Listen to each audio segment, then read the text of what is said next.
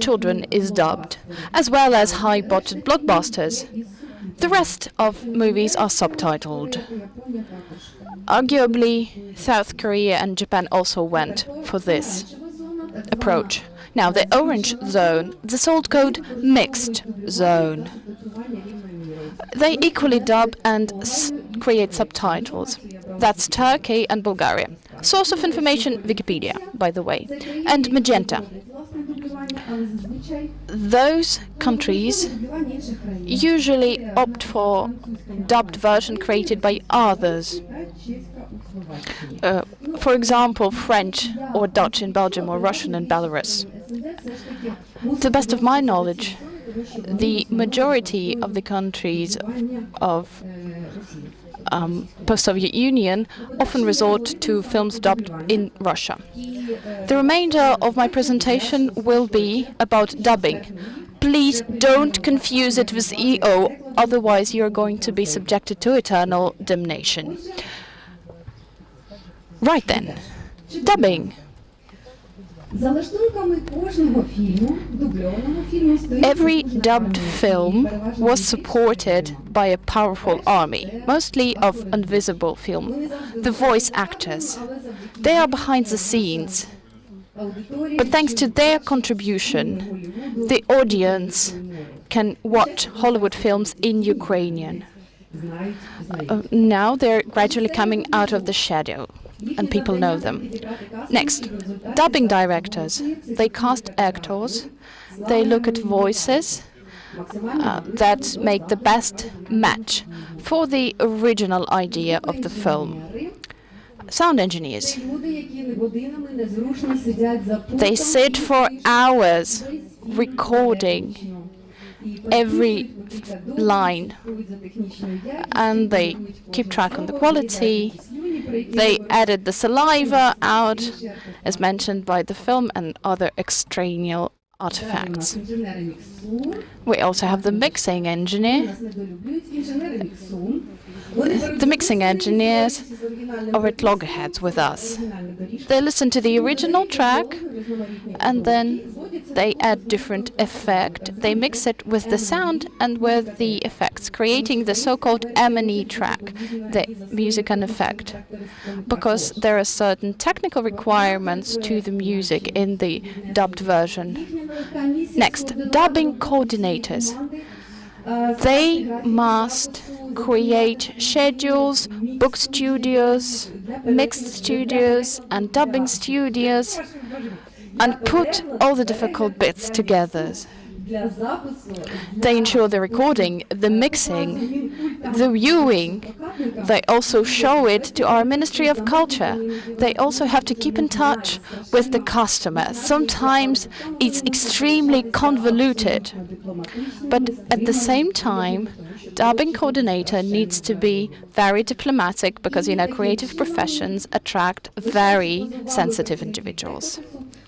This is not to mention the back office. The legal officers, accountants, the logistics officers, and then we get to the alpha and omega of the dubbing. Are translators. This is only some of them, those who are relatively well known in the wider context. But there are many more of them. Notably, translators have no bearing regarding translating the names of the films, because this is the work of the marketing or the film providers, because it's their expertise to know and to choose the best name for a certain film. It is generally believed the best dubbing is when the audience thinks the film was shot in Ukrainian, in our case. So, how do you ensure that? The translator has 3 idols: content, lip sync, and deadline. They sacrifice their talent to please each of these idols or gods. And they have to be given equal sacrifices, absolutely. First, content. The translation must be very close to the original in terms of meaning, style, and emotional impact. And this is only the beginning. Now, let's zoom in. Meaning. They must be as close to the original as possible. And it's not about accurate meanings of the words. This is about idioms, metaphors, and comparisons. You need to carefully craft them. This is exciting, but can be excruciating at times. For example, when you don't know the context. So, for example, this is the Free Guy film trailer. I don't know if you can see it. So it says, I'm the rule breaker, I'm rattle chicka chicka shaker. This line is in the trailer and nobody could make sense of this. But this is what our translator did. Says, я rule breaker, карта прихована, колода цицькована. It matched the character very well.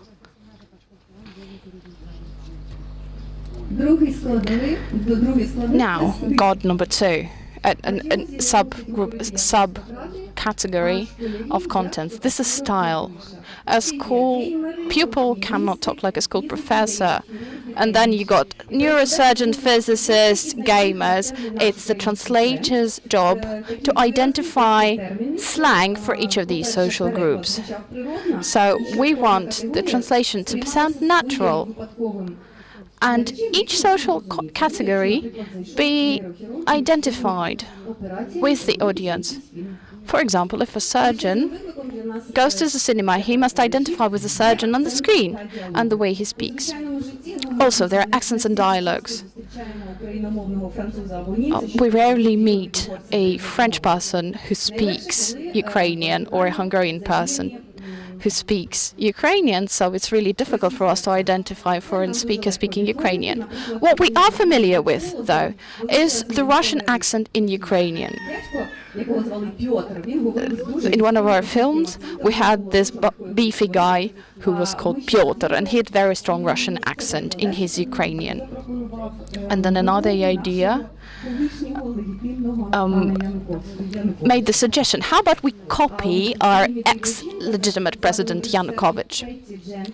And his wife Betty, and for the Wonder Woman, they say the Amazons were supposed to speak with a slight Amazon accent, and we incorporated that characteristic in our translation. Sometimes there are copyright constraints. Therefore, we must use the existing translation that is totally out of sync with what the actor is saying on the screen. You might have heard this term, the Middle Earth, but we had an absolute ban on using the popular translation into Ukrainian of Middle Earth. Therefore, we had to say something like the medium earth in Ukrainian. The reason being the copyright constraints, not because our translator didn't know the most popular term. Much to our chagrin, we couldn't really explain it to the audience. That wasn't feasible at the time. Fun fact, in 1920s, in Japan there was a special job called benshi, the intermediary between two cultures. And benshi accompanied each film that was shown in Japan in early 1920s, 1920. Benshi means something like chatterbox, even though in the dictionary you can find a more accurate term of somebody who explains the context of a film. Because the Japanese could really make sense of what American actors were doing or saying. And they had different voices for the bad guys, bass usually, and tenor was for the good guys.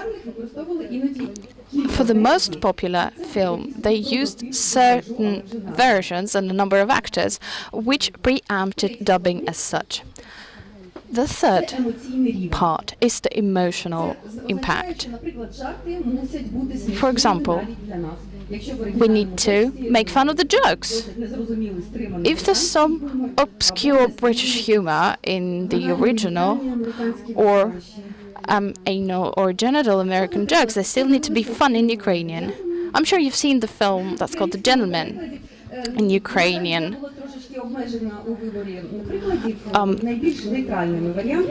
Well, I had to pick the most neutral examples from that film. So the source, it's time for you to fuck off, lads. You can see the translation into Ukrainian on the screen. The second one was don't stroke my mouth hair, because American films can contain some very rude language, but you need to, in your translation, you need to convey the tension of the situation. You also need to accommodate the recommendation of our distinguished Ministry of Cultures and film providers, no less distinguished, which is a lot of constraints. And it's difficult for the translator, because Ukrainian language barely have strong language with thoughts from Ukrainian, which means that we sort of lent our rude language from the family of Turk languages, so to say. Well, we might resort to some special dictionary of profanities, but this is not always acceptable for the big screens. This is one of the challenges from the Deadpool, part 1. Like two hobos fucking in a shoe filled with piss. To make it sound adequate for the Ukrainian audience, and to make sure we didn't have problem with this. This is what the Ukrainian translator came up with. As two homeless persons who are dealing in the shoes with piss. I heard a different version. They slightly changed the grammar there. But I insist that this equivalent is better. And this is a critical point, I think.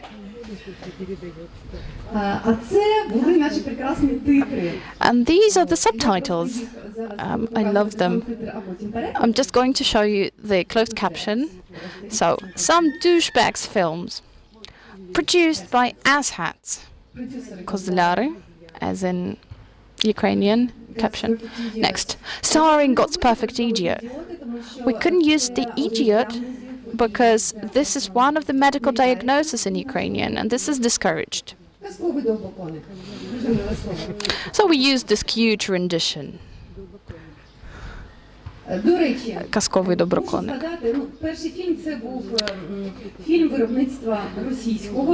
First film was in Russian, produced by Neva Film, and the film that I show in the beginning, that was produced by Neva Film because I'm thrilled by what they did. And the Russian version by far did better than us. And because they selected a very appropriate voice to speak those lines, we simply did subtitles. But I think the Russians are ahead of us here. Sometimes there's something short phrases, the usual, something like "fuck you're old" or "god damn it," but the translator can make fun of them, such as "fuck you're old, prdlo stare" or "god damn it, yohaný žban." Great job, I think. Well done, guys. Having said that, let's say they want an airline version of Deadpool film. We would have to discard all these successful attempts and equivalents, where we would have to produce some harmless, rude-less version. We don't have to mention the catastrophes or the disasters. And I'm talking only about the films that are available to watch on board of a flight. Thanks God, this is not the usual orders that we get. And then God number two, that is, the lip sync. You've seen the funny film they produced. All those people who work on the films are credited even after the music is played at the end of the film. And this is such a shame. Whereas the creator of that film, they were punished because they were abandoned by one of their clients. As you heard, lip sync is like God. Everybody knows about him, but nobody has ever seen him. For this video, the lip sync was ideal. And I see that there was some lag between the soundtrack and the visual sequence. So there must be a match between how the lines are articulated. The length of the translation should equal the length of the original. The only exception being the following. Sometimes there is a voice-over line, or the character turns his back on the audience. Sometimes these exceptions are acceptable, but still exceeding lengths are discouraged. If a translated line is longer than the original, you need to make sure that the beginning or the ending doesn't overlap with some sort of sound effect, such as an explosion, or sometimes there's an overlap between the lines of other character. The go-to option for the translator is to repeat this line over and over and tweak it until it fits perfectly with the original length. Vowels articulation must be as close to the original as possible. If they say cucumber, we can't say apple, because it doesn't fit. An R must remain an R or E or E, and vice versa. Ideally, O is O, or sometimes A. What can you do? U must be U or U, but never I or E.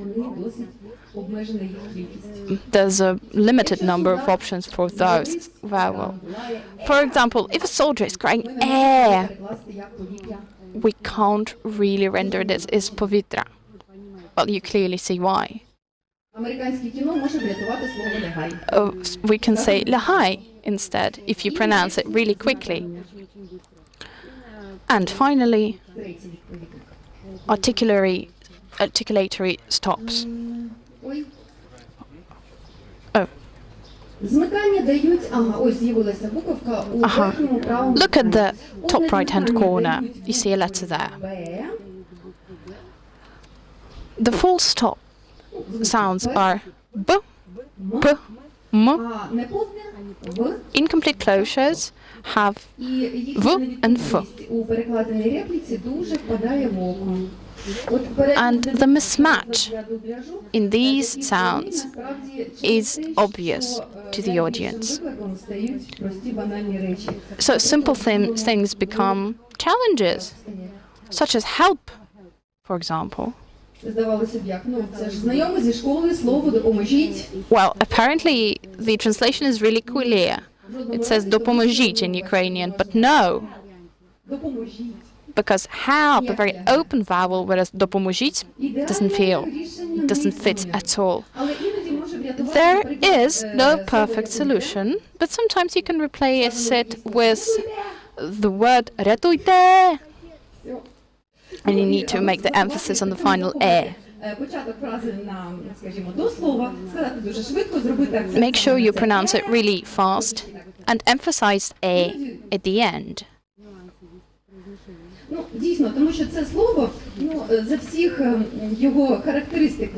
Admittedly, this word is critical in terms of content. Help has one syllable. In Ukrainian, it's 3 syllables. And usually, they yell it in a close-up. You can see the face very clearly. And you can see the lips closing on P. Another option is something saying like help, and then whimper in the end. We also have a different word. It's called gwalt. I mean, the audience doesn't receive this word very well. We didn't actually do the research. We didn't do a focus group or something, or a survey nationwide, but we asked the film providers, and they didn't want to have this word. They preferred retuite, for example. We have a word in Ukrainian, fino, as an equivalent fine, is not an advisable option for a Ukrainian audience.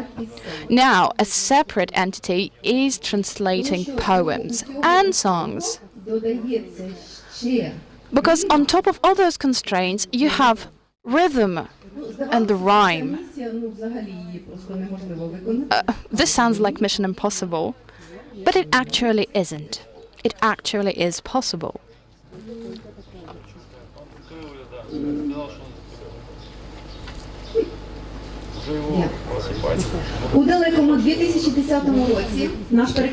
In year 2010, our translator translated film. That is, there were only 25 minutes actually. The Shrek's Christmas, that was called. And it's a poem from the beginning till the end. Look at other examples. The Book of Life, Rio, Trolls, and Smallfoot, released recently, give or take. And our thought god is the deadline, and this is a fearsome god. You have the international release date. No matter what happens in a separate country, you need to hand in the film 2 weeks minimum before the international release, so that digital copies can be made, so that this can be shown, and the Ministry of Culture can give its consent. Well, sometimes we do have times to give 2 or 3 weeks to the translator, and then we do review during 1 week, and then a couple of weeks to record, and a couple of weeks to do the mixing, and then coordination, but this doesn't happen, or happens once in a blue moon. Sometimes you have the preliminary version, because we hardly ever get final versions, and there are multiple preliminaries, and the translators translate it without putting the time codes. What is that? On the left you see the original, on the right you see the translation. Well, some text and then some piece of translated. We're not authorized to show work in progress here.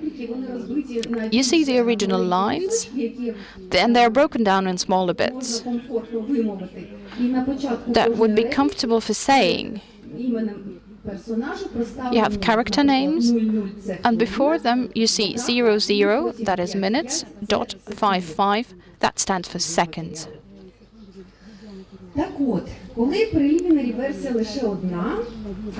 Sometimes there's only one preliminary version, and there's no final version. So the go-to version is the preliminary for a translator, and when the final version of the original is received, the translator revises his translation accordingly and inserts the time codes.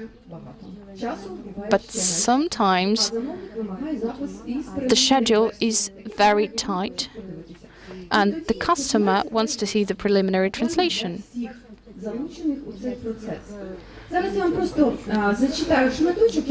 Now, I'm just going to read this bit, just going to make you laugh. But this is how it really happens. So you get version P01. The translator wants with P2 because he knows the context. And then you get P2 version, the translators translate. Dubbing is made based on P2. Then P3 is received. They removed half of the recorded lines, but added another half.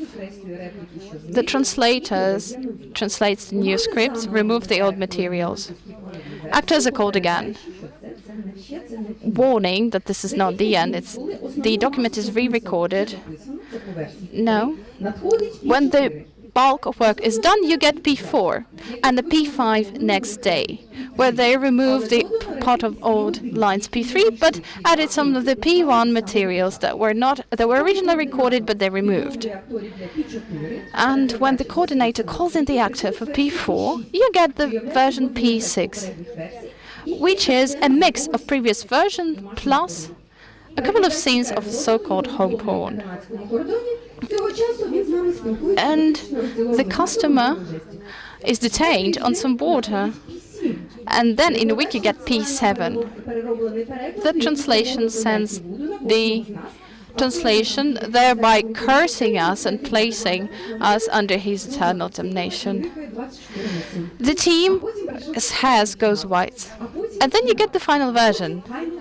And then you get the final version.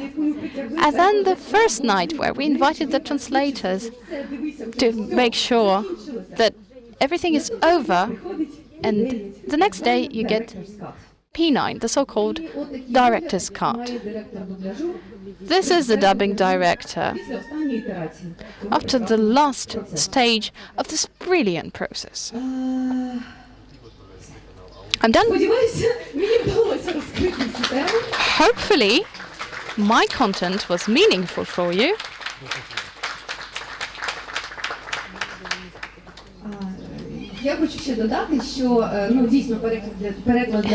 In addition, translating for dubbing is a form of art and is a separate, very important profession, without prejudice to other profession. There were times where brilliant literary translators attempted it, but failed it in view of enormous constraints that are inherent to this type of work. Yet our team of professionals is expanding, and this art lives on. Thank you so much for listening and for responding. I was extremely nervous, actually.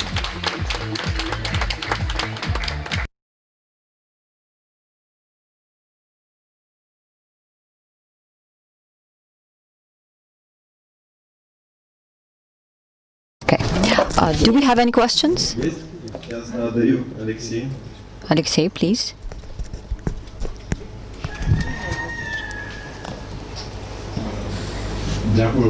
Thank you so much. Where do I stand?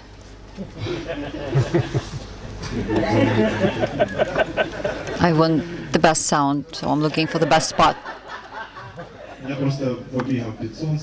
I'm a bit overheated, dehydrated under the sun. So now I have my questions about the obscene language. You mentioned correctly, rightfully, that some genitals are named and sex-related words, but sometimes we use similar words in translation. We were taught to do so. You are talking about dubbing so well, and it's exciting to hear all that. At some point you said that we had only the pirates doing the translation of the games and localization of the games. Usually you get such assignments, translation assignments by hackers. You usually get this hacked file and the long line of all the utterances in original language. And this is a wonderful training for simultaneous interpreters as well. My question now about the film providers. I used to do such translation for films as well, and this experience of mine is really precious to me because now I have this scale of compressing. The douchebag was. Thank you for the equivalent for douchebag, Johannitsban. Then again, douchebag, I recalled this great thing about articulation and adaptation of text when you have to fit the lip movements of the actor on the screen. Douchebag, svolota in Ukrainian, it's wonderful and juicy equivalent. My question. You say the film providers know better. And I remember that when you submit your translation, you have been thinking hard over each and every equivalent. And their feedback sometimes is devastating. Do they study NLP, or is it a rhetoric question? Or I'm just wondering, maybe you know it. And I am supporting your interesting Ukrainian equivalents. I was trying to be as tolerant as possible when providing the equivalents. Thank you, Irina. Thank you so much. Okay, we will fix it in a moment. Dear colleagues, a small announcement. We had a small complication here. We are banned for screening Avatar, hacked Avatar version. I would like to thank our partners from MediaStream. They've been assisting us for many years. Now the translation is back online, on air. Unfortunately, the opening ceremony will be available in recording only later. Now, let me give the floor to Anna, who is going to introduce the next keynote speaker. And welcome to English, as now we are finally opening our interpreting track. And we are happy and more than ready to welcome our keynote speaker, Jonathan Downey. And by the way, just the moment that we asked him to participate, he was super willing, and he was willing to come here to our camp. Unfortunately, it wasn't possible this year, but we still hope that we'll be able to invite him in person someday. So anyway, in case you are wondering who Jonathan Downey is, he is a consultant interpreter from French to English, English to French. He is a researcher. He's also an author of 2 books on interpreting. Their titles are Being a Successful Interpreter and Interpreters versus the Machines. He is also the Scottish voice behind the Troublesome Terps Quartet, which is a very interesting podcast on interpreting. If you haven't listened to it yet, I highly recommend it. They discuss lots of relevant topics and they have lots of very interesting guests. And without further ado, I would be happy to welcome Jonathan here. And hi, Jonathan, can you hear and see us? I can hear you. I can't see you because of the technical setup, but I could see you earlier, so everything is good. Okay, so how's the weather up there in Edinburgh? It's actually very sunny. Yesterday I started running for the first time.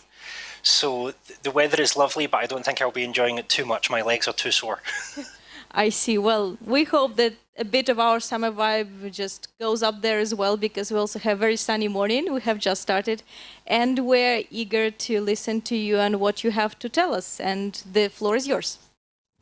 Thank you very much. It's a real pleasure to deliver this virtual keynote, and I can't help but notice the contrast between you all enjoying the delights of a typical translators and interpreters conference in Ukraine, and me sitting in a house in Edinburgh with a window by my side. I really miss the atmosphere of conferences, but I am aware of the power of technology to bring us much closer together than we could be otherwise. And that is, as we say in Troublesome Terps, a nice little segue, a nice little route into the subject of my talk. You know, before COVID-19, And before coronavirus was even something that most of us had heard of, it seemed that there were two big threats to interpreting globally. The first was this idea that everyone speaks English, and I may touch on that a little bit later in this presentation. But the second perceived threat was the march of machine translation, machine interpreting, what I'm calling here automated speech translation. The reason why I'm calling it automated speech translation and not machine interpreting is that if you look at how it works, it's not actually providing interpreting as we would know it. It's providing translation, but turned into speech. And while that's not something I'm going to go in deeply into in this presentation, it is something that I pick up in my book, which you heard mentioned earlier. There is a direct link there that will take you straight to the website where you can buy a copy. Everything that I'm going to say is either from the book, inspired by the book, or inspired by the experience that led me to write the book. And so without much further ado, I would like to do something which speakers don't like to do. Traditionally, speakers like to give you a nice, slow introduction. We'll show you some mountain pictures.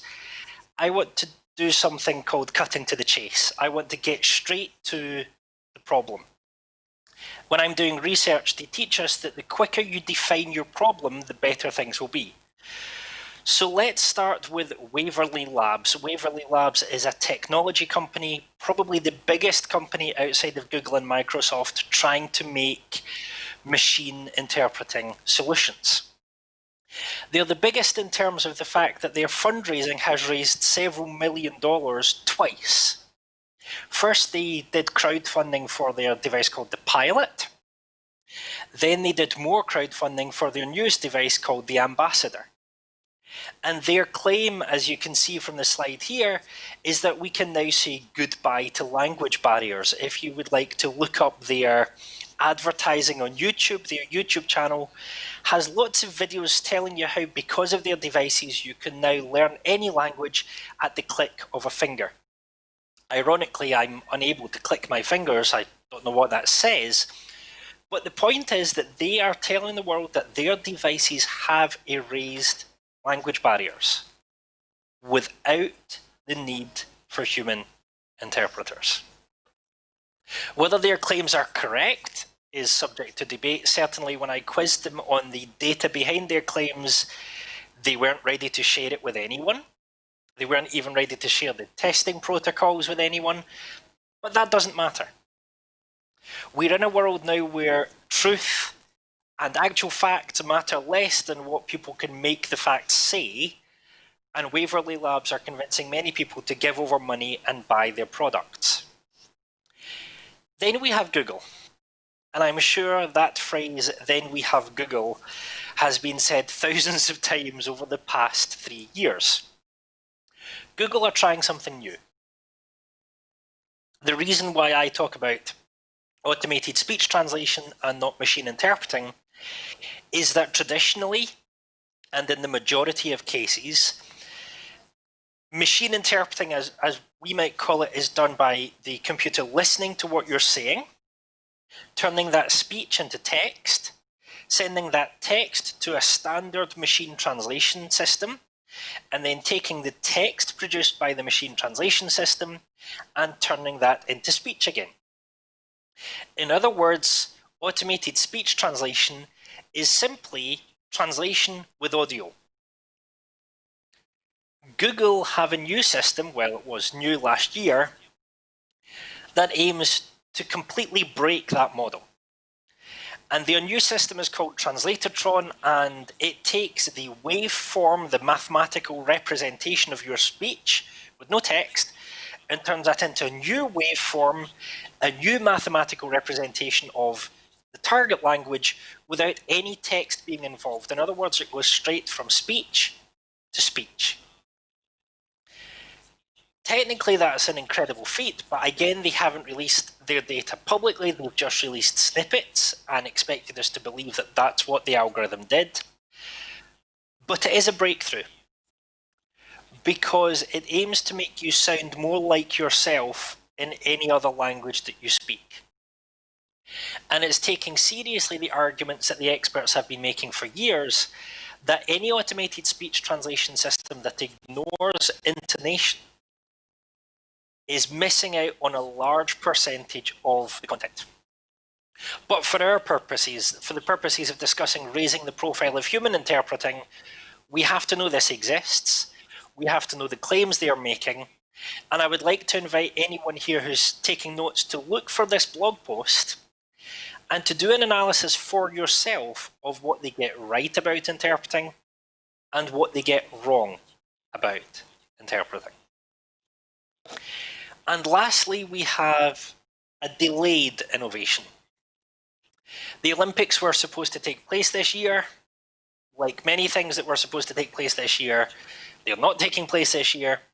But for the Tokyo Olympics next year, Japanese technology company Fujitsu are supplying all of the doctors in the hospitals with speech translation systems to hang around their necks. The idea behind this is that the doctors can't possibly be expected to learn the language of every patient who could need treated during the Olympics.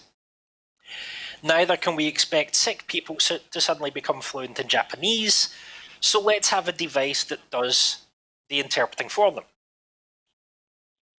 Now again, this makes a lot of assumptions about what medical interpreting is, about what interpreting is as a whole, about what the technology can do, but it does answer one of the key questions about interpreting now, which is, how do we scale interpreting? How do we make interpreting available wherever it's needed to whomever needs it when they need it? It's not traditionally a question that we've asked in the profession, it's a question that technology companies are asking. And if we don't provide that answer, they will. And so we have this issue where technology companies are telling the world that they're going to replace us and that they've already got the technology to do so. And what is our answer? Well, our answer is a question. Our answer is, what do we do now? What do we do in response to that challenge? The first thing that we do is not to talk about quality criteria, but to go to our clients. I took this photograph, it's probably one of the prettiest photographs I've ever taken, at a show called The Meeting Show. It's a gathering of people in the events and meetings industry who come to London every year, again, not this year, and they have a convention and they talk to each other. I go to the Meeting Show regularly. Last year I went to a show called International Confex. At that show I made it my aim not to sell, but to listen to as much of the training that was going on as possible and to talk to as many people as possible to find out what was going on in their world. One of the things I found out is that the trend towards English-only events is beginning to reverse. A director of an events management software company was pleased to tell people that they're seeing a trend towards events in a number of languages instead of English, events in local languages.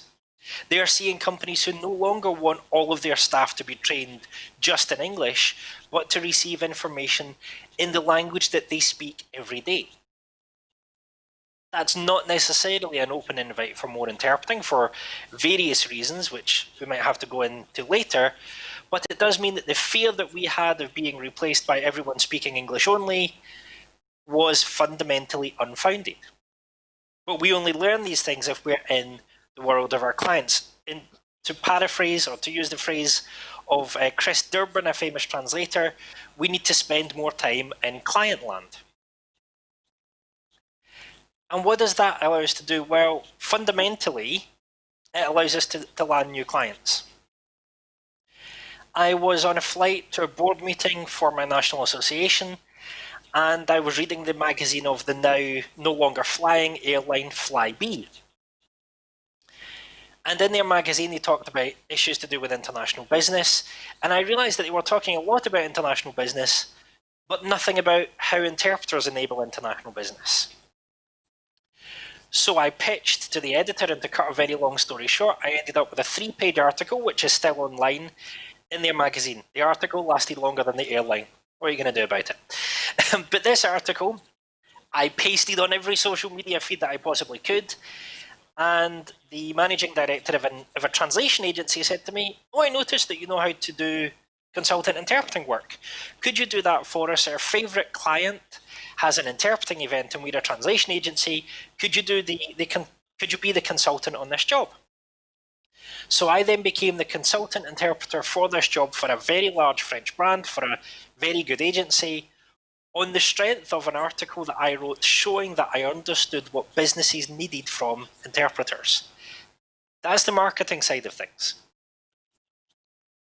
But there's also the public relations, the raising awareness side of things. In 2018, I started going to events on exporting. And my national government, the Scottish Government, are very keen on getting people to export. It could be something to do with that strange thing called Brexit. I don't know if anyone's heard of Brexit. But I was at this exporting event. And again, it was lovely, but they didn't mention anything about languages. So I wrote this blog post saying how wonderful the event was, but that they hadn't mentioned languages. To cut a very, very long story short, I end up at the offices of Scottish Enterprise, the Scottish Government's business development agency. And again, to cut a very long story short, I ended up delivering a webinar for their international trade advisors, people whose job it is to advise businesses on what they need to do to export, on what they need to do to trade internationally. This webinar was then seen by the chief executive of the Scottish Centre for Language Teaching, who invited me to be on their panel of experts at an event they were running on languages for business.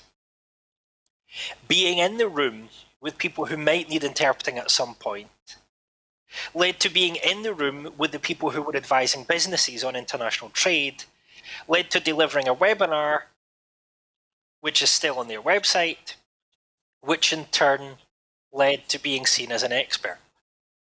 As wonderful as it was for me to be seen as an expert, what mattered more was the fact that suddenly translation and interpreting, and especially interpreting, were topics that people of influence wanted to speak about.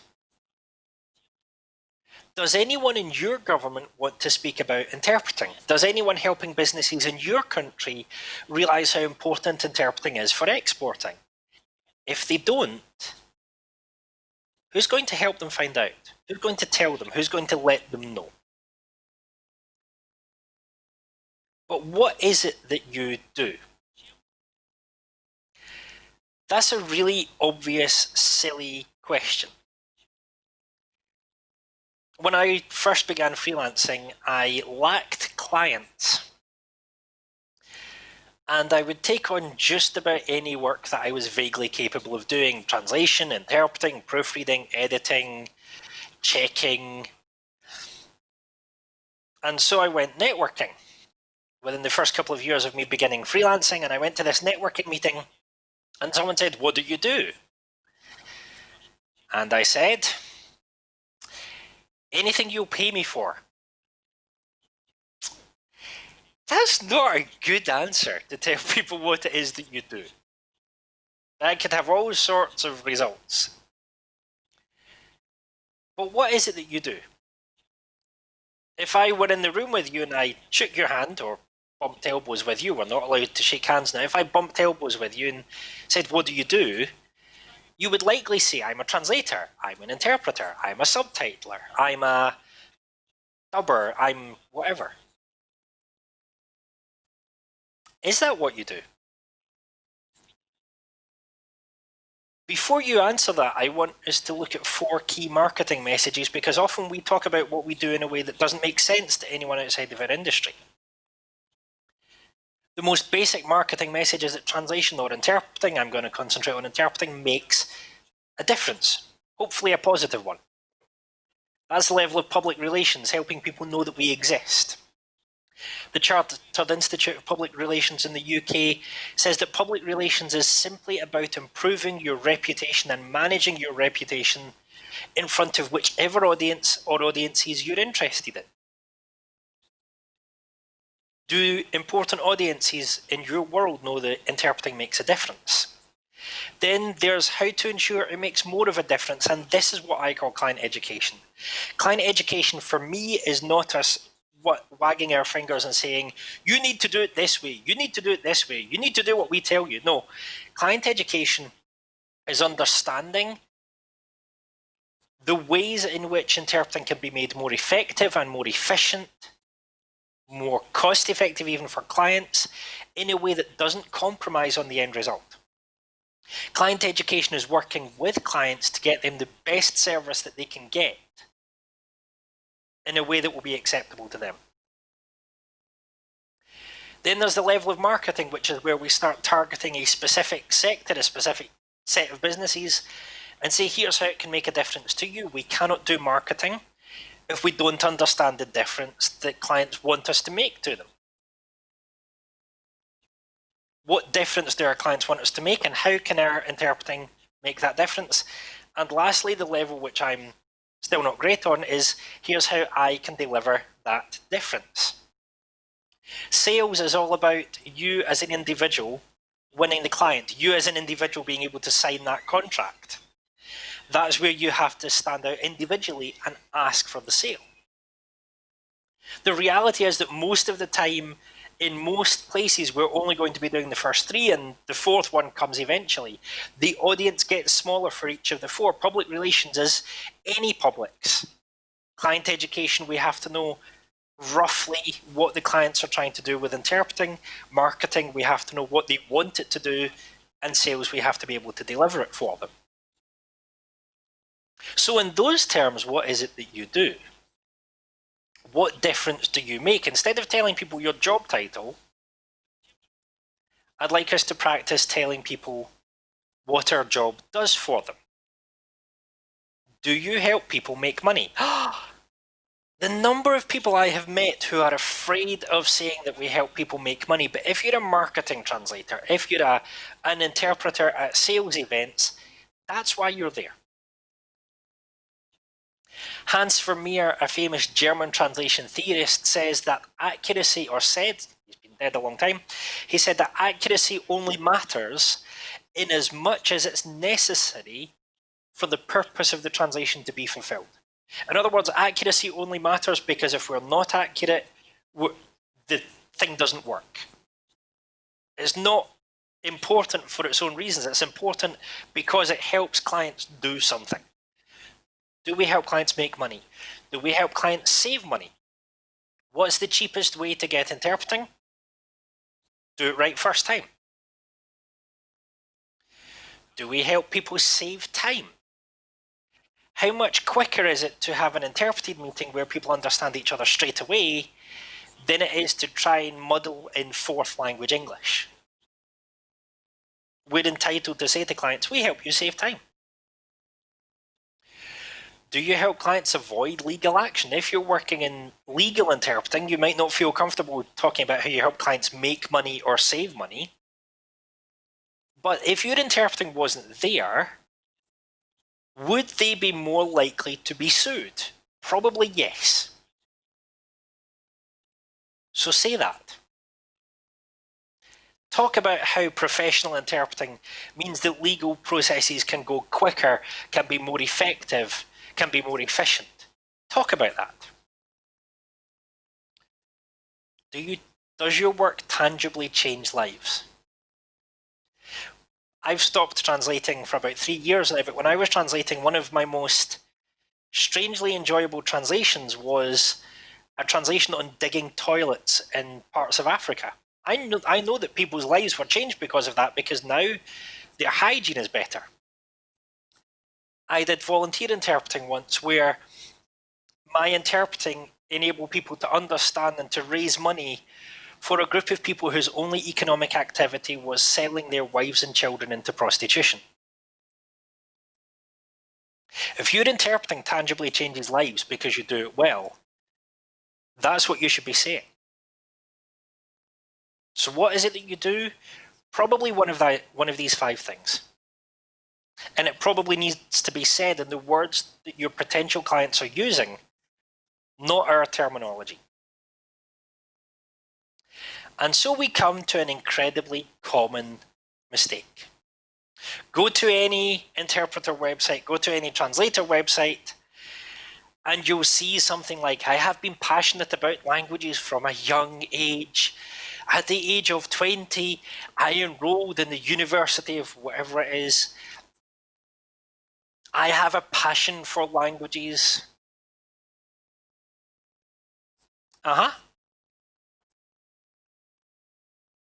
And no one wants to hear about your work.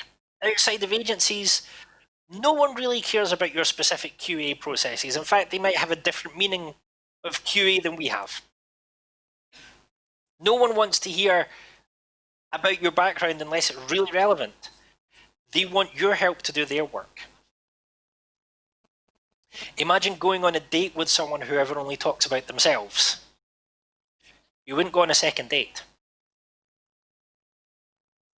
If in our websites, in our work, in our outreach, we need to be talking a lot more about what our services can do for clients in terms they understand, than we talk about how great we are, how many degrees that we have. Don't make that mistake. That leads into a similar mistake from Julia Poger, well, not from Julia Poger, that Julia Poger pointed out. When she said on Twitter, it's a very rare colleague who talks about the pain points event professionals could feel if they didn't use us, rather than just talking about quality and avoiding globish. I know we have a presentation coming up on quality and interpreting. My position is that 99% of the time, the word quality is a problem. Instead of talking about quality, we need to start talking about the difference that we make. There's a whole load of research that I could go into about the issues with quality, but we shouldn't primarily be measuring quality with numbers. We should be measuring quality with what happened next. What did our clients think? What happened because of our work? Julia is right. We need to be talking about the pain that people would feel if they didn't have great human interpreters, not how great we are on some metric or another. To beat the bots, we have to be better than them. It sounds kind of obvious, but here are some ways that we have to be better than them. Oh, I've used the word quality again when I said I'm profoundly uncomfortable with the word quality. But my definition of quality, if I have to have one, I'm using it because it's a word that we use between us. My definition of quality is across the entire process. From the first time a potential client is in contact with you to the last they ever hear from you. What's their experience? We're competing against software companies who are saying that you can get interpreting at the touch of a button with no preparation, with no sorting out, with no contracts. We cannot and should not try to deliver that. So what we should be delivering should be so high quality, should be so wonderful, that the entire process feels like it's worth the effort of sending briefs, dealing with invoices, dealing with paperwork, dealing with flights, dealing with accommodation. The process should be incredible. That's what I mean by quality. From end to end, everything should be amazing. We have to be more relevant. We have to be more specifically aiming at the actual pain that our potential clients are feeling, the actual issues that they're dealing with. The way that we talk about interpreting, the way that we market interpreting, the way that we sell interpreting has to sound like it's coming from someone who knows their sector. We have to have a better vision than the bots. What does it mean to have a better vision? Go on the website of any company selling automated speech translation, and you will see a vision. It's a vision of a world where a tiny device linked to any smartphone can make you fluent in any language at the touch of a button. It's a vision where language barriers disappear. It's a vision where travel isn't restricted by your linguistic knowledge. It's a vision of Star Trek come to life. What vision are we selling? We can't sell the vision of a tiny device inside your ear, nor should we. But what vision are we selling? What does the world look like with expert, incredible, powerful, relevant human interpreters? I can't give you a vision for interpreting because the vision that I have for human interpreting may not be fully relevant to your context, but you have to have a vision. The vision that's going to convince your potential clients isn't my vision, but yours. What does the world look like with incredibly powerful, wonderful human interpreters ready when needed? What does that look like? And we have to be delivering better results. At this point, I know many colleagues who would get profoundly uncomfortable with me because they will say, it's not our job to deliver results, that's up to the clients. To an extent, I agree with them. You're not the salesperson, you're not the director, you're not the speaker. Well, we can discuss the last one. But, and this is a big but, if your interpreting is not making a difference to the event, why are you there? We're all aware as interpreters how our individual decisions can cause people to understand better or to misunderstand. Where we aren't selling the product, our interpreting can make the product sound attractive, or it can make the product sound awful. While we aren't lawyers, our interpreting can make the question understandable to the witness or incomprehensible. We can, in our interpreting, sound persuasive, convincing, emotive, powerful, weak, vulnerable.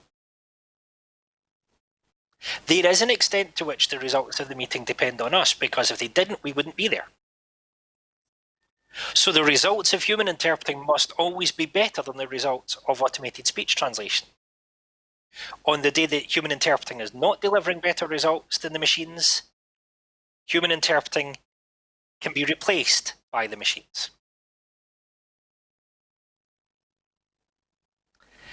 And so we come to a rather disappointing conclusion.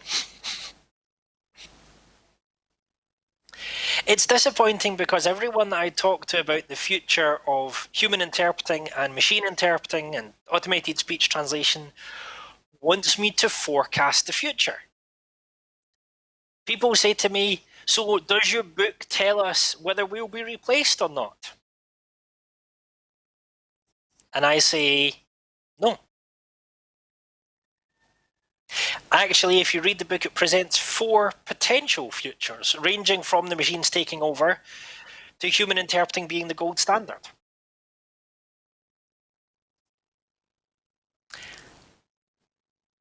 My capacity to forecast the future is limited to my capacity to forecast human behavior.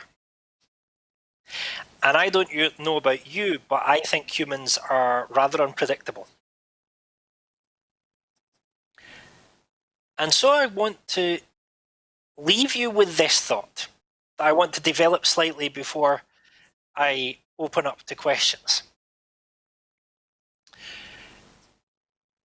What if the future of interpreting is not fixed? What if the future of interpreting hasn't been written yet? What if the person 2 meters to your left or 2 meters to your right or 2 meters in front of you or behind you has as much control over the future of interpreting as any technology company?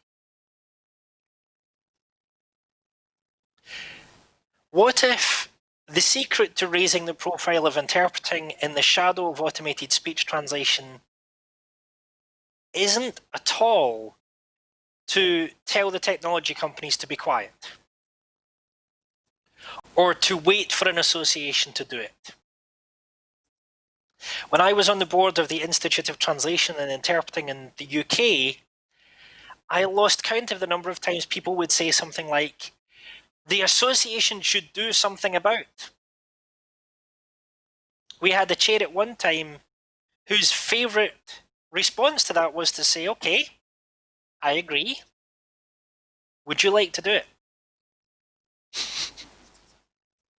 We all agree that we need to raise the profile of human interpreting, that human interpreting needs to be better known, better respected. Many of us would probably say that we want to be able to finish our careers without being taken over by a smartphone. Okay.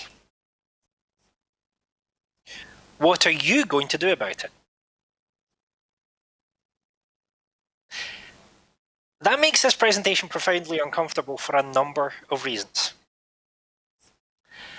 Number one is that, I don't know about you, but I often go to conferences and enjoy sitting in the presentations and taking notes, but I very rarely use those notes afterwards. Recently, I came across notes from a conference I went to about 4 years ago, and I don't think I had looked at them since. Oh. Let me give you a suggestion. Today, I would like you to note down one thing that you can do if you're an interpreter to make your services higher quality, more relevant, producing better results for your potential clients. You may not be able to travel to their events. Their events might not be happening, but they're probably online. How can you find out more about the pain that your clients are feeling? How can you make your interpreting more relevant to them? How can you improve on the interpreting that you're providing so that it's better than any machine can possibly do? I'd like to invite you to note down one thing that you can do practically to make your services created in a way, delivered in a way that cannot be replaced by machines. It really is, and I emphasize this, it really is over to you. I'm trying to do my best to get into client events, to talk to potential clients, to talk to key people, to work with government agencies. Good. What about you? What can you do today? What can you do tomorrow? What email can you send? What website can you go on? Do something. Do something. The future of interpreting hasn't been written yet, but the future of interpreting, the profile of interpreting, is dependent on the people sitting around you in the room. It's dependent on the people listening to this via the web stream. It really is over to you. I deliberately wanted to leave lots of space for questions. Again, there's a book link up there. If you have any questions, I'm going to flip to the feed where I can see the video. So, thank you very much. I should be able to hear you fine. Feel free to throw some questions at me. Yeah, Jonathan, thanks a lot for such an inspiring speech. Even though it's not the first time that I was listening to you, still, every time I get some takeaways. So if anybody has any questions, I think that you could even ask them in Russian or Ukrainian. I could interpret them back to Jonathan. I mean, after all, that's what I normally do in real life. Or you could do that in English.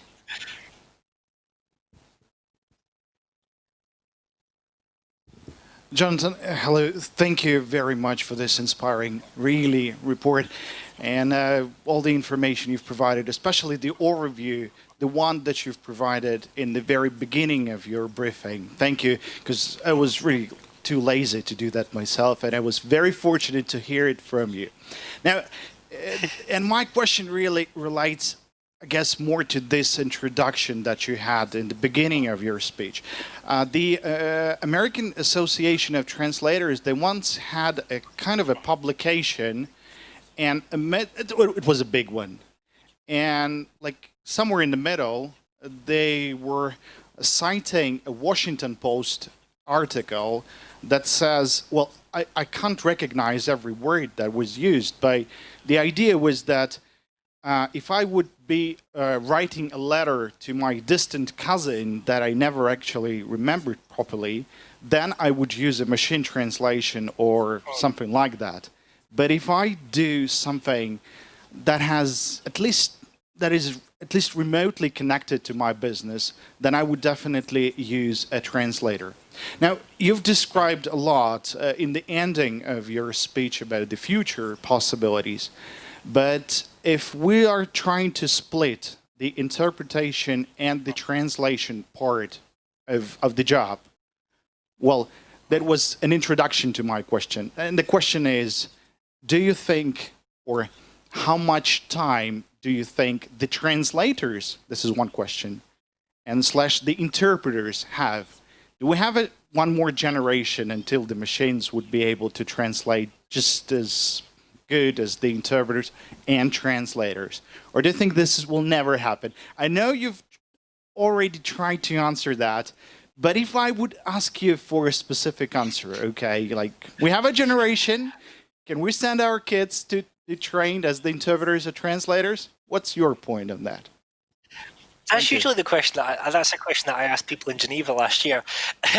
My take on that is twofold. One, I think increasingly the market is going to change. I think human interpreters are going to increasingly find themselves in more and more premium high-risk settings. I think our standard, anything that doesn't have a risk of things going horribly wrong is going to eventually go to the machines. Anything that's routine, anything that is predictable, anything that you can get a large corpus of text towards is going to go to the machines. I heard recently of a technical translator who lost their job because their company realized they had such a big corpus. The machine translation was as good as a human. On the other hand, at the moment, machines cannot do emotion, they cannot do context-based decision-making, they cannot do humanity. Until computers can be humans, there will be space for humans to interpret, and there will be space for humans to translate. But that means that we have to put humanity at the core of what it is that we do. So how long do we have? I don't know, probably longer than we think, but I would say that different areas will drop at different times. I think technical translation will probably be affected first, repetitive translation will go first, and then gradually we will see things changing.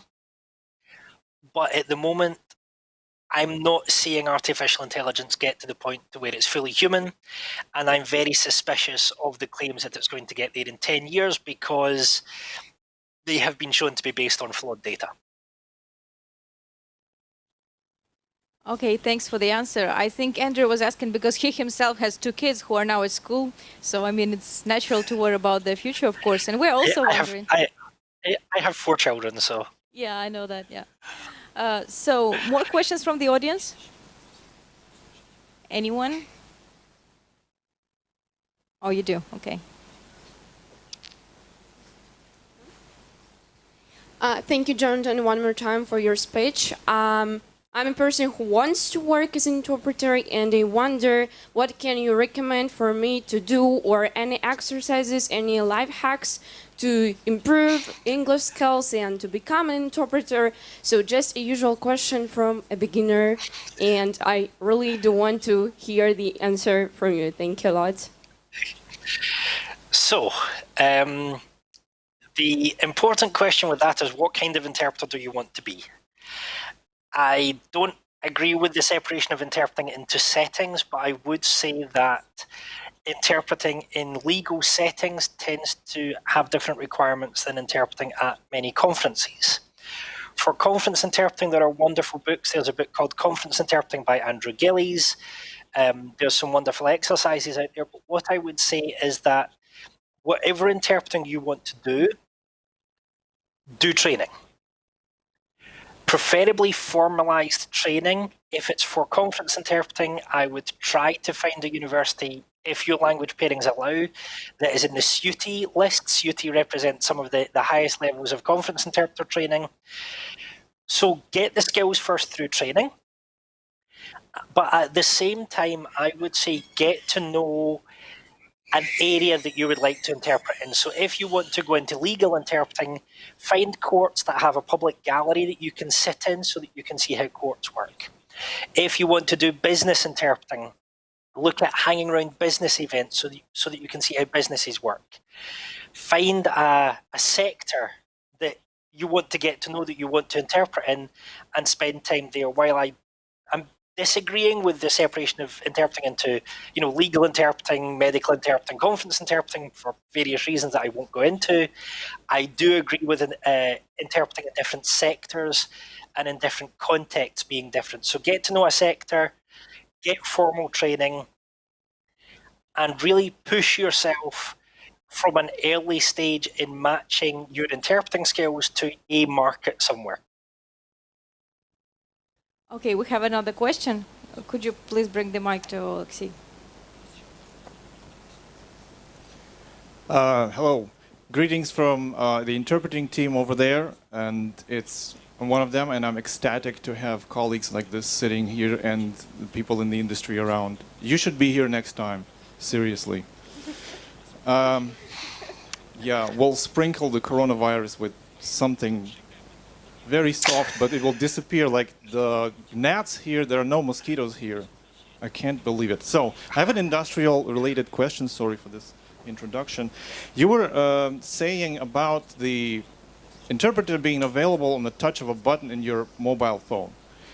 And I've been curious for about 6 months now with this exact idea of interpreting available like a taxi, like you order a taxi, an Uber app. And I found 2 apps, and why I was looking, because I was scared because of this crisis, and everything kind of went dead for a month or 2, and I was, scared crapless.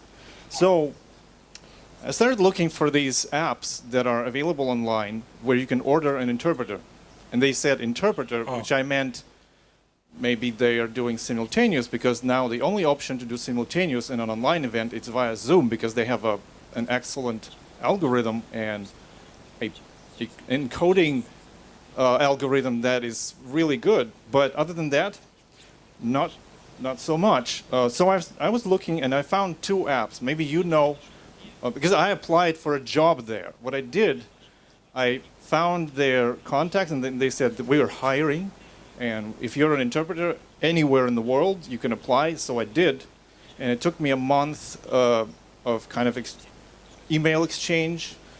I sent my CV over to them, and they were responding, okay, if you want, you can, here's an online, like a survey or questionnaire you have to fill out, and then it's done. I'm there, I'm hired, but I'm getting no clients, 0. One of them is Genie, maybe you know it. It's literally like Genie, like out of the bottle. And it seems to be a Chinese enterprise. And it took me a month. They were quite specific in their questions about my career.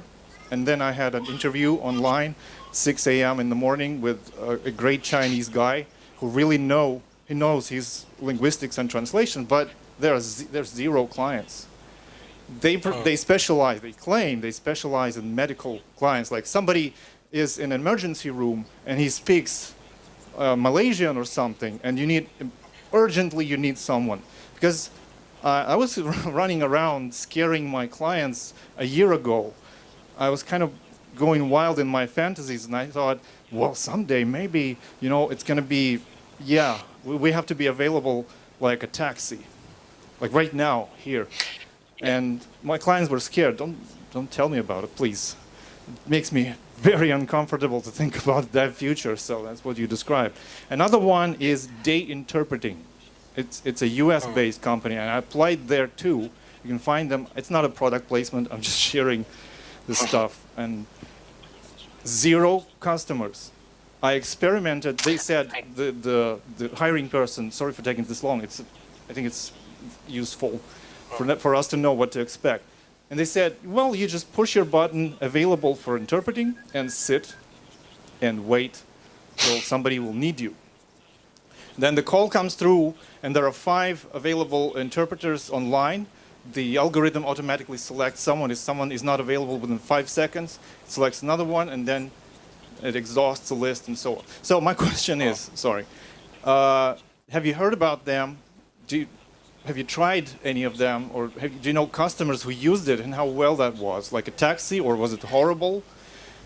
So thank you. There's 2 things going on. One, I had the opportunity to chat to some founders. So I chatted to a company that were in an early stage of developing an app just like that. And by the time they'd finished talking to me, they were very, very sad. Because fundamentally, there's a problem with that model. And that is getting the interpreters is an issue, but also it falls into this no man's land between cheap human interpreting and free machine interpreting. And my take so far, and certainly there should be a new episode of Troublesome Interpreters coming out where we had the head of a company called Wordly who delivers automated speech translation for events. And basically, they were saying that they're seeing this kind of fast reacting medical translation as a place where machine interpreting could come in, because all you're really needing is, who are you, what's your name, are you responsive, what's wrong? Certainly, I know already that many health services already have phone interpreting in place for that. And so these kind of taxi-style apps, they look like they should work, but I think fundamentally the market is a lot smaller than they think it is, because there's automated speech interpreting on one side, automated speech translation on one side, and on the other side, there's established phone interpreting. So they're challenged on both sides, and I could see that the company might make a profit, but I could see it being challenging for interpreters to get it. The other thing is that there's a difference between Uber and a taxi company. So, one day we're told that we'll all be going around in autonomous vehicles. So you get Uber, taxi companies, buses. Buses we all expect to turn up at a certain time. Uber and a taxi company, we expect that we can phone up or go on an app and it's there. The selling point is convenience. If I want to book a private jet, I'm not expecting to go to an app and have a private jet pull up at my house. If I'm booking a limousine, I'm thinking back to my wife and I celebrated 15 years of marriage recently. When you book a limousine, you don't expect to book a limousine on an app and have it just turn up in front of your door. There's an experience that you expect. And so I think actually as human interpreters, we should be thinking about, yes, there is a need for interpreting that's just there at the touch of a button, fine. And there may be a place for human interpreters to supply some of that, although that's going to be a high-pressure market. There's going to be some automated speech translation there. There's going to be phone interpreting there. What about the limousine market? What about the sports car market? What about the market of people who actually, the most important thing is that this gets done really well. If you've got a negotiation for a contract, that if you try to get a machine to do it and it's free, that free interpreting is going to end up costing you more money than a human would have anyway. So perhaps rather than us thinking, how do we get into the interpreting like an app market, or how do we deliver our services in a taxi way, and we can think about that. What about thinking about what are the clients who are going to want interpreting like limousines? And is it just possible that the taxi interpreting, the Uber interpreting, is going to make more people familiar with interpreting and grow all of the markets? Certainly, I've heard people say that about translation, that the march of machine translation has meant that more people can access translation and that there's more people in all areas of the market. I don't have the studies to show it, but I've heard people say that. So what about thinking in that way about interpreting? What about thinking, I could be an Uber interpreter if I wanted, but maybe I should be a limousine interpreter. Maybe I should be a private jet interpreter. Where do you want to position yourself, and do you know enough about the people looking for that kind of service that you can actually deliver it? I know myself, I'm not yet able to deliver private jet style interpreting, but it's where I want to go. So I want to learn enough about my clients to be able to deliver it. And I need to find out what clients are in that space and what are they going to be looking for. In Lamborghini, in terms of quality, because coming back to what you said, your star, your shining star should be your quality, how good you are. And basically then what we have now with these apps who have zero problems is it's just a marketing problem, it's not an interpreter problem. So they have to just work their way in a new market and start offering their clients, okay, we have this online app. And they just do the marketing. And the interpreter's job is to be good at it, and that's it, right? And there's a big question mark over how good an interpreter can be if they don't know the situation. But that's a whole other story. Let's not go into that. But that is an issue. Yeah, I think that we should finish up on that. And I think that becoming a real private jet interpreter is something we should all aspire for. And I'm thankful for everyone who has been with us here at this morning's session and who has listened to our keynote speaker, Jonathan Downey. Please give him a round of applause.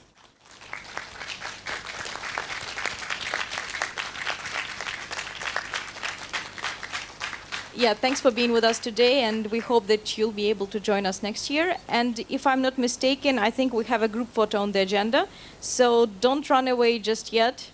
And I guess we'll be gathering here, and the organizers are going to tell us where to sit and what to do. Thanks again, and you have a lovely day, Jonathan. Thank you. See you later. Bye. Bye-bye.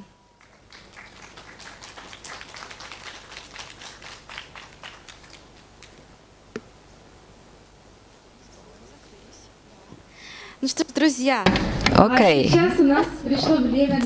Dear friends, now family photo time. Our cameramen are about to come closer. If anyone is busy in a distant area of the campsite, join us, please. We are going to have a family photo right now. Let me convene with the cameraman how we do that in the best way.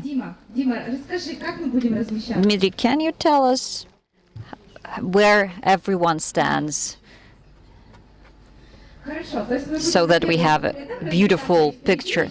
Okay, 2 first lines and couple of bags in front. You can pick your sitting bags and feel like a boss. Which one do I pick for myself?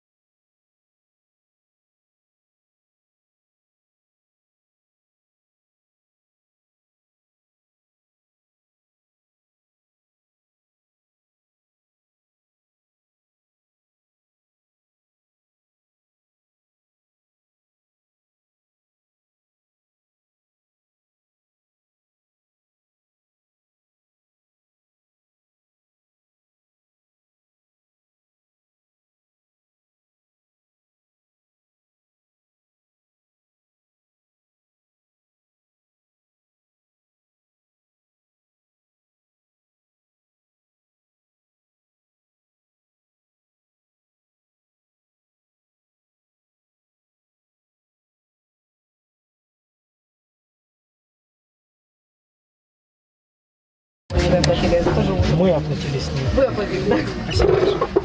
Трошки верстальники, то будуть DTP Specialists, я предлагаю. Desktop Publishing.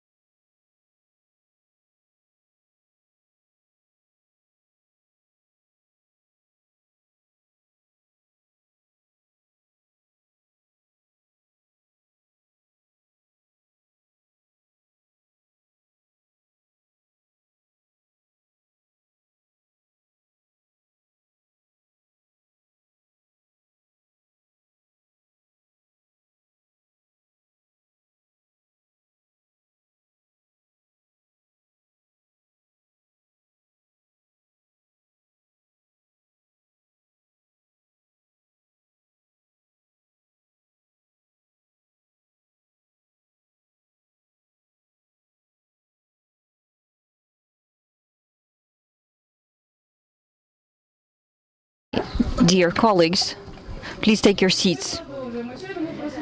We have just listened to two wonderful presentations about dubbing and interpreting.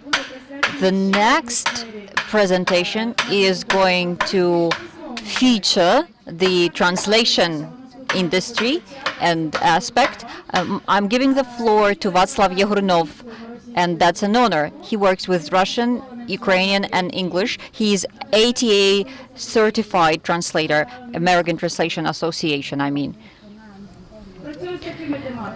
That's his specialization: agriculture equipment, photo and video equipment. And he is a wonderful photographer, by the way.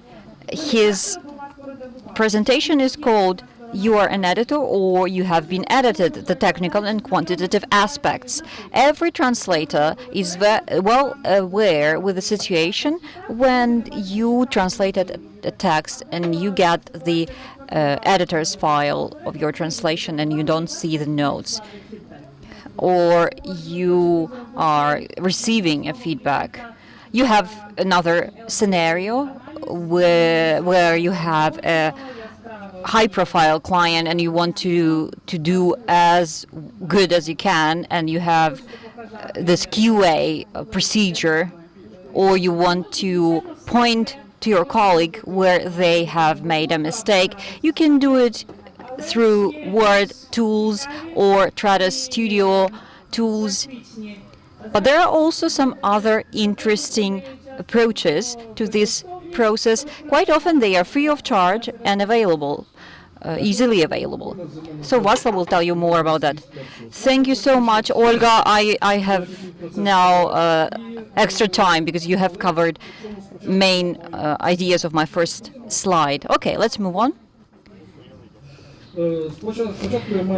First of all, I would like to start with a disclaimer. It's a standard procedure.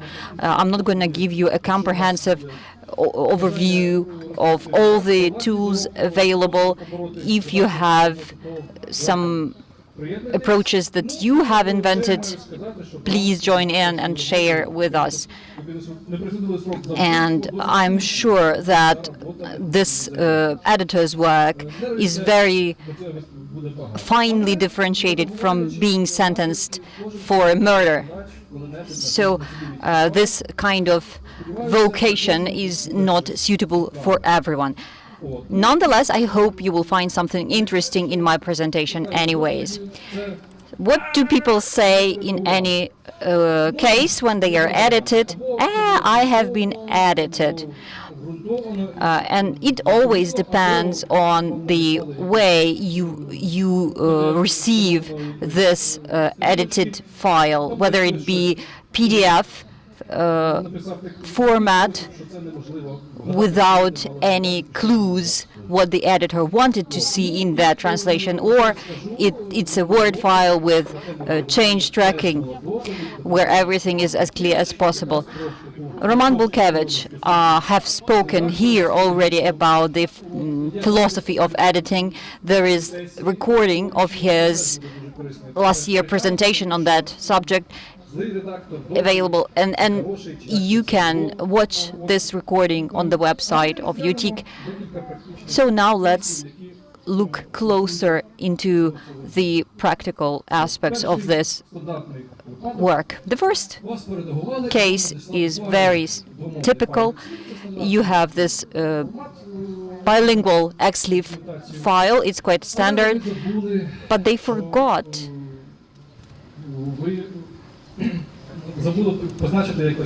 to track the changes, whereas you need them. I would like to mention MemoQ here because it's quite convenient for this kind of work. So you can draw up these changes. You can put them together on your own. This is the easiest way to do it. Apart from this approach, you can also simply use this import review document tool in MemoQ. You can change it to any format you need. If you have no computer at hand, or something similar, but you still want to see the changes, our Ukrainian colleagues, the Protamas company, have developed this convenient tool, Track You Auditor. You can use your phone, mobile phone. You can open the Dropbox, and there you will find this form, which is easily viewed at your mobile device. This is an example with the agricultural text. This is how it looks. These developers have developed Change Tracker first. Now they have been giving that at their website. Now they are doing it on as a separate application.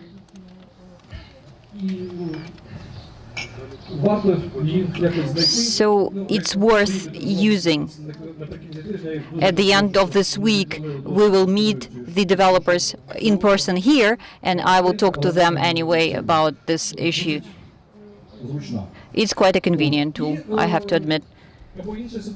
Or another scenario, your customer sends you a Word file, and you would like to see the changes using this compare button in the Russian interface. You will see every single bit they have changed.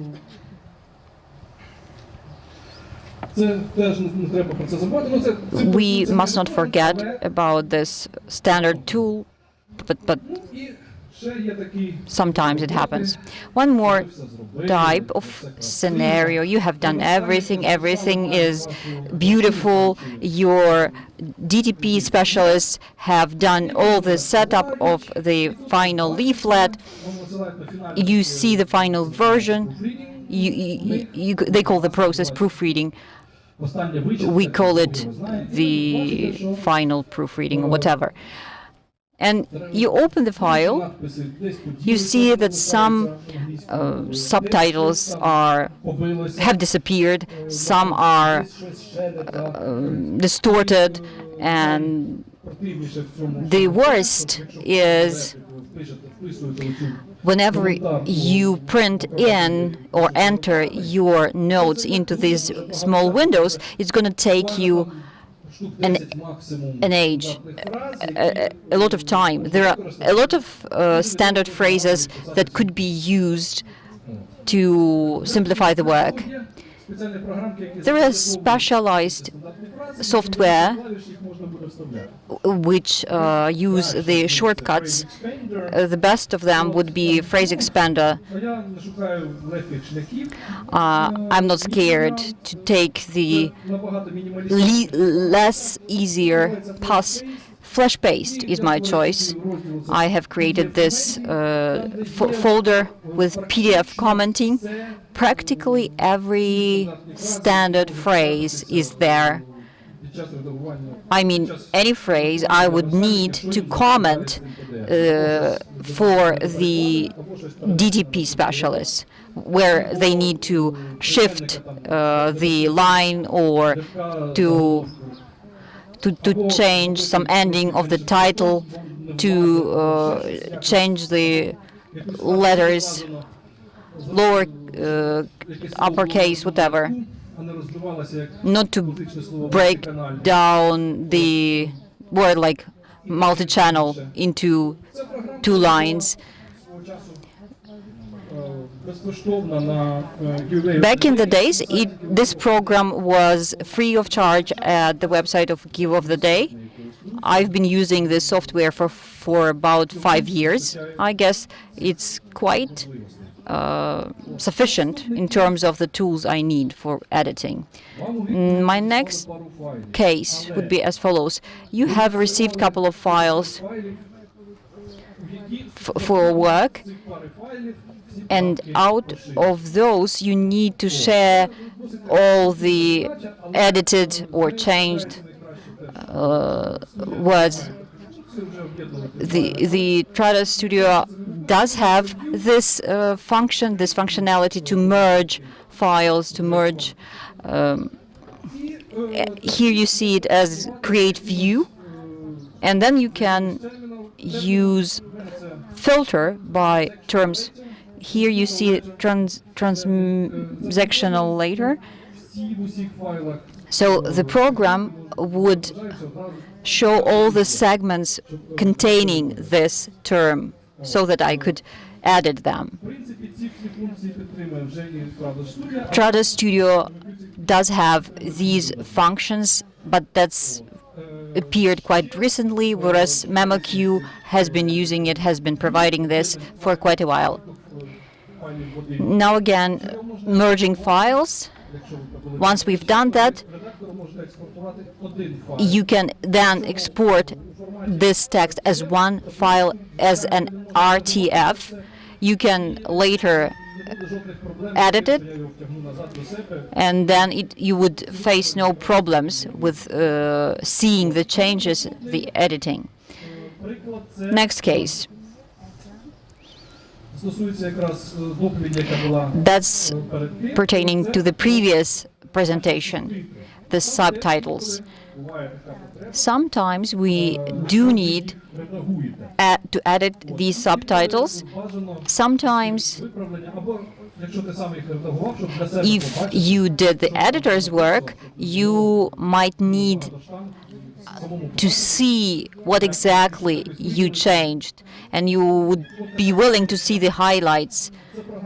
This is the merge software developed for text files, for any text files. We see the background highlighted. I mean, every changed phrase is highlighted. We see the background highlighted. Here we see there is this folder with initial files and the target files. They might be either same or different. If they are different, on the left side hand you can see this option to look at the changes. More than that, you can edit what's been edited already. If you really see there is something wrong with those edited files. And you can save the comparison results in this normal format, standard format, the HTML format. You create a report is generated. You can merge those reports and submit those to the customer to show that this is what I've done. Apart from the separate files that have been already edited, there's a comparison table that you can use to see what's been in there originally, and then what was the result of your edits. And let's come back to the change tracker app. If we need to merge all the changes from a huge number of bilingual files, so there were 100 billion files that were edited, and then there were the original files that you have to introduce changes to. The normal CAT systems, they allow you to create a changes report for one file, but to do that for several files or to all the files in the project, you unfortunately can't do that yet. So the old program called Change Tracker, you can see there's a file folder with the old files, the folder with the new files, and this program generates a quite straightforward spreadsheet with all the file names and with all the changes that happened in there. If you can see, learn about more doesn't work as a proper translation for discover more, obviously. Right. The developers of this program, I'm going to ask them to again bring back from retirement, because it's a huge savior for everybody who works in this field. Normally, of course, there's a huge number of other programs, other formats, and should any of you have a question, or maybe should any of you want to share their experience in this area, please, you're welcome to join. Other than that, that's my brief presentation. It happened to be so brief unexpectedly, so you're welcome to ask any questions, any concerns.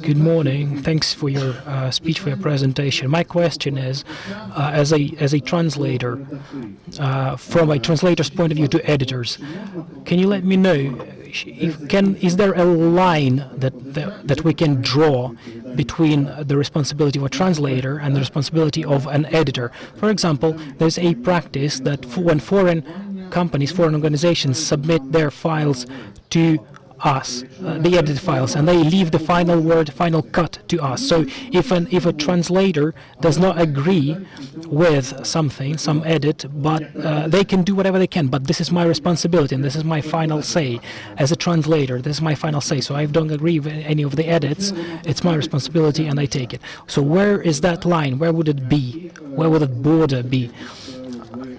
And once again, in your presentation, you've mentioned that there are certain items that are missing from the translation, for example, and and this is submitted to the translator to be confirmed. Oh no, that's sent to DTP guys. No, that's the proofread version, that's the final version. Okay, so the translators do not have any part to do with that. Yeah, it's me who's the translator. I am, as a translator, what I'm doing is I receive this PDF file from my customer, from my client, and I'm telling to the customer's DTP people what to do with this final file. So still the question remains, where is that line between the responsibilities, between the areas of responsibilities of the translators or editors? So what's the point when you can say that the translator has done his job and that's it? So I was on both sides of this river, and I have to say that the responsibility remains all the way until the very end, remains shared. It's a shared responsibility, and it depends on how well organized the processes at the customer's place are. For example, as we mentioned before, a translator does something, then his results are submitted to the organization passes it to the editor sends back his edits, and the translator has his final say to agree or disagree with those edits. And it's either the end of the process and the text goes into production, or there is a second iteration of this, when the translator indicates that I've done these changes and these changes here and there. These are going to the editor, and the editor can say whether he agrees or disagrees. But there's a variety of cases. For example, for technical documents, marketing documents, it sounds pretty simple, pretty basic. But if it's some sort of a psychological survey or some sort of sensitive document like medical records or some kind of stuff like that, in that regard it changes the case dramatically. You could often encounter cases when there's 3 translators who translate their material, then somebody else edits it, then it's back translated to the language, to the source language, then it is confirmed or approved or signed off, and after that a certain group of people is acting as a focus group for this survey, so that you can identify any concerns, any things in these materials. Then those survey results come back, and only after that this medical or psychological psychological survey is released to the public. It can take several months, and at no point of this process you can say, right, this is it, my part is done. There's always a possibility where your additional corrections might come up. Somebody might ask you to add something or remove something or change something. I know people who do this in the medical area, in the medical sector, so this is a case there. Normally, there's no such thing when a translator can just submit his work and say, right, I'm done here. Unfortunately for the translator, he keeps this responsibility up until the very end. One of my customers with this DTP case here, sometimes you have to proofread the files that have undergone the DTP process, because there are all sorts of mishaps that might happen at any stage. Normally, after this, that's it. Once the DTP people introduce their corrections, that's it. But still, the client has the final say, and they can always say, right, we've added something, or we've done something with this file. This happens too. For example, it might be some sort of a sensitive speech of a CEO, or a presentation of a CEO, or something like that. Some speech of some big wig for example, an award of a bid might depend on. That will go through a lot of iterations. The presentations will go through multiple stages. There will be questions asked, and it carries on up until the very end. Any more questions? Thank you. Thanks, Václav. My question is maybe more a question of an editor to an editor who has been edited.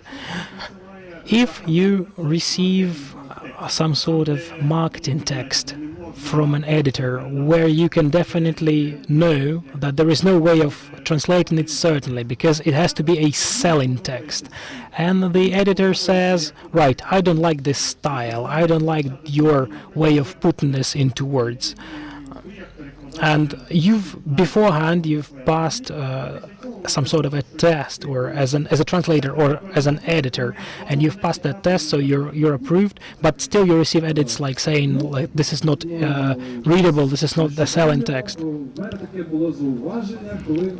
Just recently I've received a comment when me and my colleague were working on a book on burial services in airlines.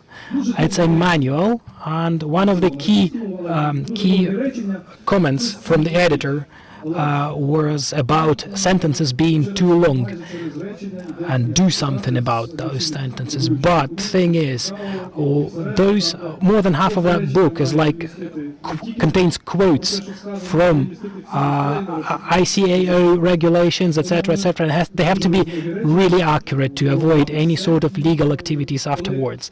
So if half of the text is formed in source text is in those long sentences, it means that no way you can split those into sentences. And after we've rebutted those comments, we've agreed on the fact that this is going to stay the way it is. Long sentences stay long. But like if it's a general comment like, right, this won't do, it doesn't work that way. I normally, in replies to such comments, I normally say, I normally ask to produce a couple of files so that we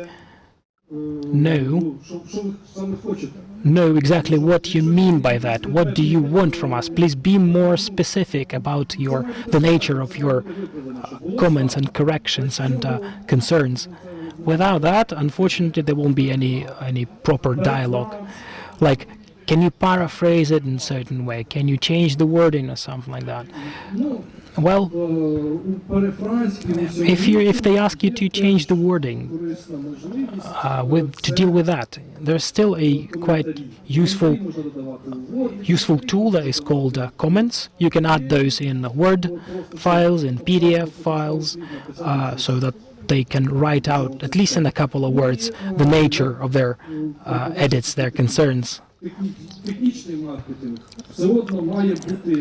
As a translator who works with technical marketing materials, you still have to use terminology.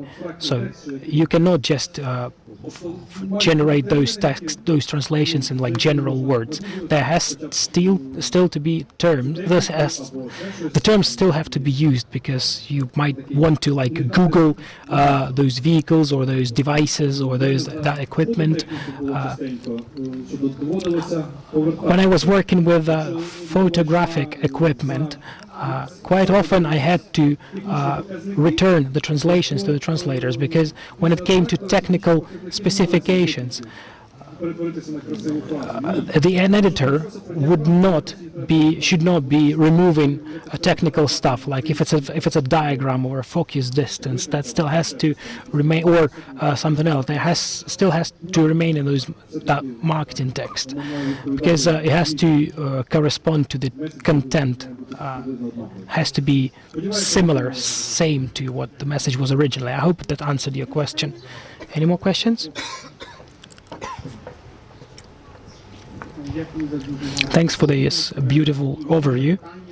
My question, maybe it's not just me who deals with this on a daily basis. The well-known cross-platform capability. Just to explain from my experience,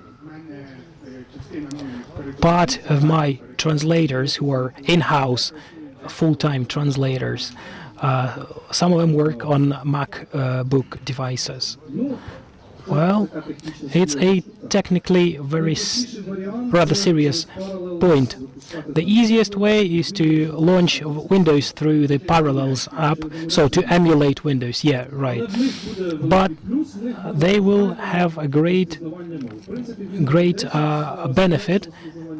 Offline speech recognition. This is what they can use, so they can use dictation to produce their translations. Yeah, I heard about that. I don't work, unfortunately. Yeah, well, unfortunately, there is no solution for complete cross-platformity, because the client, the customer, or translator then will have to invest a lot into something like a web platform, because those things are quite expensive. And another question, myself, I'm now, as an editor, I often think about this from my experience as an in-house editor.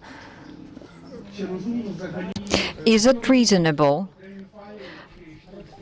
to work with separate files or to work with Google Documents when everyone could edit and work with these files?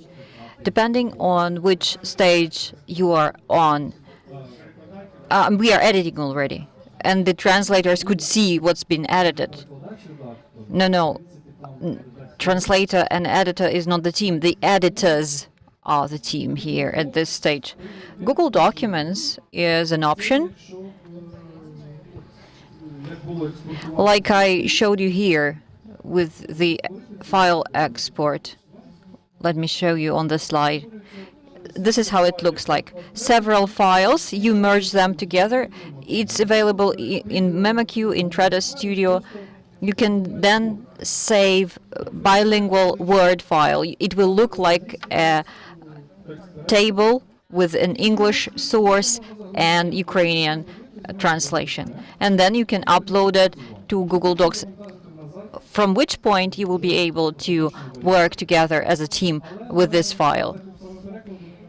While translating, it's not reasonable to intervene and bother that translator. I'm sorry, you mentioned the previous comment of yours, and I felt this urge to say something. You mentioned the offline speech recognition systems. If you can, please give a couple of examples. I'm asking because this is a wonderful tool.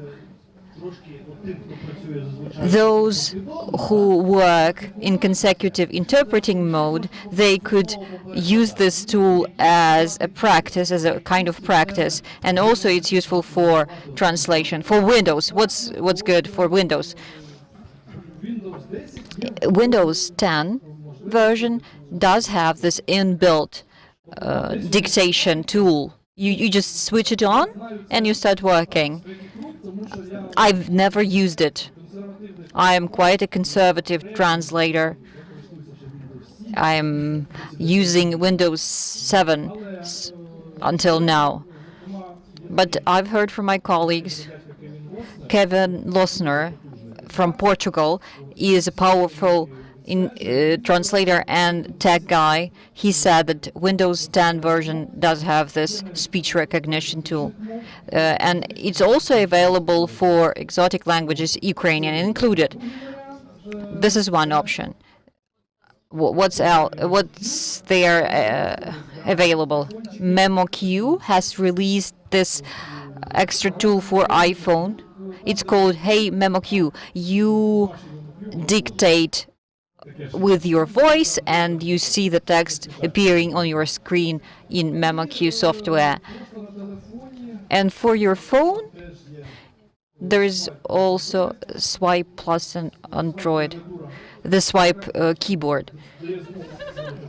You can enter text using it. How it works? You have this software, speech recognition software on your phone. It's tied to your desktop through Wi-Fi, and that's how you enter your text, your translation. Irina Lebedeva shared this know-how in her webinar. It should be available for watching somewhere online. For MacBooks, they have had the speech recognition feature for quite a while. They launched it in 2014 so far, as I'm concerned. Ukrainian, Portuguese are supported there. So not only the standard language set is available.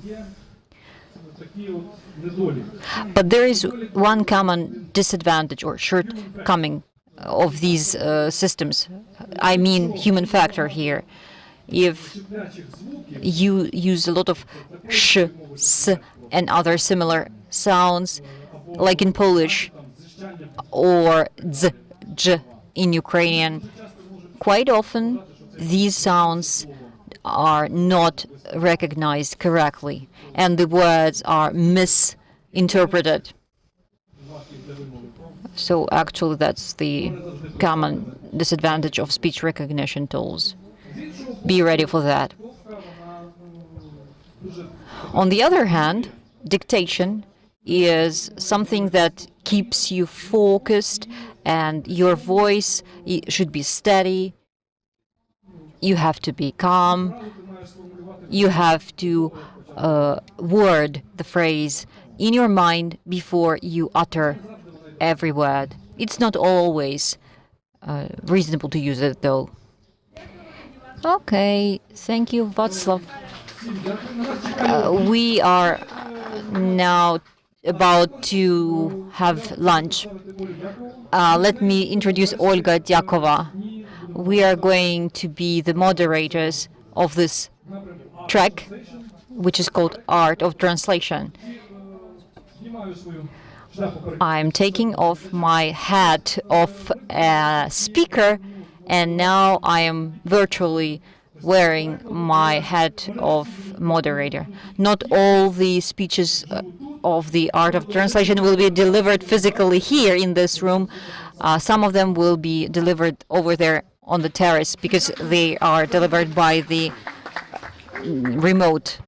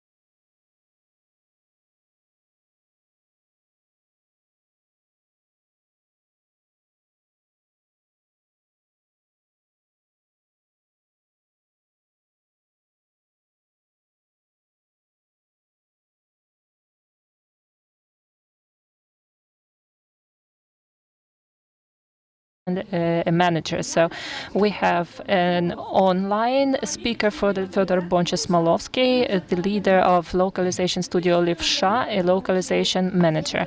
It was in 2001 when Fyodor has got his first appointment for localization. Then he was a localization manager in Buka publishment, and later on he worked with Levsha. As Fyodor says, he loves getting interesting tasks, reading boring tasks. I'm sure that boring tasks is not our case. Yulia Daragan, she is a freelancer and an editor. She has got her first job in the New Year's Eve of 2000, of the year 2000. This was a new year and the start of new career. This was a book on game localization for Logros company. She has been working with Logros for 8 years in different roles, and then she was with other firms, and right now she's a freelancer. She is a grammar Nazi, experienced grammar Nazi. As she says, she studies time management and writes fanfics, and she implements it in practice. Every specialist thinks that his or her sphere is the most sophisticated one and the most unique one. And right now we will learn about sophisticated moments in the area of game localization and the ways to overcome those obstacles. Yulia, you have the floor. Actually, I wanted to get hidden behind Fyodor's broad shoulders, but I will get hidden behind this desk. Okay. Fedya, hello. May I have my presentation, please? All right. Yes, we have the presentation, and I even have a great thing we call clicker. So in the 20 years of my experience in game localization, I have got the view that game localization is kind of orphan child. Somebody asks me, what do you do? What's your occupation? And I say, I am a translator and editor. And what do you translate? If I say I translate books, they will tell me, oh, that's cool. And if I say I am a localizator, they will say, well, maybe it's cool. But if I say that I localize games, they will say, all right, I sometimes play games, but there's nothing cool about it. And those who don't play games, they say, oh, why do you need to translate games at all? And partially, yeah, it works. So partially, this orphan situation of game localization as an industry has to do with a chaotic kind of situation, because this is a literature translation, but not literature translation. This is IT localization, but not IT localization. This is a whole lot of marketing, but not only marketing. I have met colleagues who travel or who move to game localization from literature translation, but they did not cope. As you can see, our sphere is the most complicated one. Why is it so, and what is typical about our sphere? Firstly, we have a mixed kind of style. So on the one hand, we are creative guys and we make literature translation, but on the other hand, we must stick with all the requirements of localization. So we must, for example, avoid gender and so on and so forth. But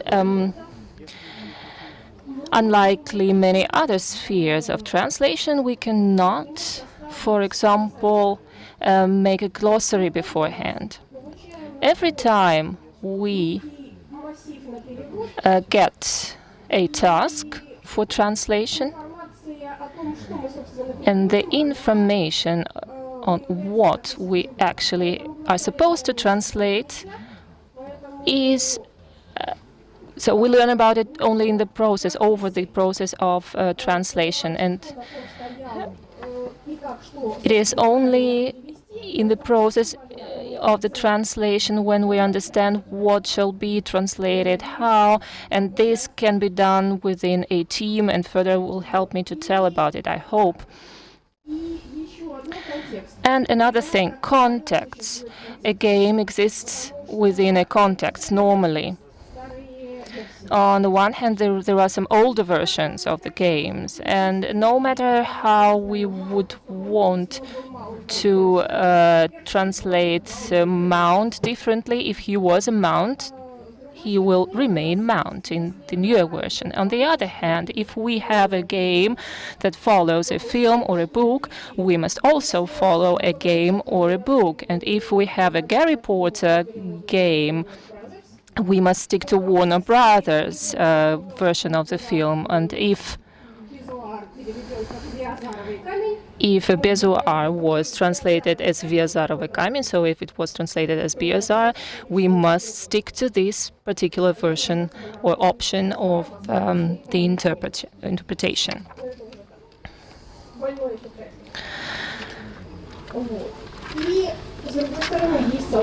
And there is a gamer community.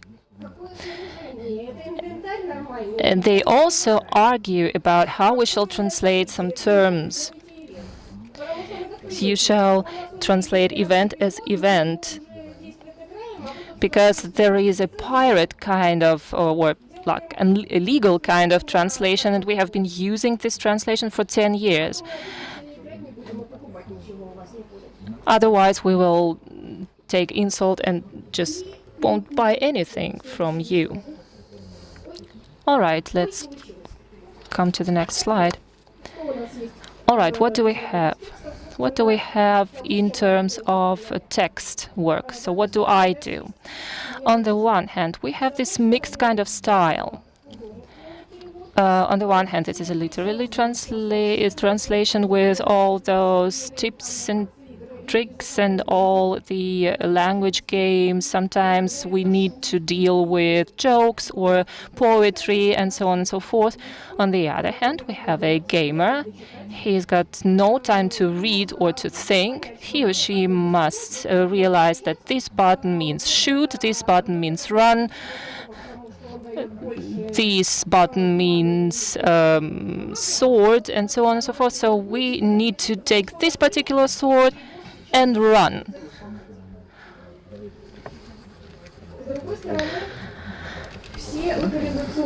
On the other hand, all the localization terms or all the localization requirements are in a sequence. So this is what the literature translators don't have. If, for example, a gamer shall kill gray wolves and he or she realizes that these are not gray wolves, they will be just distracted and they will be unhappy. Then we have the length restriction. For example, we have 1,000 English digits, and we must stick to this particular number, and we must consider that Cyrillic digits are heavier than English digits. And I was one time supposed to translate a whole lot of furniture items, and I was about to stick with 15 digits or symbols.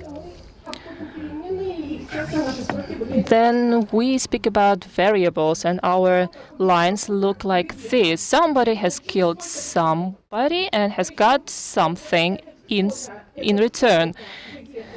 So this must be in the nominative, as you can guess.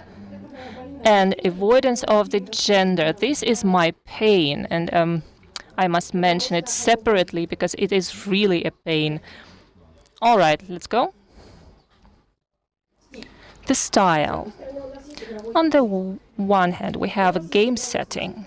We have game setting where you are not yourself. You are a warrior or special agent or a little girl with candy or a lollipop or somebody else.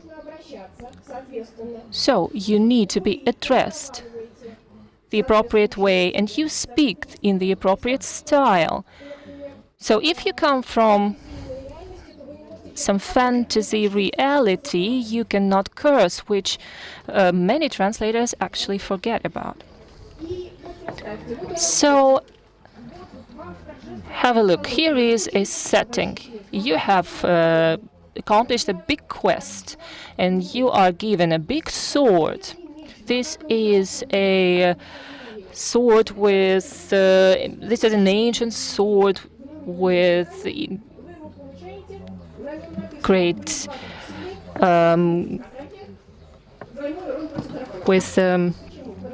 great in gravity. So you have traveled from the setting to the meta text. So this sword adds 12 to strength and 7 to agility. This text has to be as concise and understandable to the player as possible. So that's why we avoid repetition. We use synonyms. We use metaphors and indirect descriptions. So in meta text, unlike in the literature, in meta text everything has to be very strict and clear, understandable. Talking about machine translation, meta text is something that the machine could translate, and I would gladly push this job to machines. But so far, people are still cheaper to hire, and that's why we hire them.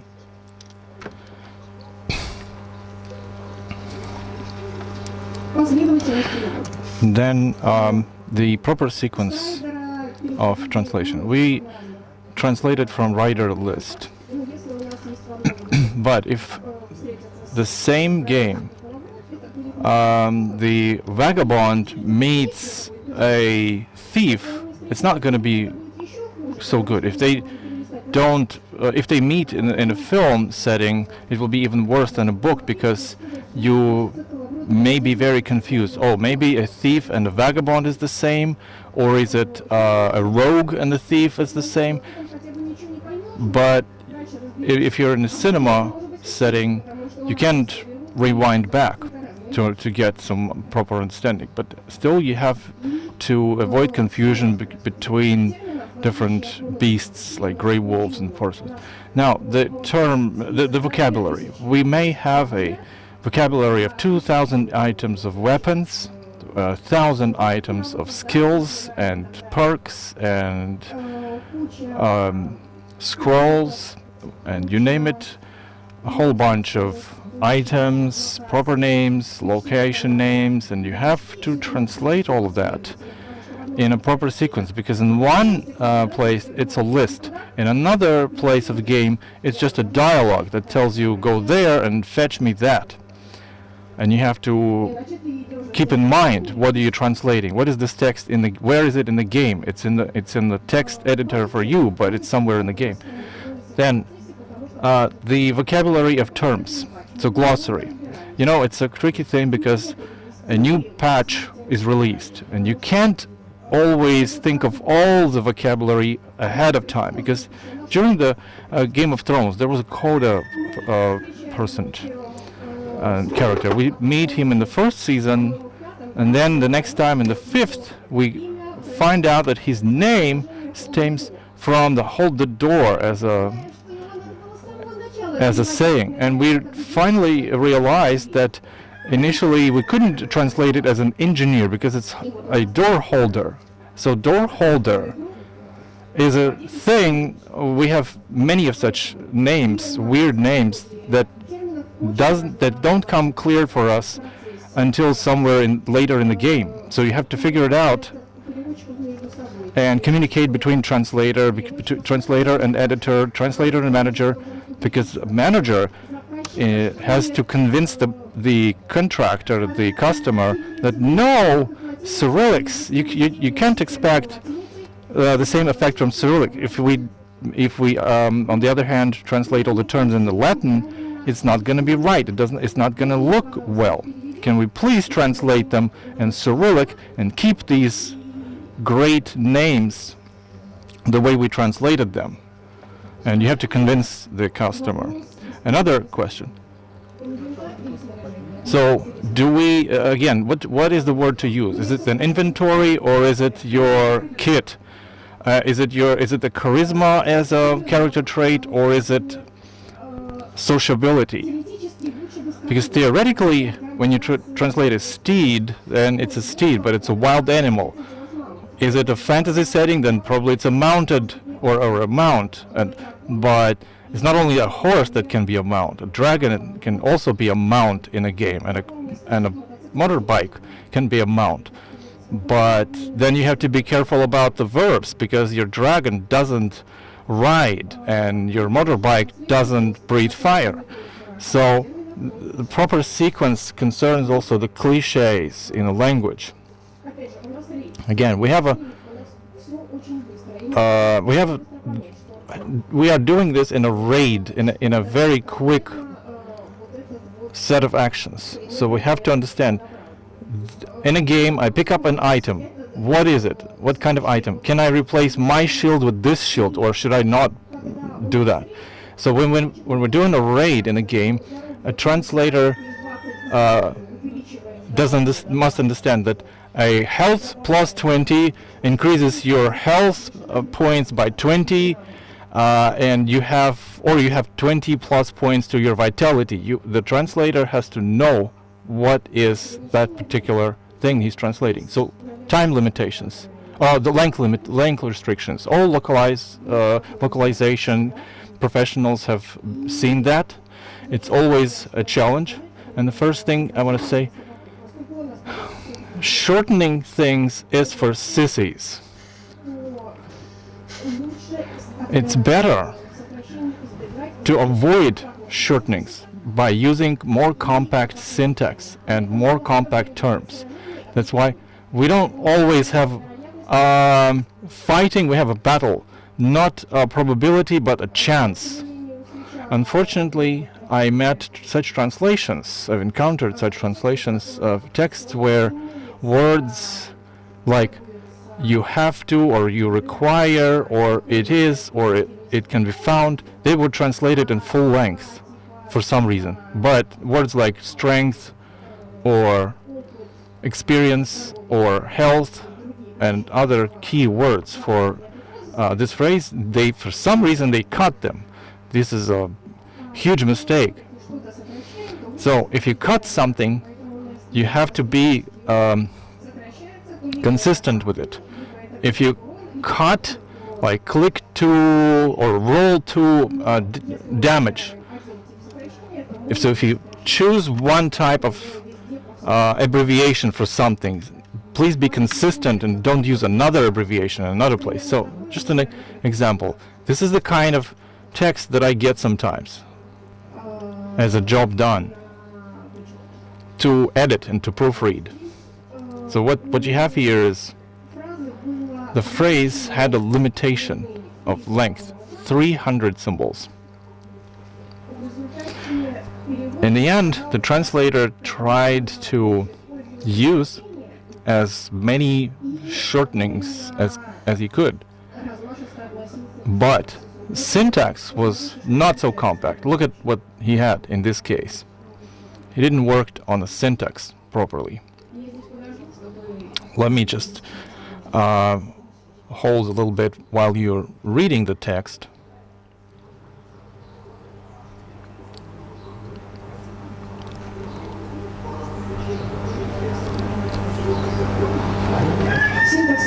The syntax must be absolutely compact, concise, and it should use only standardized cliches. When a player in the game can quickly skim the text, get the keywords out of this paragraph, and be able to quickly understand what's happening and what basically this text tells him.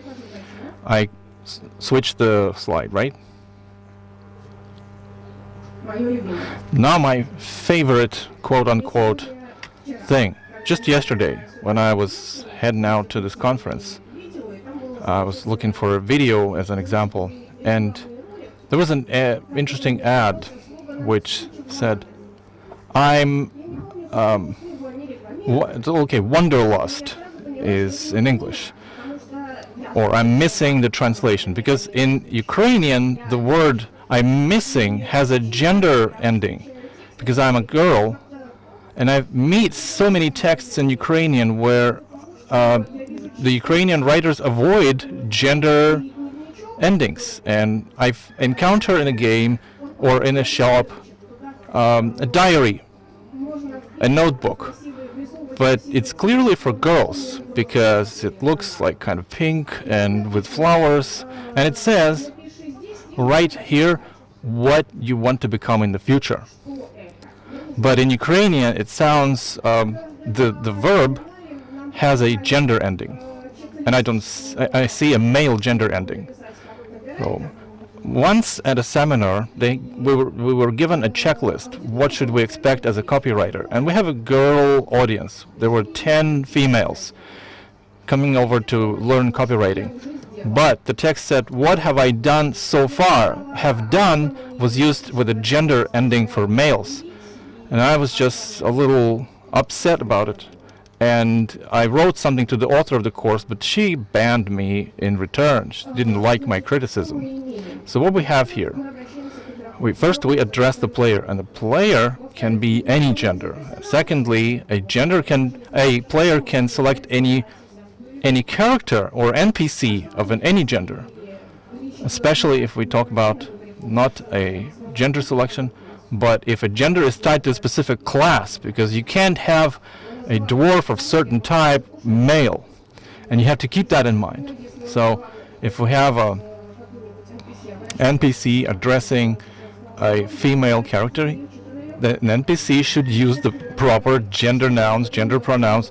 And if you say in Ukrainian or Russian, "What have you brought me?" using a female pronoun or ending, whereas it's a male character, that will create not just a sexism in your text, but just inappropriate text. Sometimes you just don't know what the character says, and sometimes we don't know what we get as a material. We take some text and we put this text into a mouth of a specific character, but we cannot know at the moment what gender, what grammar we should use right now. So what kind of methods we use? Presens historicum, that's what we use. It's a non-player, name of the player enters the room. So I test run it with a screwdriver and Masha. This is a play of words from Ukrainian and Russian. To test that something is wrong, I use screwdriver and Masha. So general names. You are a rude person. You are a pain in the butt. These are different ways to say the same thing, but keep minding what kind of character you talk to. So cliches and shortenings, if you cannot avoid them, because sometimes you can't avoid them, and you really have to cut, and you really have to shorten and abbreviate. This is how we do it. This is how it was to the left, and the right column how it becomes. If we have a separate word low, and we don't know what is it low. Low probability, it's one ending. Low difficulty is another ending in Ukrainian or Russian. So we cut it, the low, for nizg. It's in Russian or Ukrainian as low without the gender ending, because it can be applied to anything, and you have no way of knowing in advance. So this is what we use.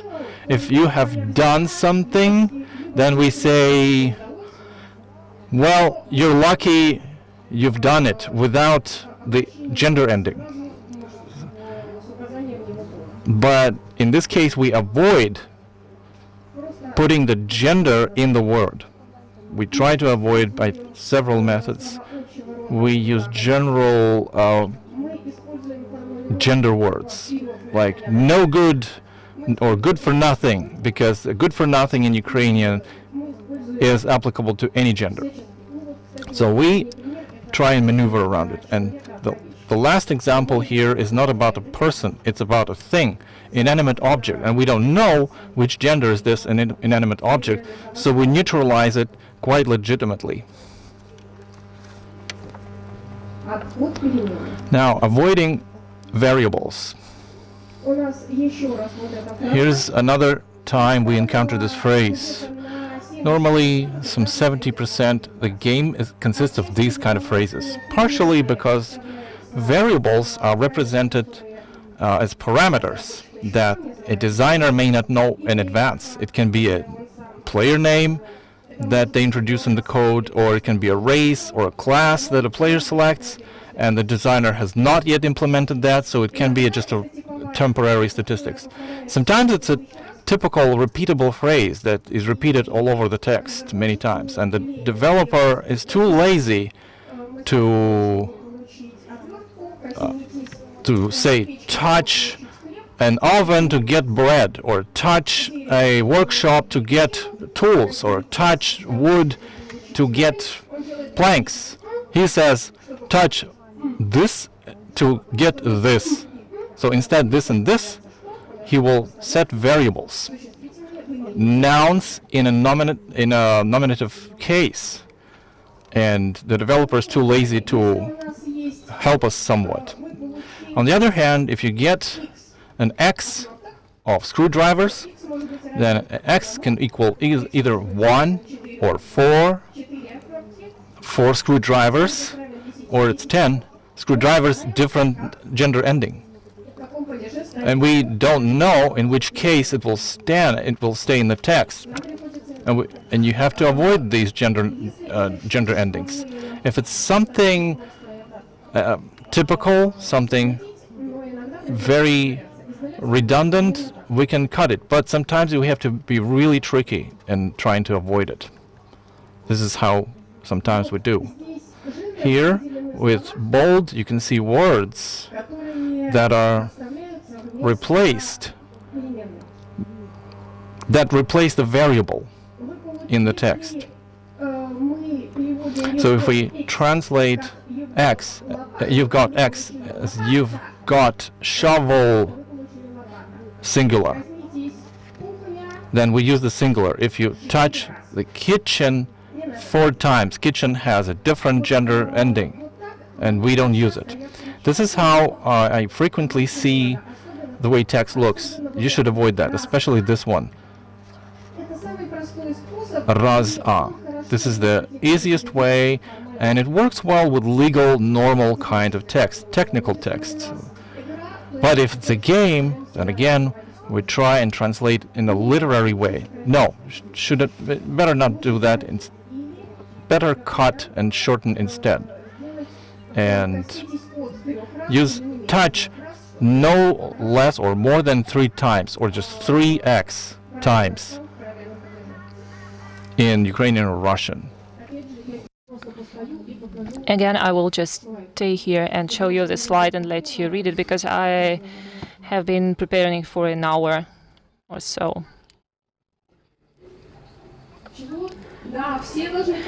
Yes, everyone shall admire this slide. So what we don't want, but we have to do, what stands under this title. This is a frequent thing. Normally, we are supposed to do it like that. And if we can do it like that, I am happy.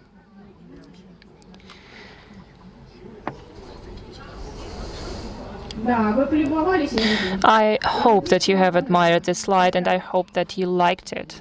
I gave my best. Okay, the specificity of the material.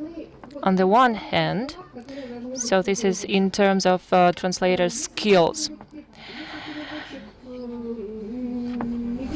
If a medical translator or oil and gas translator can study their topic thoroughly and keep working within this particular topic, we are supposed to be the sole called scanners, because today we translate a game on a medieval age. Tomorrow we translate a game on hockey, and the day after tomorrow we translate a game on World War II. So our most important skill is to be able to Google quickly enough and to be able to use the slang dictionary and to have as many specialized dictionaries as possible and to Google quickly. But even though it is clear that every game is unique, but some things are systematic, and we know that attack is the probability to hit the target. We know what power is, what health is, what endurance is, and we can understand approximately how a game works.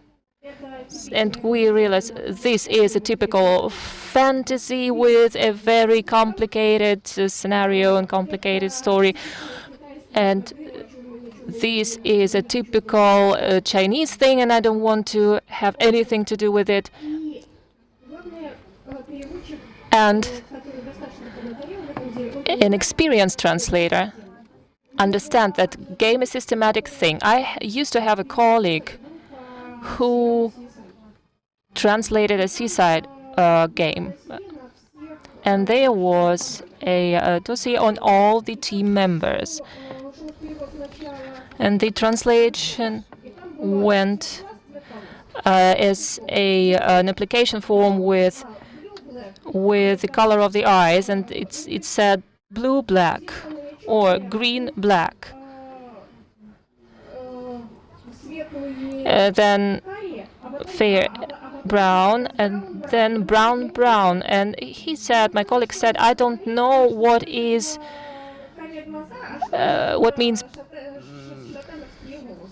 brown eyes, hazel eyes, and what means brown hair.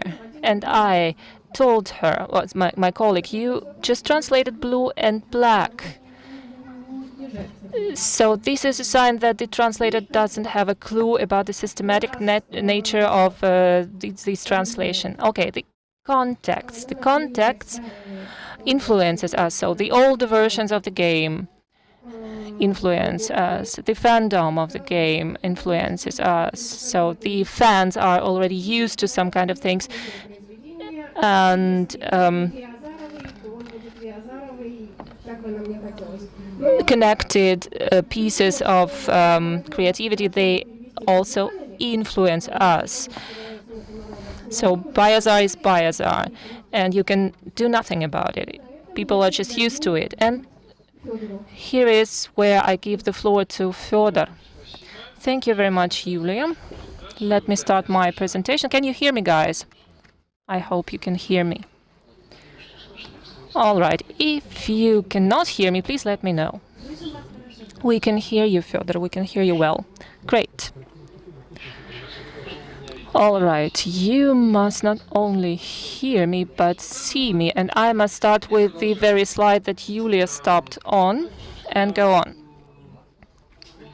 All right. Yulia spoke about how our work looks from the view of a translator, and I will speak about my story from the point of the management.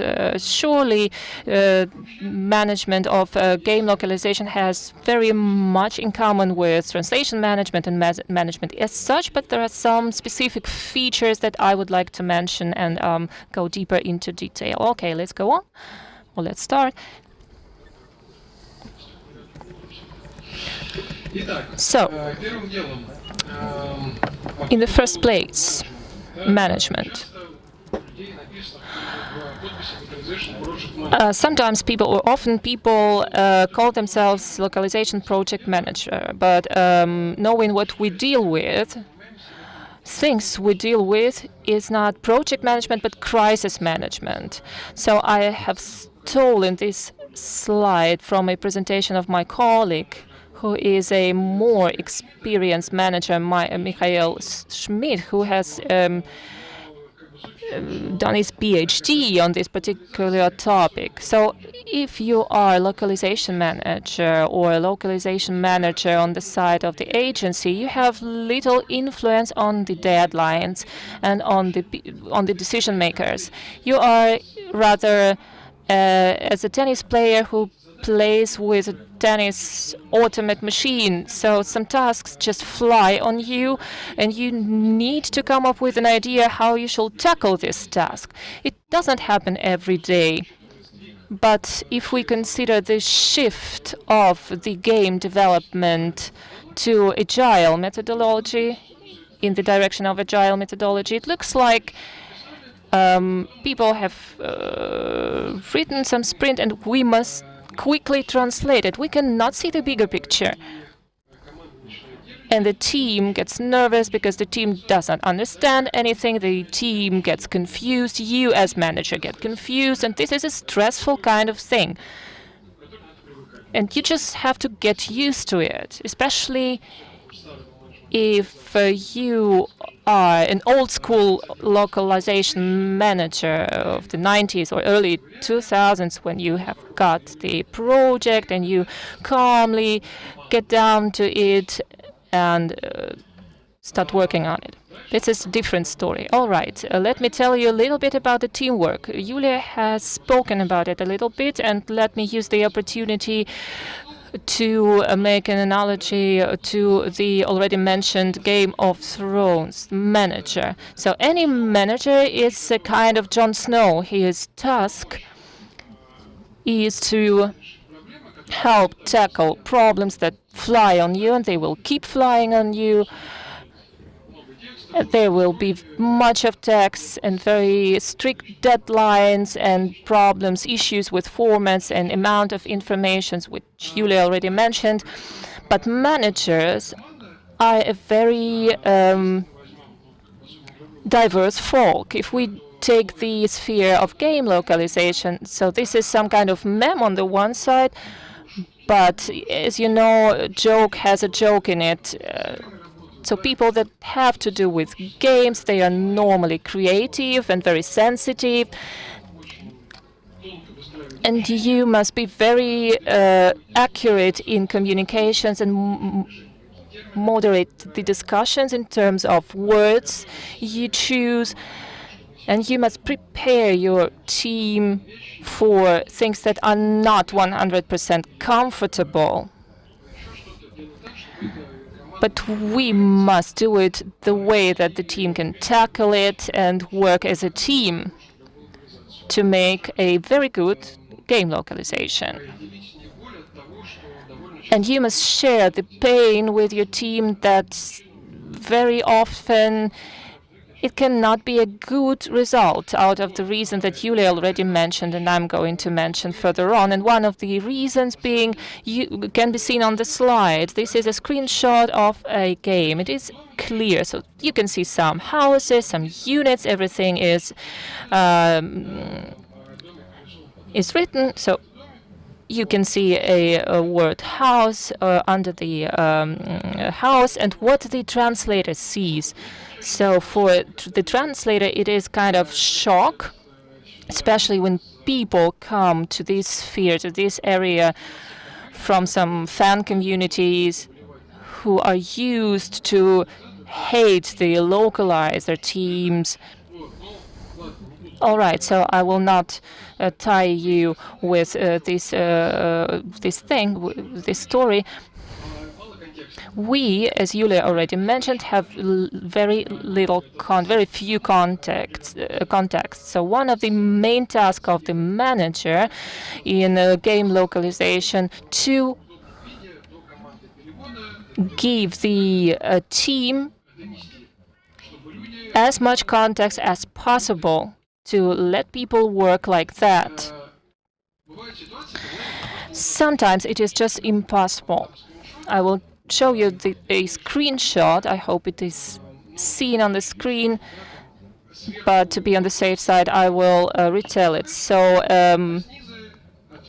You can see in the upper part a question from the contractor to the manager, and lower below you may see the questions from the manager to the translator. So it can sometimes happen when there is no channel of communication, and it is painful, and it is very painful to transfer these kind of answers, replies to the teams when you realize that nobody is going to help you. But these things happen, and if you want to be a game localization manager, you must get used to this kind of situation. So another part of this story is as follows: to be able to effectively prepare files for the team to work on them and to fulfill the task I already mentioned. So to give the team maximum of a context and don't disturb the team, you must prepare the files and be a little bit of an engineer. In many companies, they have engineers among their staff members, but this does not always happen. And if you have an engineer, you must give the engineer a very clear assignment, the way that the engineer understands what he or she is supposed to do. So this is one of the examples I would like to give you. So you may see a Word document. There is some formatting there. You can see a piece where it is written what they have to translate, what they don't have to translate, and on the right, this is the same document in the translation software source. So there are locked pieces which are not supposed to be translated, and the not locked pieces shall not be translated. This is a simple example. There are more complicated examples. So this is a quite normal table. Again, if you want to work in this area, you must get used to the fact that the game is a program, and the game data are stored in databases.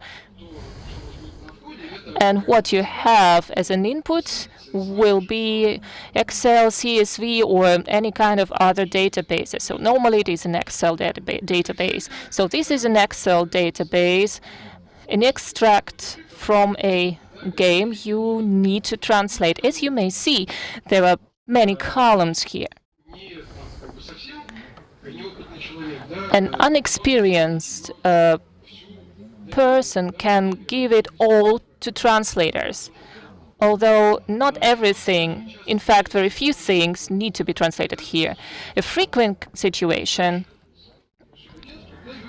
is when people decide, here we have the original text, we need to get it translated, and we don't need anything. And this is the way we lose critical context, which we need necessarily for a good localization. So you need to analyze these files, you need to look at them. As you may see, in red, there are parts which must be in the resources for the translator and editor teams. And again, so this is again a screenshot from MemSource software. So we have left a line for translation, and there is a context. So we have a sound file that we can possibly listen to if we have questions.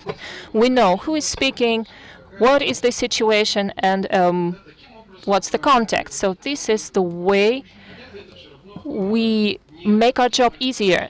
But this is still not the maximum amount of the context, but it is still more than a situation if we just see the word help without any context. We don't know who is saying help and under what circumstances. Okay, let's go on.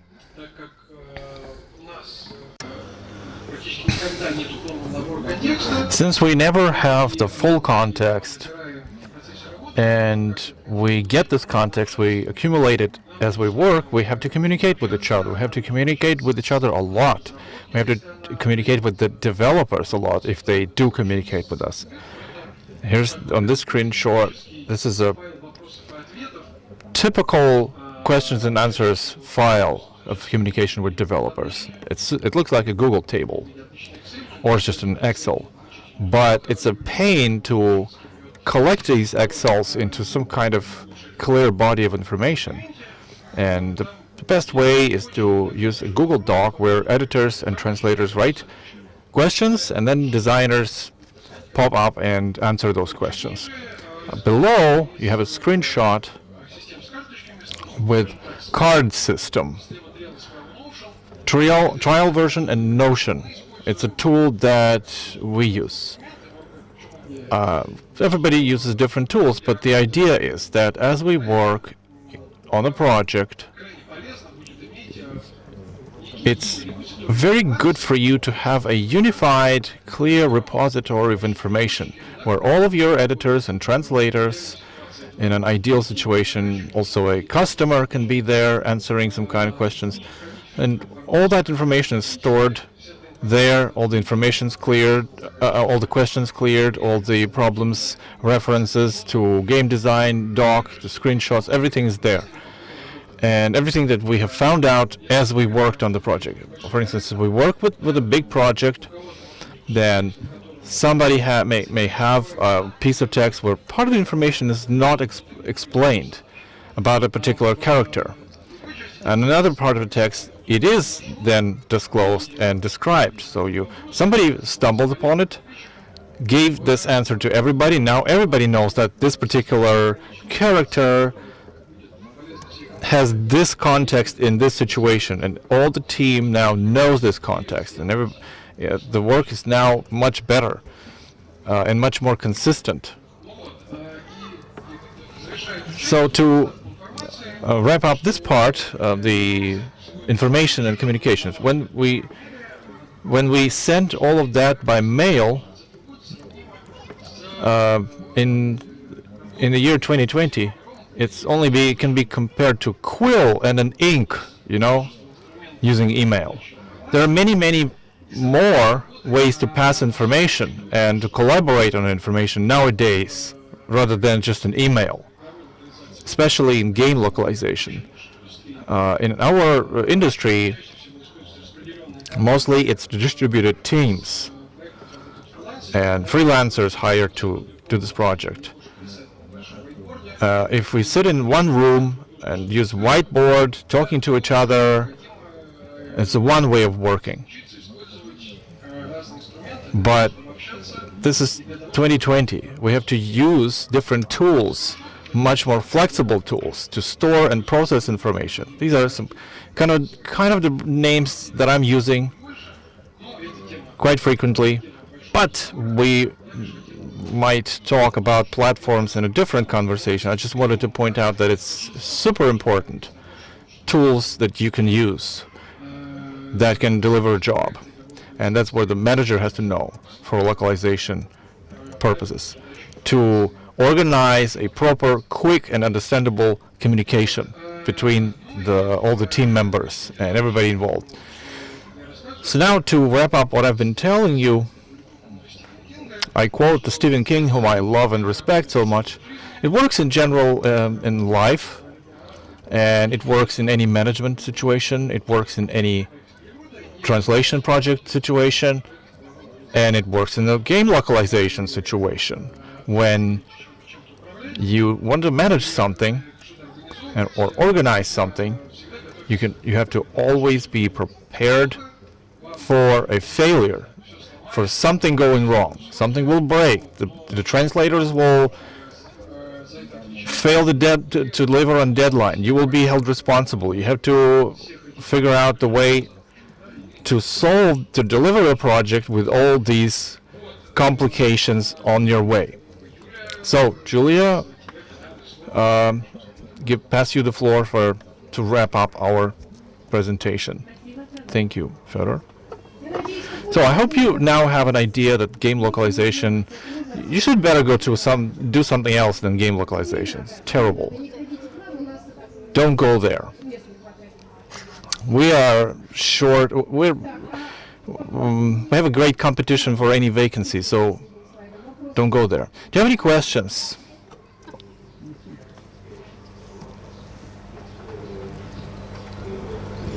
Thank you. It was very interesting because I was not much informed about your industry. Thank you. My question is, could you share if you have some internal tricks? How do you do quality control, quality assurance of a project? Who's doing the proofreading? Who's responsible in the end for the final product? Because so that you avoid the situation you had gray wolves one part of the game and suddenly they turn into forest wolves in a second part of the game. Thank you. So usually it's either one publishing editor or chief editor, right, Fyodor? Am I right? Well, Julia, you can answer the way you see it from your side of the work, and I will then say what I see. For me, as an editor who sends to the customer our final version of translation, already proofread and very consistent translation. On the other hand, after that, the manager, well, sometimes they read after us, sometimes they are the final proofreaders, sometimes. Then there are some updates and corrections from the customer if they are. Sometimes, well, usually it's an Excel table that they send. Here's English, here's your translation, and we have to do this, the third column. And the fourth column, explanation why. But usually I am as an editor, I get that. And as an editor, I say, why? Because here, if you do this, it's going to work differently in terms of neutrality of your gender. Here, with this thing that you want, we have a limitation. We can't go the way you want. This is the most concise translation possible. Here, yeah, this is, we screwed up here. We accept that. This is a matter of taste, but if you like it, okay, but don't take it as a bug, please. So that's how the communication goes. And then I send it, this final response file through the manager back to the customer. Well, I can comment a little bit, replying to the initial question, who's responsible for the final quality assurance?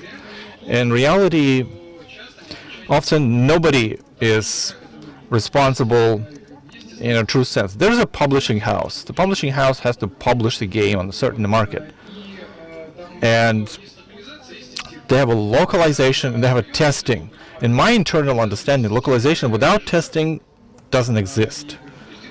And you should test everything, absolutely. But at the same time, there can be different bad options. You know, there's no good option. In this current market, there are just different bad options. First bad option is there's no testing whatsoever. We just compile the version and nobody knows what's there. Does it work? Do the variables work? Do the fonts work? They're nice. There is consistency. Nobody knows. That's the first bad option. The second bad option is slightly better than the previous one. When you get the testers to play test everything in their own community without any connection to the translator team. They're in a different world.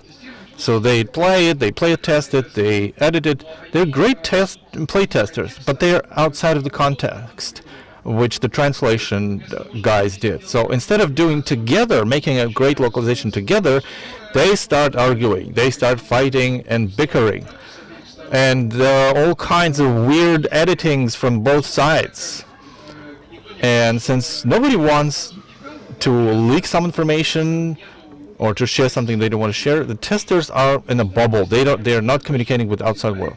You know, the AAA big projects, high-level blockbuster games, the testers there, they tested somewhere in a nuclear underground vault where there's no internet, no phone, and they're blindfolded. Okay, I'm joking, they're not, but they physically cannot communicate with anyone. They just pass everything to their coordinator. The coordinator passes this to their own coordinator, and then through a bunch of coordinators, it arrives to the translator team. So how it works slowly, and secondly, a lot of information is getting lost. So that's the second bad option. And of course, the manager for me, it was, I was terrified because you put everything you could in there, but in the end, it's just crap. You haven't seen a build, and it doesn't work. But there's a better option. When you work in an internal localization department where you have everybody together, translators, editors, testers. So I know only one publishing house where they have this great localization. I don't see it much around the market anywhere else. Maybe I'm mistaken, but hopefully I answered your question. Are there any more questions? Then I have a question. You said that localizing games is an orphan, that not many people understand what's the value of it. I personally understand full well the importance of this industry. One of the admirers of this industry is my son, and sometimes I hear him scream, "Oh, I know how to use naked flesh in this game because the translator translated it in a weird way." So users add different new slang to this. So where can a slang get into a legitimate language? So sometimes it's up to the situation. Like the word harya, which is a bad face or ugly face. When they use this kind of word, I don't like it. But in one game where I participated as one of the editors, there were bodybuilders. Oh, there were cultists. And I got so confused because if we're talking about meta text, we have a setting of a game. We seem to be elves with swords in hand, and we act within a certain plot. That's one thing. But there's a meta text which says plus 12 to health, or they use different slang words for stats, for different stats. And sometimes it sounds well, and I would allow that. But cultists, they were suddenly in a setting, so servants of a certain cult. In Russian, the word has a different other connotation. So for me, as I said, this is the final line. You don't have to put so much slang in a proper game setting. So charisma, to use the Russian word harya, which is a ugly face, instead of charisma, that's one thing, and I wouldn't allow that. Thank you. Next presentation will be in 10 minutes on a terrace, and it's going to be dedicated to International Students Project, about how students from 3 countries as volunteers translate complex texts about genetics.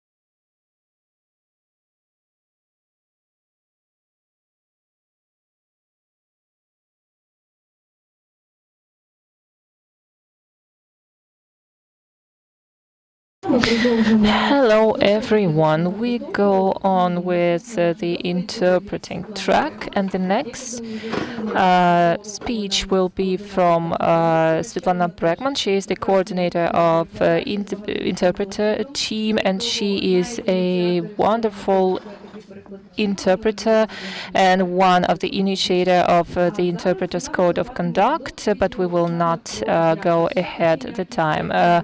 And right now, Svetlana is going to have a speech on the quality of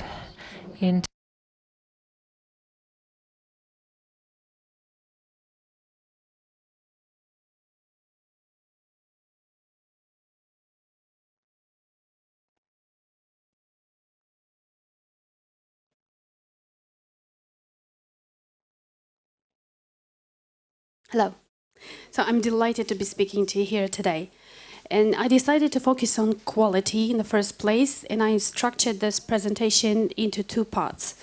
In the first part, I will provide a definition for quality in interpreting as I see it, what I suggest including into this concept, and I will try to present different perspectives on quality in simultaneous interpretation, on quality in an interpreting booth.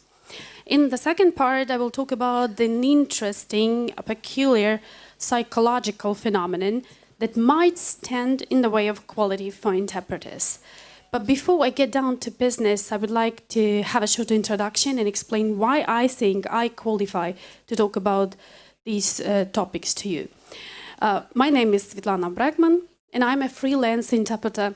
I've been doing this for almost 20 years now, and I have worked in the commercial market of Ukraine with English and Ukrainian as working languages for various types of employers and clients who obviously set their own requirements for their interpreting assignments at different times. And when I say when I try to identify myself, I mean, well, let's play with words a little bit. I for interpreter, because I've been doing this for quite a long time, and what's more, it's been very intense. I for insider, because I've been there in the booth, and I'm in the booth all the time inside and take this important biased or unbiased perspective when I talk about quality in simultaneous. And I for imposter. This is quite a provocative term for many conference interpreters who are usually high achievers. And in the end, I would like to suggest another decoding options for these I's, but I'll keep it till the end. So, on the one hand, quality is a rather relative concept, and it meets the provisionally adopted criteria in a provisional community in a certain time. You want to comply with a certain level of quality to get a job. You need to comply with a certain level of quality for a specific assignment, for certain remuneration, maybe, or for professional recognition. Let me share a little story with you, but there are no names attached, of course. When I started exploring the topic quite a long time ago, I encountered numerous publications, academic research papers, and what's not. They were mostly focused on quality in interpreting in the learning context, in education. And my academic fellows at that time, they smashed the idea. They claimed that a booth with simultaneous interpreters is not a factory. It's not a plant with a conveyor lines to talk about quality assurance. What kind of steps can you talk about that could be repetitive and similar at all times? If these are just, free artists, they do whatever comes to their mind in their elite settings or whatever. Well, I might have been unlucky with the environment where I got to hear that, but it didn't discourage me, not at all.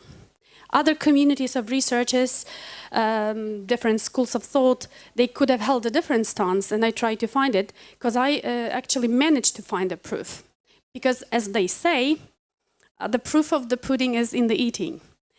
Of course, when you talk about quality, you talk about the specific terms that are usually associated with this phenomenon. But in my humble opinion, it is needless to mention any of the specific lists, maybe the renowned organizations or professional associations, with all my due respect to them, to refer to the specific criteria that you must rely on. The standards that various organizations promote, they are obviously based on the needs of the specific community of professionals in a certain period of time, in certain settings. And today, we are facing the crucial change of reality, the crucial change of the world order in general, and it will affect this profession, among others, by all means. And we have to talk about quality that usually falls victim to the adverse external factors such as recession, unemployment, fierce competition for resources. This is why let us talk about quality. I do not want it to lose its important role in the booth. And I would like to get to the basics. And I have to quote the golden rules of interpreting. Of course, I quoted from the famous source and Roderick Johns, going back to the publication of Conference Interpreting Explained. I might have quoted the others, but I believe this is quite an exhaustive list. But the point is that the substantial amount of research work has been done on the quality assurance of conference interpreting, yielding the useful guidelines for the selection of interpreters, for example, or for the training of interpreters mostly. Interpreting, basically, and I posit, denotes the facilitating of oral communication between different languages. And this is my key foundation that I'm based on when I talk about the other things in interpreting. Conference interpreters who work behind the scene in the soundproof booth, they are the core members of the team that facilitate the multilingual communication process. And very often, as you might know, the quality of the conference interpreters' work affects the quality and efficiency of communication at conferences in general. Well, still not so long time ago, the research literature was booming with discussions about quality assessment in interpreting in relation to interpreter education, rather. But I believe in this profession we're also talking about the CPD, the continuous professional education, development all the time. So it's always about the learning, it's the lifelong process. But to ensure the quality of interpreting, assessment is necessary in both the professional practice and in the training, in the education, whatever form you take. In the field of professional practice, assessment shall be a planned activity, to my mind, for the quality assurance of interpreting services. And basically, my important statement is that this is not the simple activity, because in professional settings in particular, assessment is more than simply giving marks or grades. And we are trying to experiment with this during this conference, trying to figure out how to provide the peer review. But also, I would like to talk about the challenges in assessing interpreting performance, because unlike translation, or other types of tests that may leave a paper trail for assessment purposes. You can then read it in and out, criticize or praise.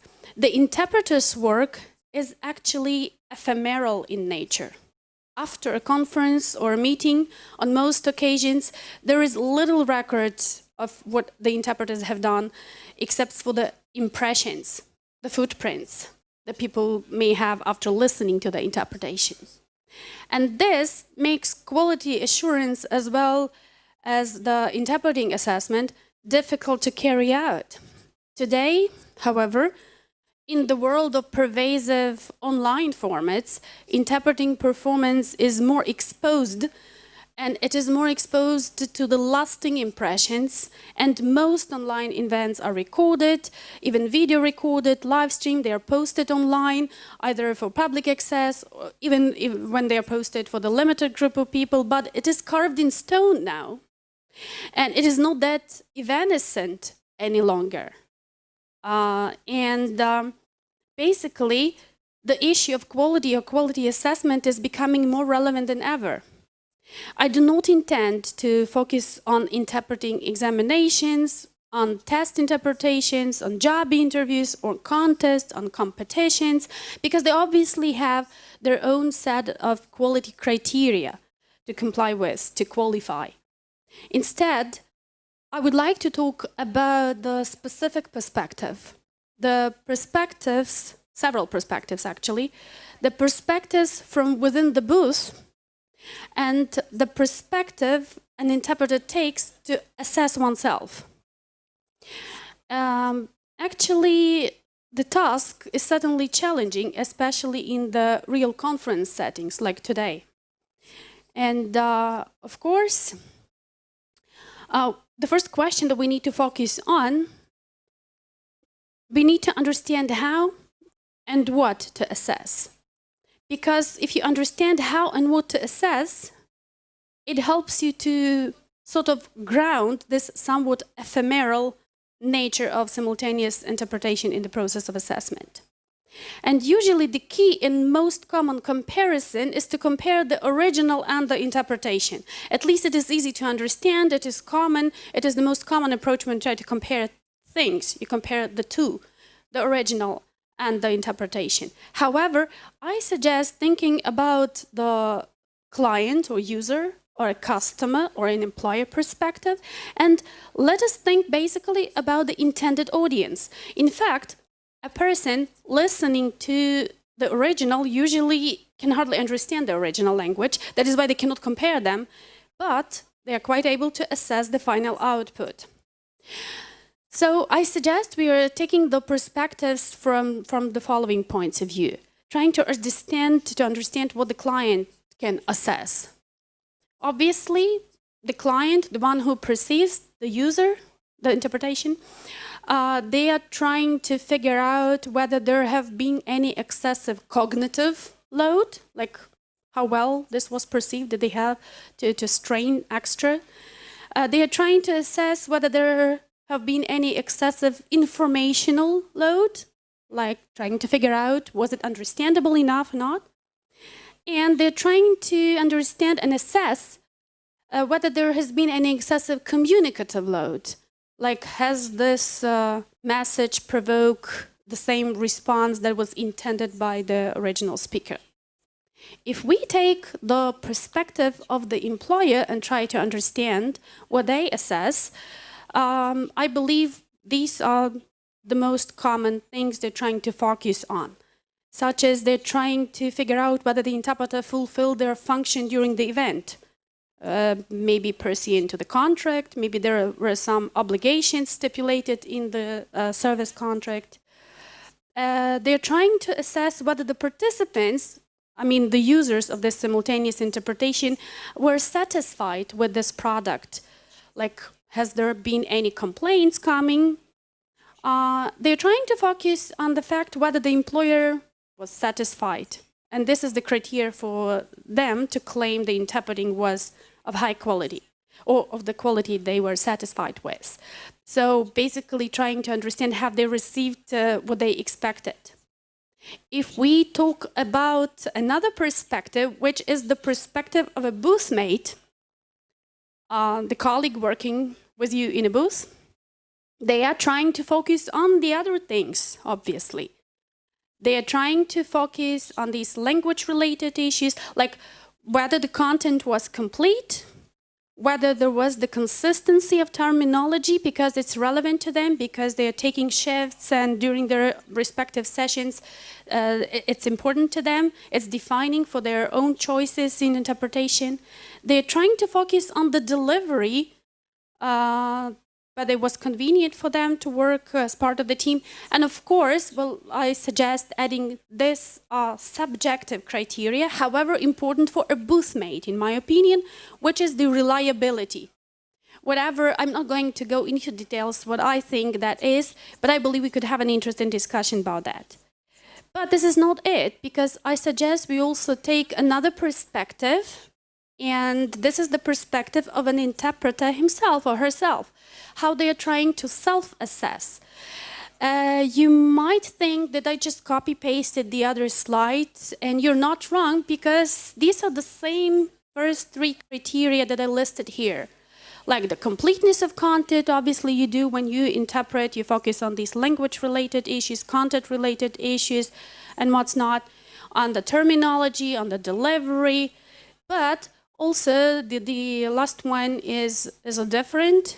An interpreter themselves, they are trying to focus on this feeling of self-satisfaction about the performance that they had in the booth. As we can see, these are very different requirements to quality, depending on the perspective. And even when we have the same way to name them, staying in different shoes implies different feelings and different sense of impression. Finding oneself in such a confusing environment with the multitude of criteria, it is easy to fall onto the trap. And I call this trap of the so-called imposter syndrome. And now, in the second part of my presentation, I would like to talk a couple of words about the imposter syndrome in interpreting, in simultaneous interpreting as such. It is a psychological phenomenon which is quite common in the workplace, any workplace in general. And the symptoms are such feelings such as the absence of belongingness, and this is the most common feeling symptom, so to say. I didn't invent this. It was discovered in psychology by Dr. Susan Imes and Dr. Pauline Rose Clance back in 1970. But I tried to really match it with the interpreting setting, with the simultaneous interpretation. It is a real occurrence, and it may lead to a serious anxiety, even to depression, which is not uncommon among many of the colleagues I know. What is most interesting, that the feeling is most common among the high achievers. They feel less their earned credits might result from mere luck. I was just lucky to be so successful in interpreting. Maybe it was just, the serendipity. Moreover, they might not be able to appreciate and to celebrate the achievements they have earned. And they have earned them through the many years of hard work and effort, but they're just not able to appreciate them. It generates the feeling of insecurity, and it might seriously undermine your career in the long run, because it affects the quality of your delivery, of your performance as an interpreter. I do believe that by naming the types of imposter syndrome in interpreting, we can be able to recognize and to manage the symptoms or the feeling of defeat that you might feel. It is commonly known that by classifying things, we can gain better control of them. Let's try. I actually relied on the classifications in psychology. There are many of them, but the one suggested by the researcher Ali appeals most to me. And I would like to suggest my version as applied to interpreters. So I highlighted the 5 different types of imposters in interpreting, and I will try to characterize them and to give some coping techniques. And this is just for your judgment, and I'm really open for any of your comments. So this is the hair splitter, which just give me a second, I will explain them all. I also invented the names. This is the black belt, so-called black belt. The rock star, or maybe we can call it in German, I don't speak German, the Übermensch, whatever. The lone wolf, and the rough diamond. And I suggest we try to understand what I imply by them. Okay, how do I go on?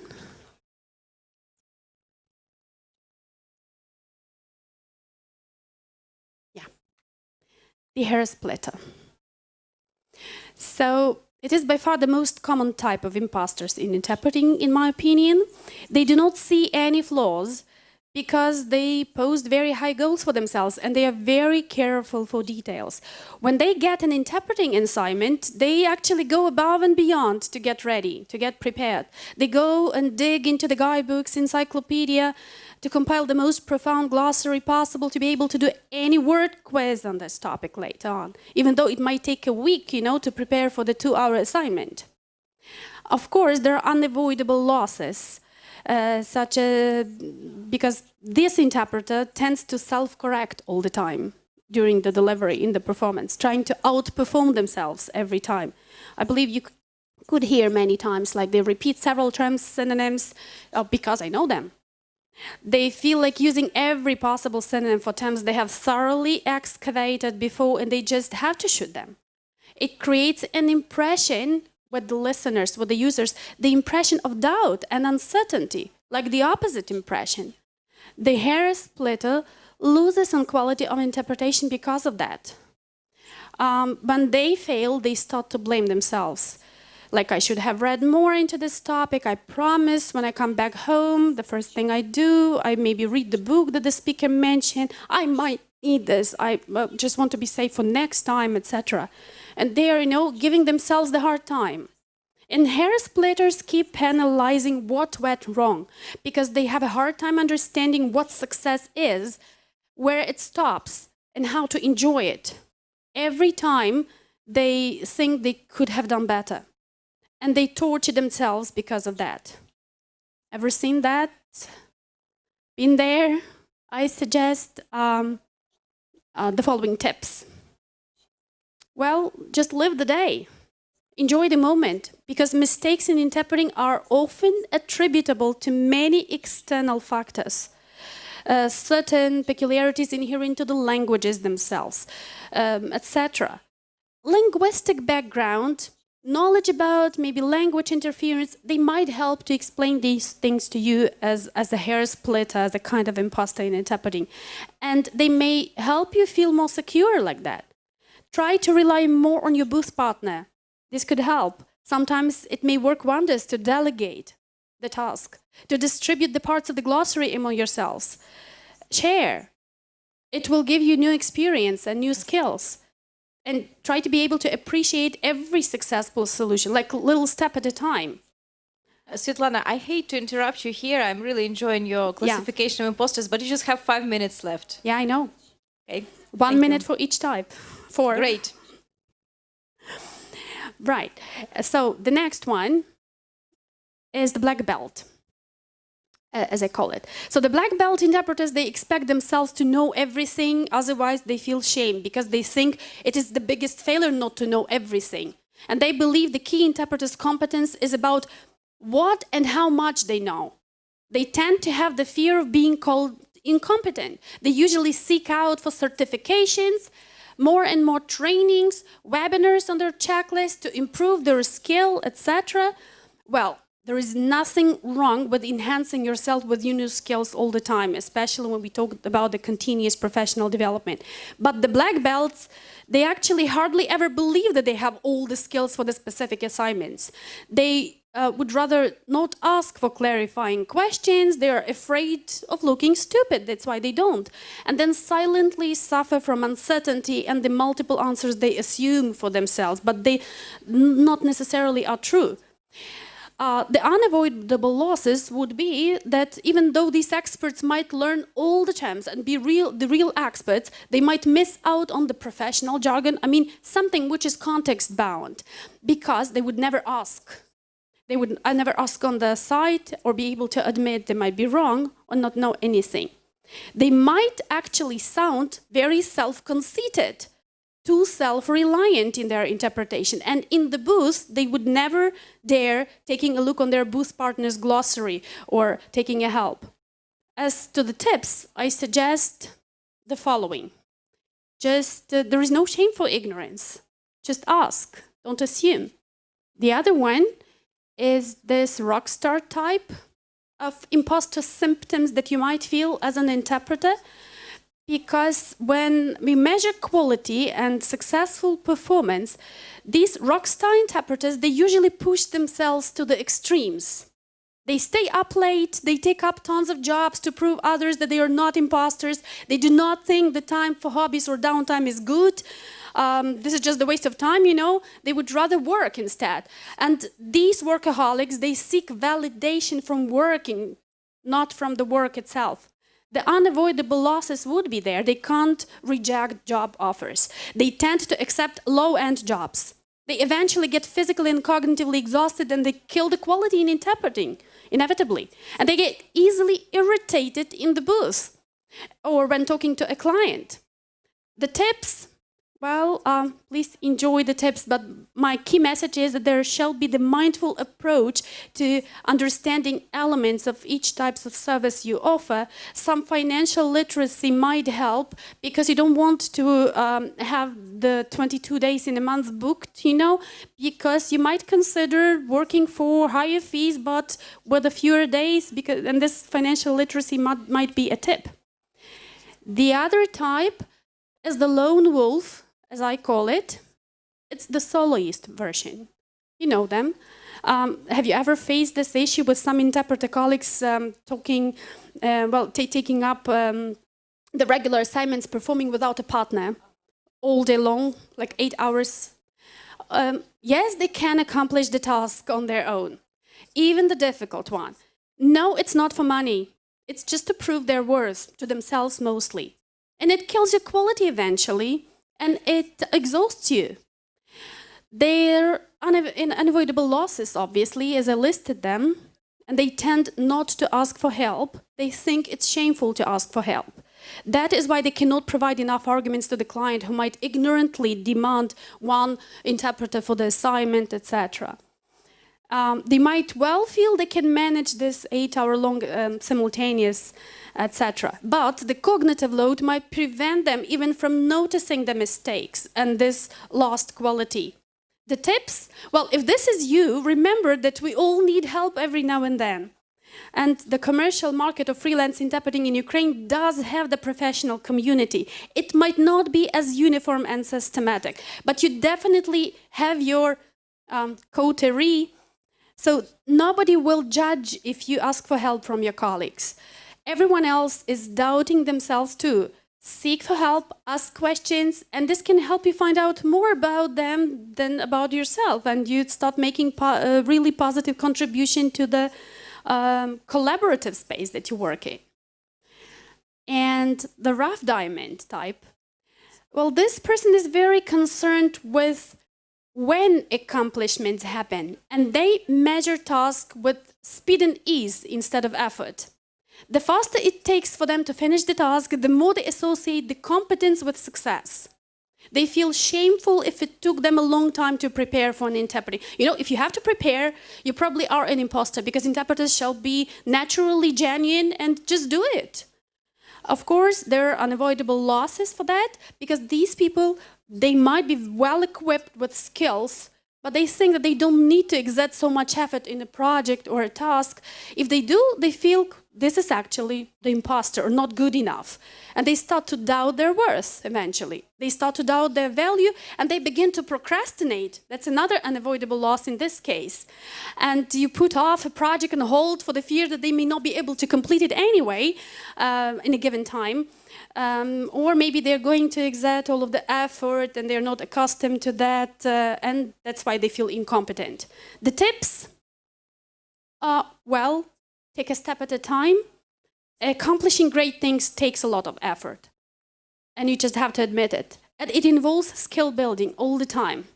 No natural talent will survive forever. Since I'm pressed for time, I would just switch to conclusions. Because I believe the imposter symptoms come from various factors, such as childhood memories, family upbringing, home, school environment, what's not, and maybe even behavioral traits. This syndrome may not have to do with fear of getting caught by other people, but also the fear of not being able to become who you believe you should in interpreting, right? When we talk about how do you see the successful interpreter, you have certain criteria in mind. You have to know that it's natural to feel self-doubt in moments when you think you didn't do your best, but it's crucial not to get this thinking in your way. Otherwise, it can limit your courage to open up to new opportunities that are actually available out there. You have to enjoy your role as an interpreter. You keep being hired as an interpreter because the clients see you worthy of it. They have their quality criteria, and you do qualify if they hire you. And this degree of positive response and reinforcement, it can actually help you and other people who are going through such a difficult time in their professional lives. They can help them pull themselves out. That's it. And this statement that I really am trying to posit all the time about this mindful approach about what you do, understanding why you do this, can improve your quality of performance.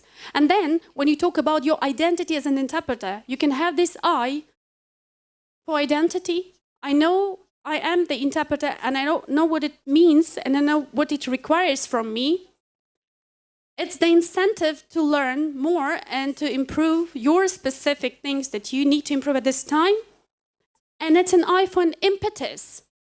The impetus to move forward and to actually feel yourself absolutely fine in this role of an interpreter, even though you are over there in the back of the room behind the glass. Thank you. Thank you, Svetlana. That was Плано. Це було of imposters. I think that at every time in our career, all of us felt as imposters. So I think that was close to home. Unfortunately, we don't have time for questions. Але зараз я буду вже представляти нашого наступного доповідача. От часто кажуть, що перекладач – це невидима професія. Say that the interpreter is an invisible kind of profession, and one of my group mates told me this is a professional without face. But even more invisible is another profession. This is the sound engineer. Still, many people think that it goes by itself.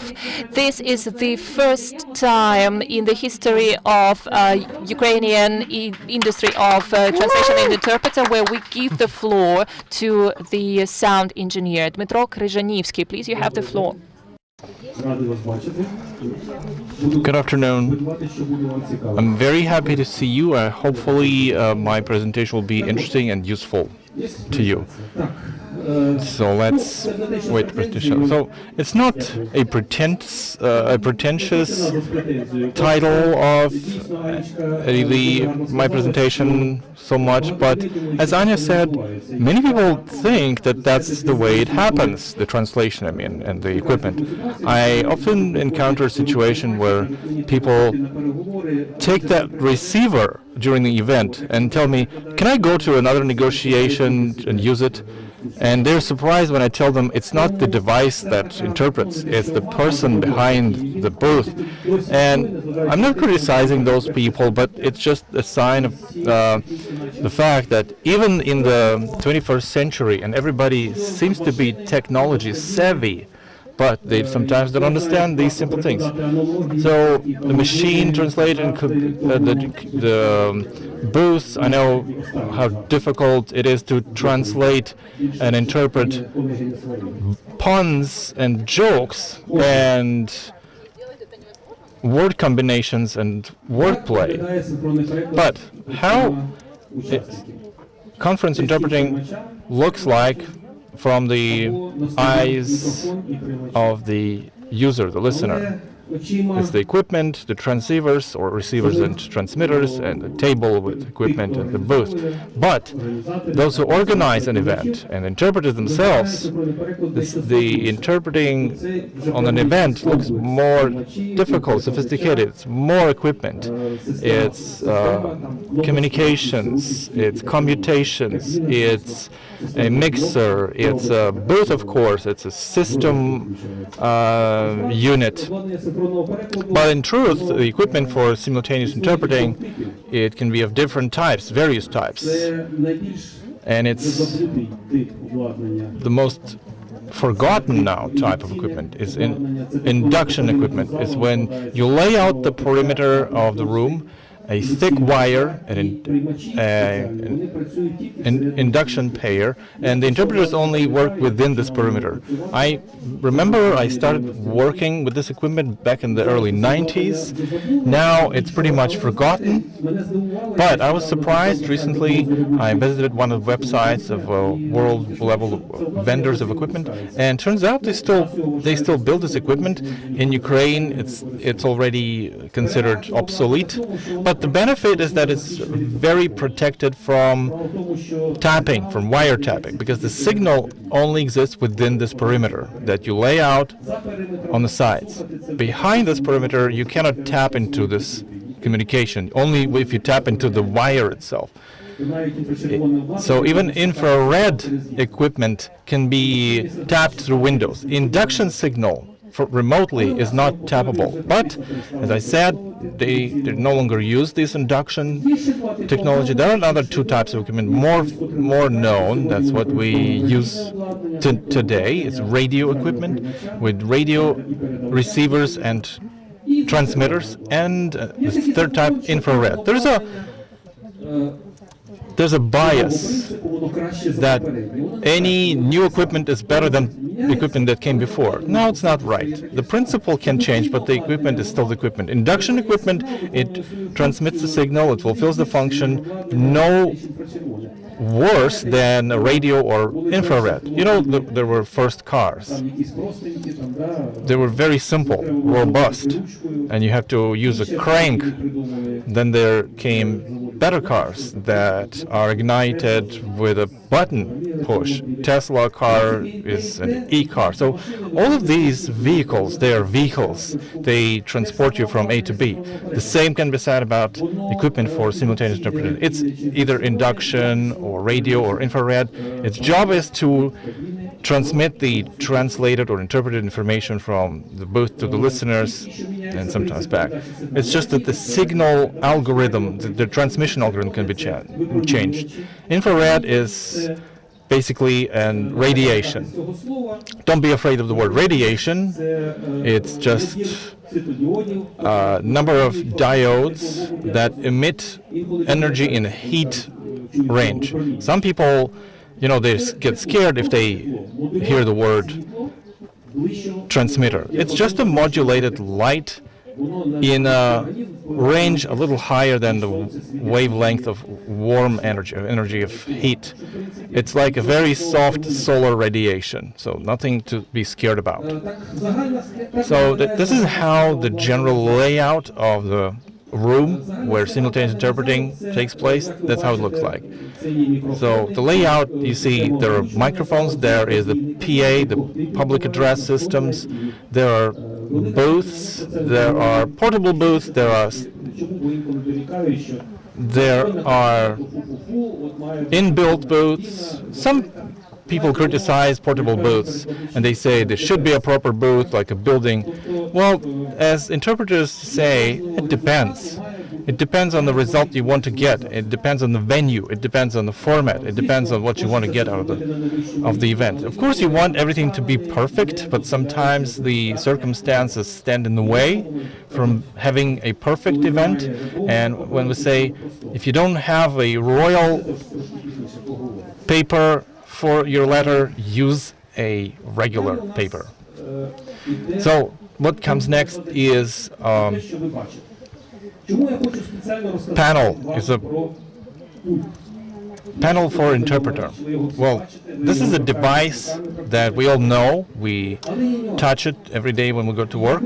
But there's a caveat. There's a nuance here, because when sometimes there's a question, you have the wrong machine, you have the wrong mixer, or your technician did something wrong. You know, we see here these mixers, these panels of different vendors. Why I put them on this slide? This is a control panel. These are the two most widely spread control units, with a microphone that is attachable and detachable, and another mixer for wires and headphones to be externally plugged in. I'm not going to be naming those vendors so that there's no product placement here, but the question why sometimes I'm not hiding my irony when they say, you use such a minimalistic unit.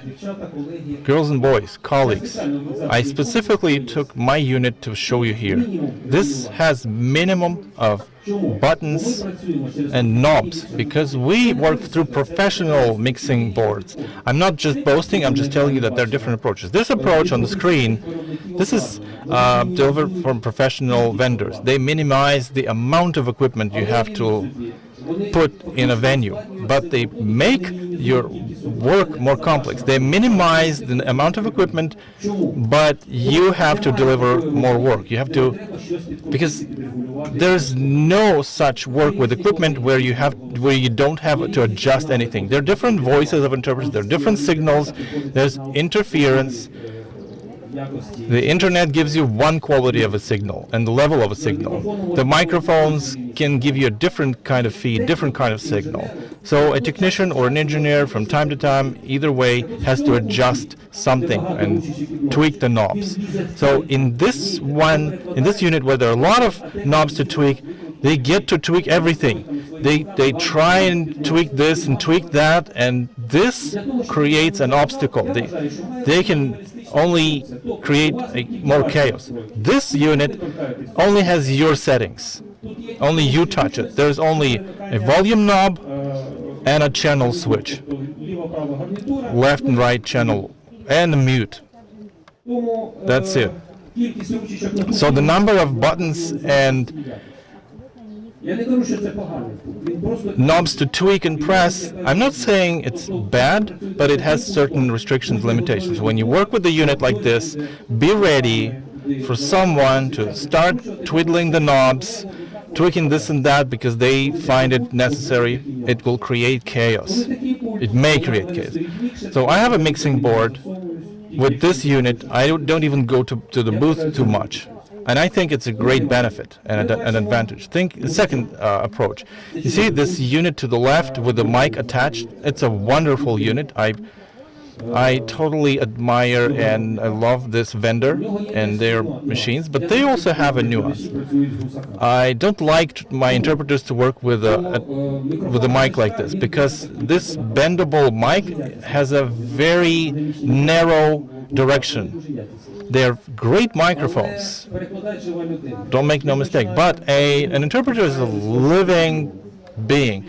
They start fumbling with paper or dropping the paper, picking it up, and then you leave the mic outside of your line of sound.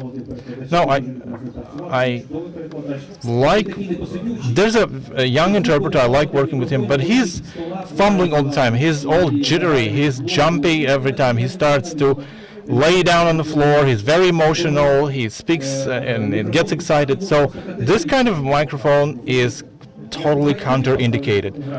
I wanted to put a picture when he's lying under the table while interpreting. Michael, greetings from UTIC. So that's why I think that a headset, so basically it's headset versus fixed mic. Why I like headset more? You put it on your head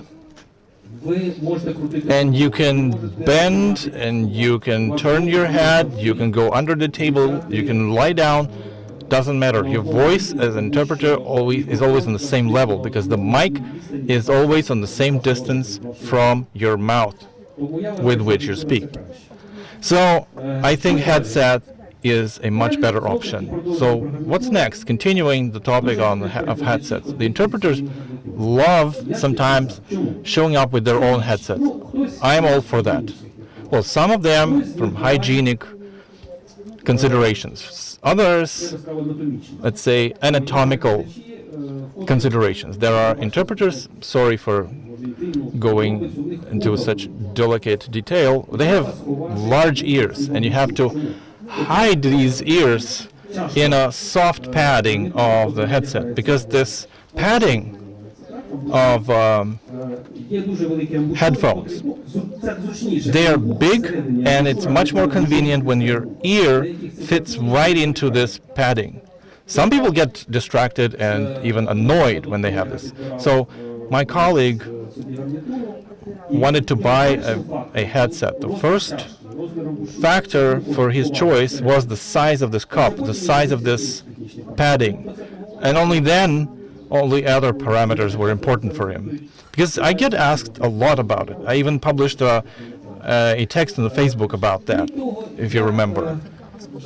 So I would encourage you to take note of these things, because padding is great, and there are other parameters to mind when you select a headphone. The quality of the mic, the quality of the speakers, a famous brand. But there's another nuance. When you choose a headset for interpreting, you have to understand that there are different inputs. There's a so-called mini jack, 3.5 millimeters. There is a professional jack, 635 millimeters.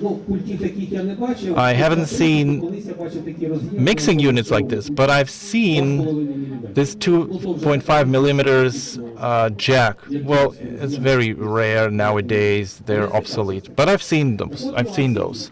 So here's the nuance. When you buy your own headset for yourself, please be mindful of the quality of a jack, because first of all, there are jacks, there are mixing boards. If you work with your headset in events, there can be different mixing boards and units. There are mini jack plugs or sockets. This to the left, it also has the green mini jack slot, but there are those units that have combined jack, especially if you want to work online using your own headset. It has 4 zones, left and right, and ground from the mic. Usually the headphones are produced either with thick jacks or thin jacks or USB jack. So if you buy a headset, it has to be versatile. It has to be flexible and reusable. First, you have to be clear why you buy this particular headset. Either you want to work from home, remotely, from your computer, where you know everything. Do you have audio ins and outs?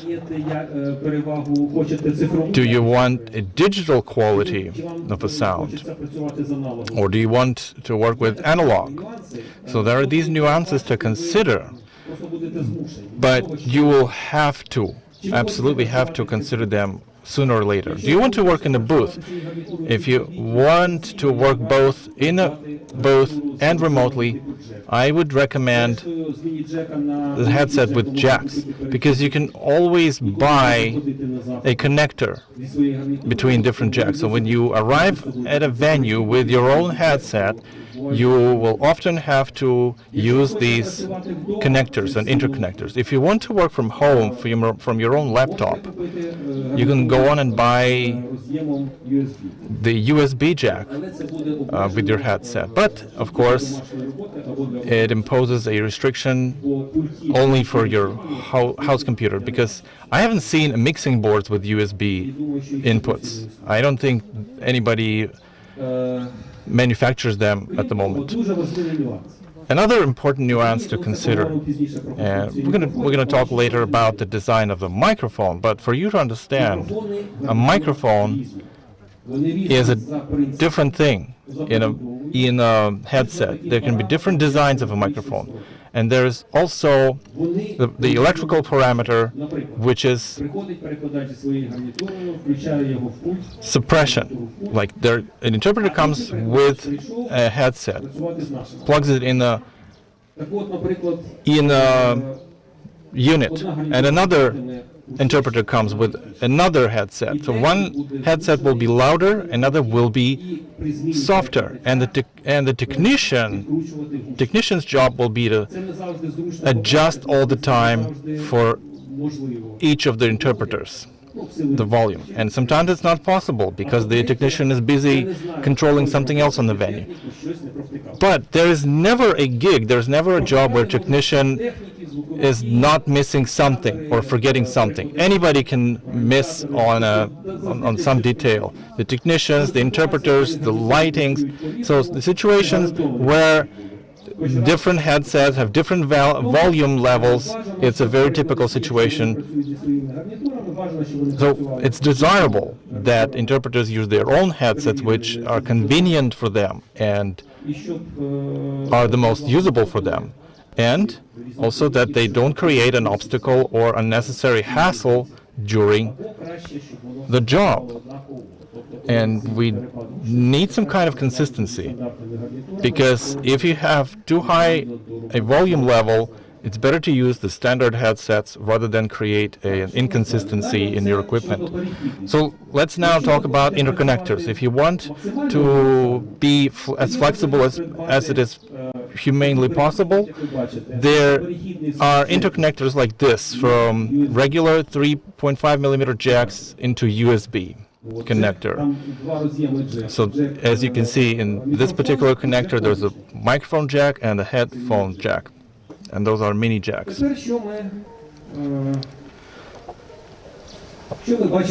Now let's talk about microphone design. Microphones in headsets, and even those microphones that we're using today, they're different.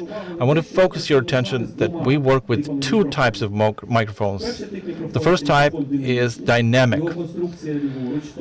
Its design is on this slide to the left of the picture. You have a membrane there and a spiral of copper wire. And the second type of microphone is condenser mic.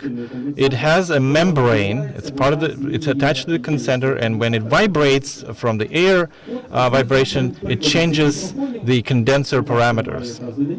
So in my hand there's a dynamic microphone right now, but please understand this. In any case, a microphone is an antenna. In any case, it has a wire. So if somebody asks you, please remove your phones further away from your mic, or don't sit close to a telephone or computer, they're not just, it's not a whim, because the antenna, the wire, is perceiving any signal, modulated or unmodulated, when it's close by.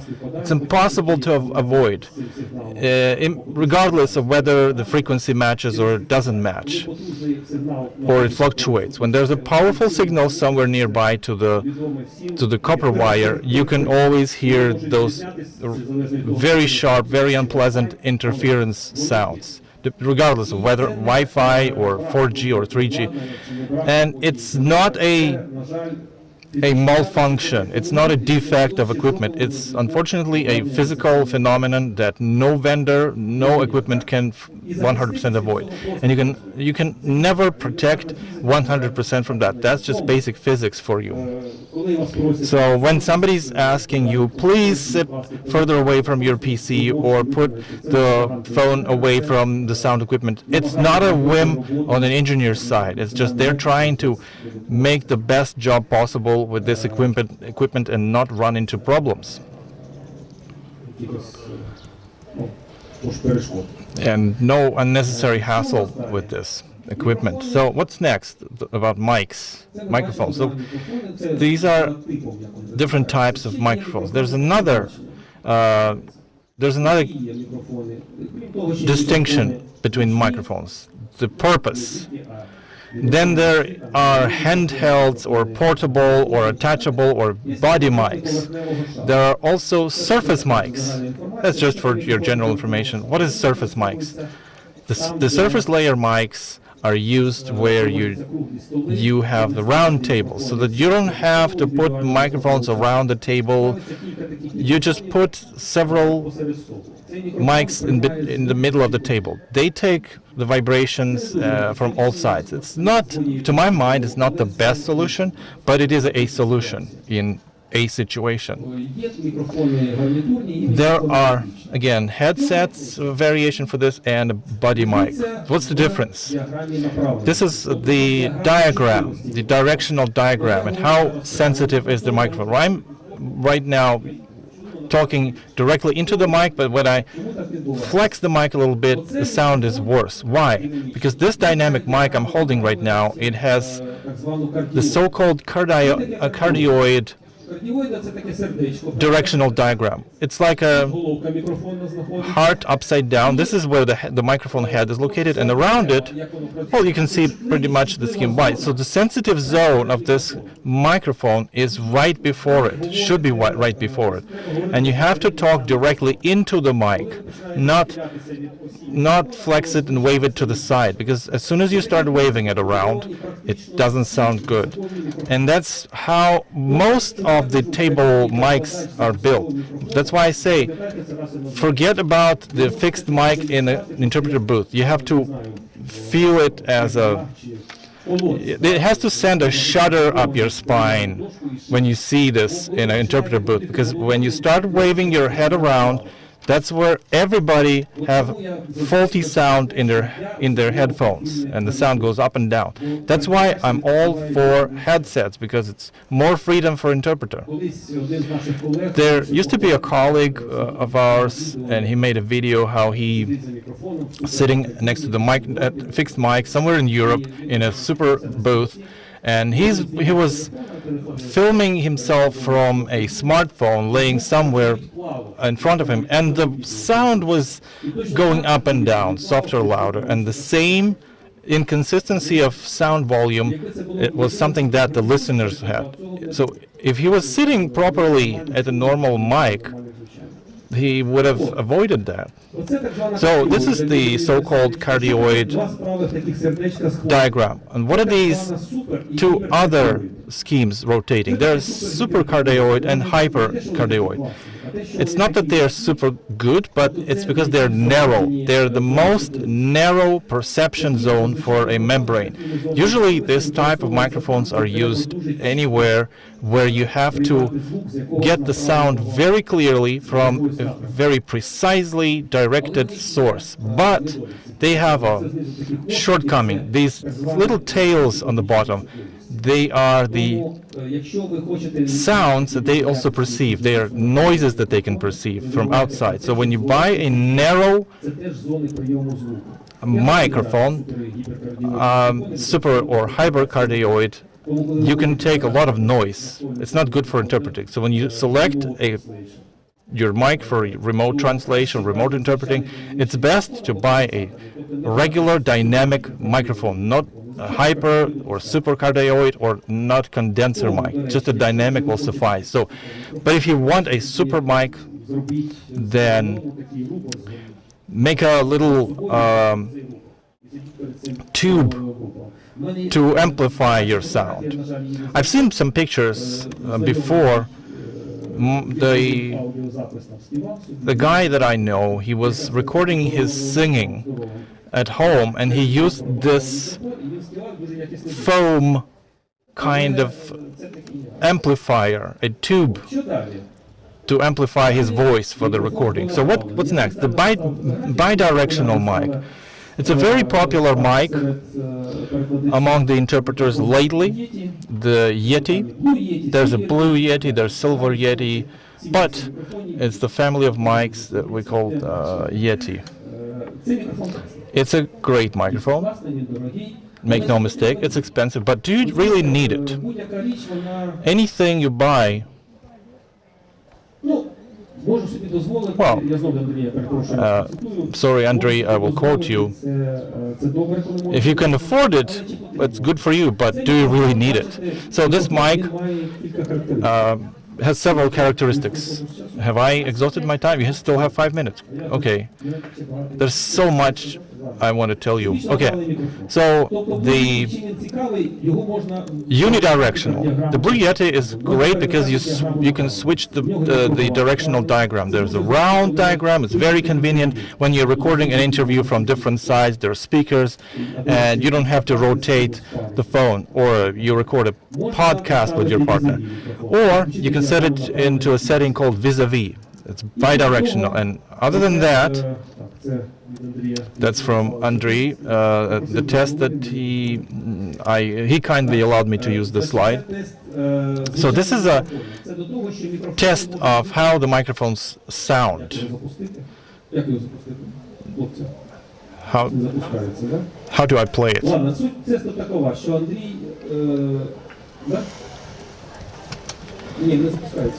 It doesn't work for some reason, but anyway. I forgot to put something, to press something. Okay.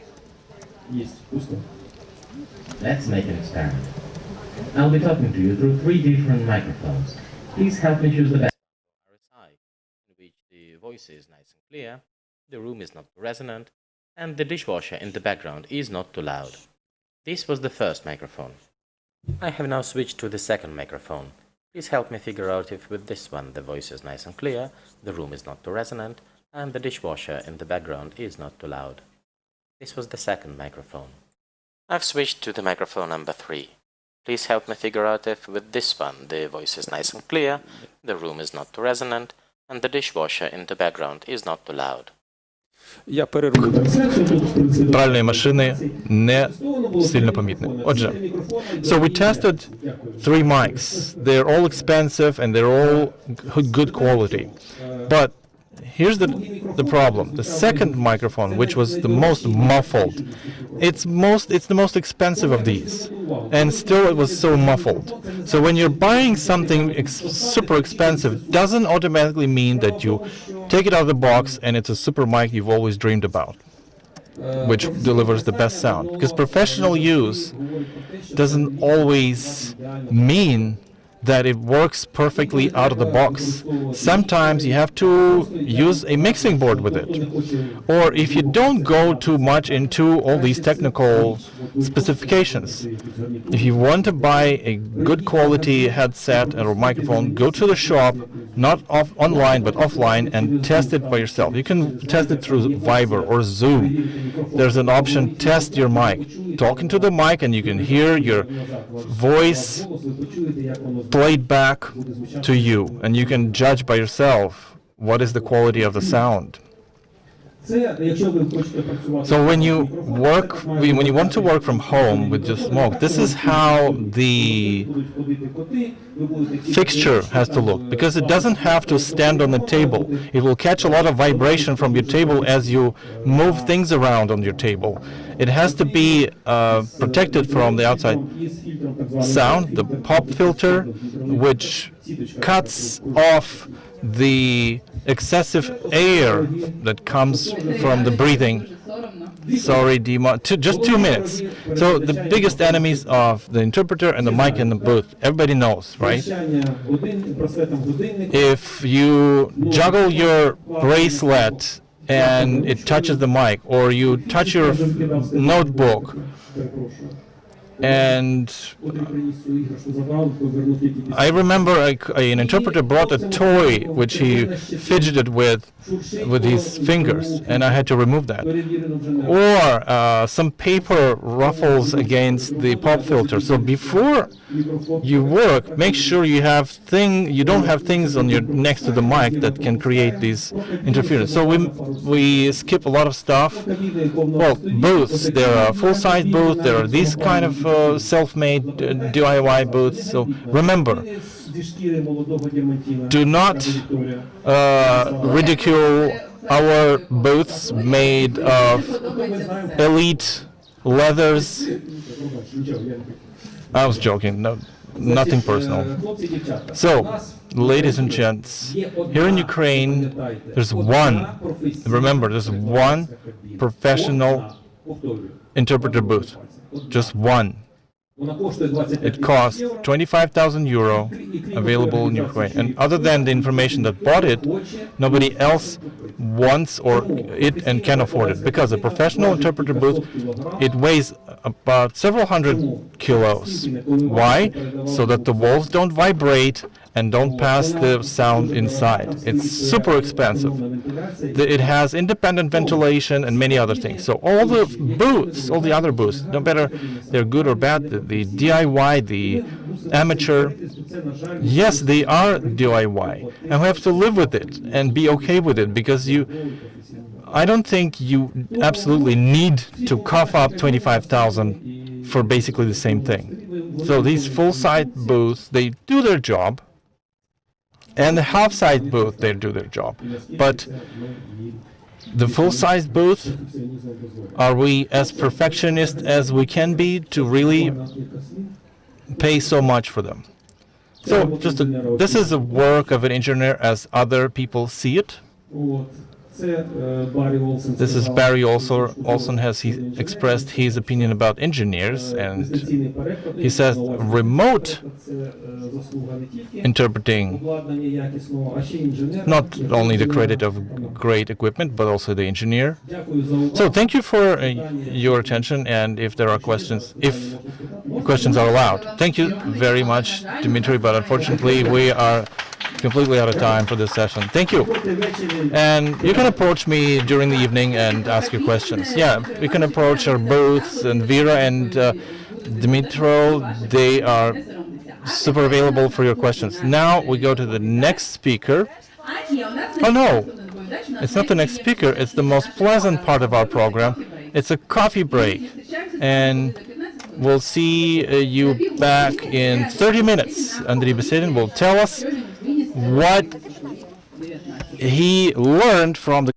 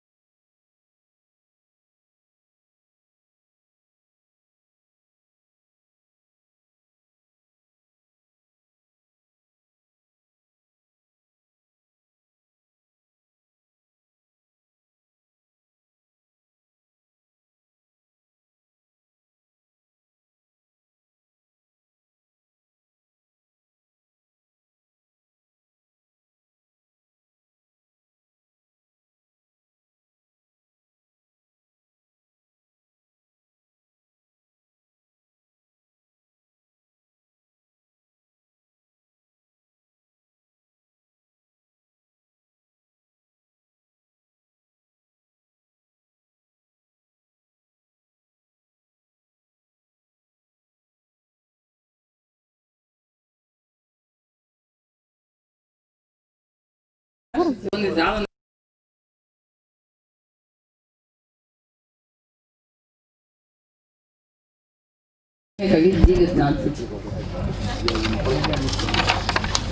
everyone.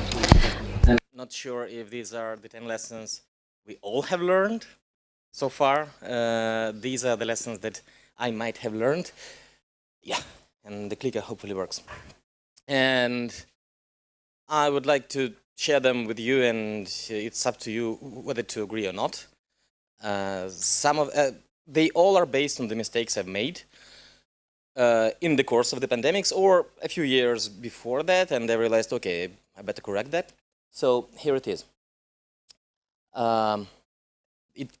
Probably the text might be a bit too small for those in the back. Anyway, you can watch the slides later.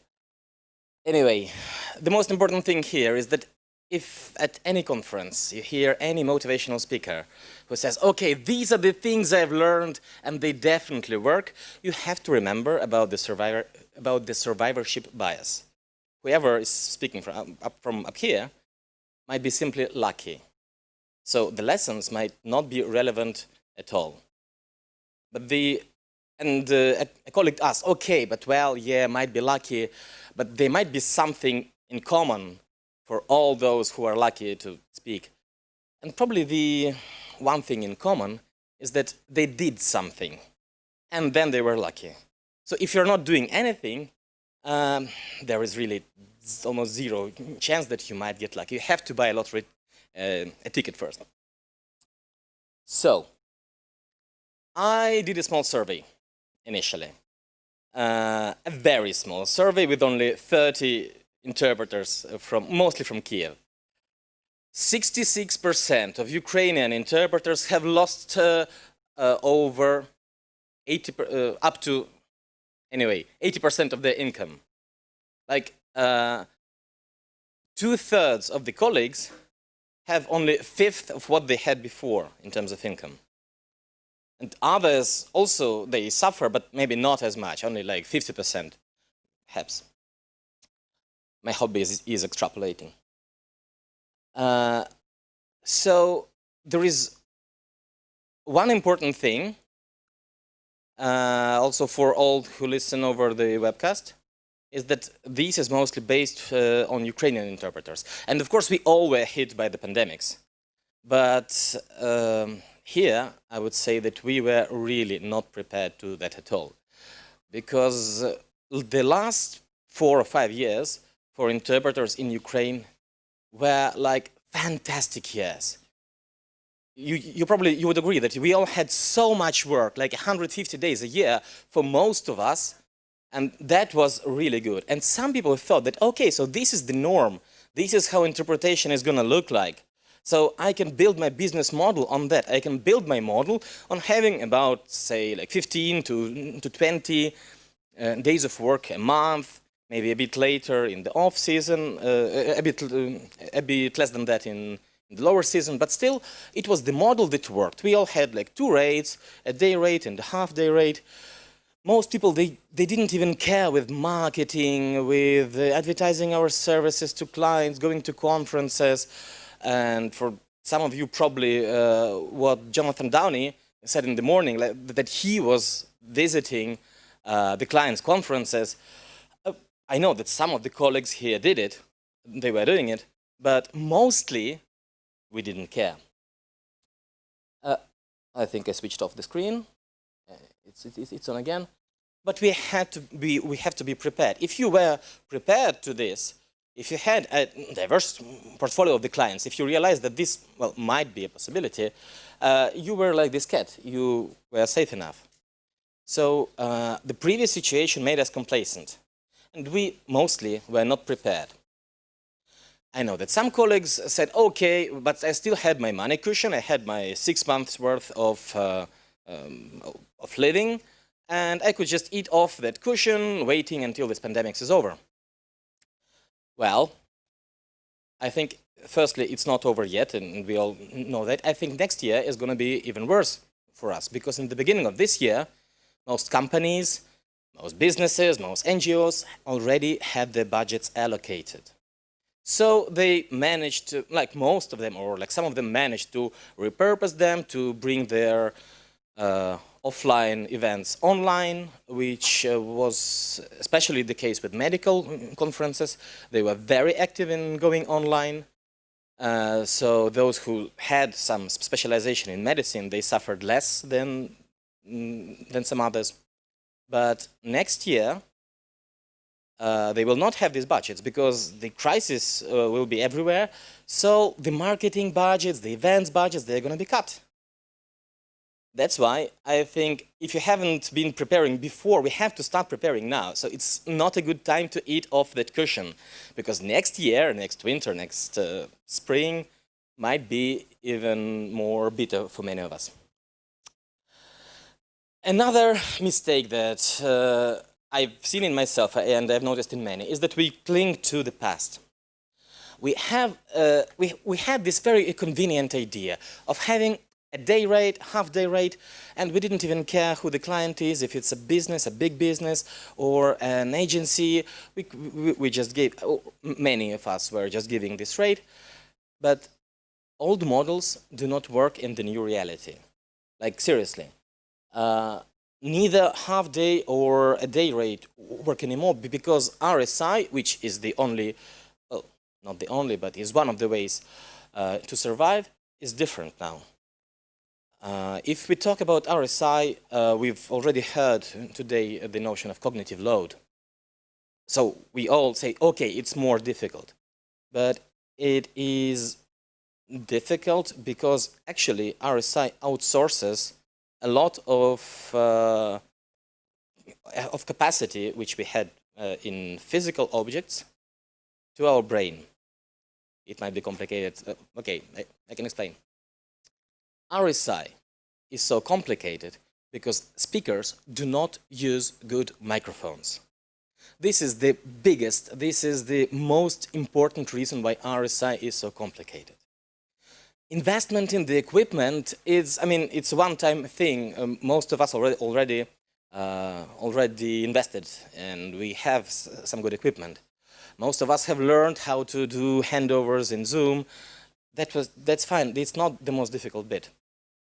But the whole fact, the mere fact that at on-site conferences we heard most of the sound from this mic. Okay, this is radio, so there was some compression, but we have been getting most of the sound from this microphone into our ears. Now it's different. Now the sound is cut, and cut significantly. I found this report on the internet. The link is there. You can't see the link, you don't care, you will get the slides. This is a website that tests different types of microphones. It can be a good way to explain to the client why, let's say, the microphone in the phone headset, which is usually somewhere over here, is not as good as the proper mic near the lip. Because here, if you see, there's a drop in frequencies in the chest mic, and this yellow bar is exactly the frequencies we need to understand speech properly. So the yellow zone is the intelligibility zone for the speech. And the headset mic up there has it, well, mostly okay, a little bit lower on the highest frequencies, but it's better. But all this works only if you have a direct sound from the mic to the mixing board to your ears. Zoom on the internet compresses that even more. They try and compress as much as possible, but because most people do not have good connectivity and patch cords into the router, they are there on the Wi-Fi, and Wi-Fi has drops in quality, so they want to compress the sound as much as possible, to cut everything out, to leave as little as possible, and to outsource that processing power onto your brain. Because if you cut the frequency here, physically you cannot hear the difference between male and female speaking. Like, you don't have the frequencies that help you differentiate. Your brain kind of processes these. The brain knows the harmonics, the type of sound females or males usually have. And the brain understands, okay, that must be a male speaking, or that is a female speaking. But you do this at the cost of your brain power. So if 20% of your brain is occupied subconsciously with this, then you have less capacity for RSI, actually. That is why RSI is more demanding. That's why you probably would find it very difficult to work for 8 hours for the whole day, like we did before. And even a 2-hour event can be very exhausting.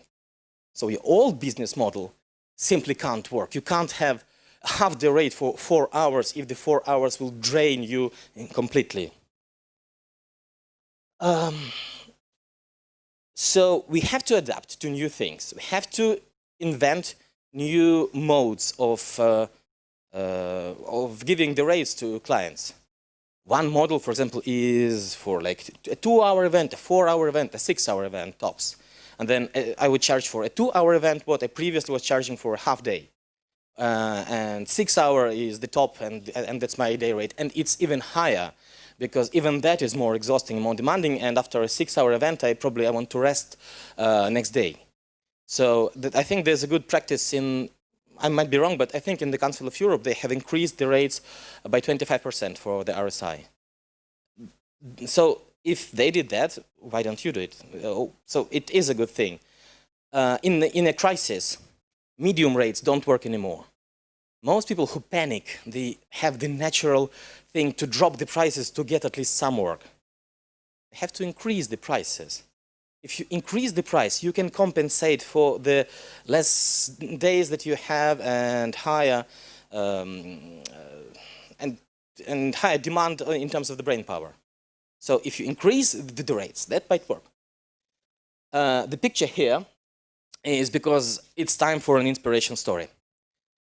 11 years ago, I decided that, okay, I want to be kind of a better freelance translator than I am. I went to Kharkiv. Oleg Rudavin has just published a book, Internet Freelancing Practical Guide for Translators. And he gave a one-day seminar on that. It was useful. Unfortunately, I hoped Oleg would be here. Anyway, hi Oleg. Thank you. There was one thing that he said. He was explaining how freelance translation works, and he said that even though in Ukraine, on Ukrainian market, getting 2 or 3 cents per word of translation was already kind of decent for many, and I thought it was very well too. He said that, well, there are a lot of clients out there who pay 8, 9, or 10 cents per word for good, for high quality translation. I was kind of inspired by that, because somebody told me that this exists, that it's actually true. In the coffee break, I heard Pavel Dunayev, who was the head of a big agency and MLV at the time. And he said, nah, there are no clients who give those rates. No, most clients, they don't have money. They only paid like 2 or 3 cents, that's maximum. You are never gonna get these good rates. I decided to believe Oleg. I never charge less than 8 cents now, if I have time. Because these rates exist. So I was inspired by that notion, by the fact that somebody said that it's true. Now, I want to take this opportunity and to say that it's quite possible, it's feasible, it's doable to charge 400 euros for a 1.5 hour long webinar. These rates exist. There are clients who are willing to pay for that. I don't say that everybody is paying that, but these rates actually are not, it's not the highest rate. The highest rate I know that like ever, from what I know, is 2,200 euros per day. I know for sure that a colleague was getting that. There might be somebody with even higher rates, that's possible, not sure, please tell me if they exist. So these rates are there, they exist, and they're not as far as you think.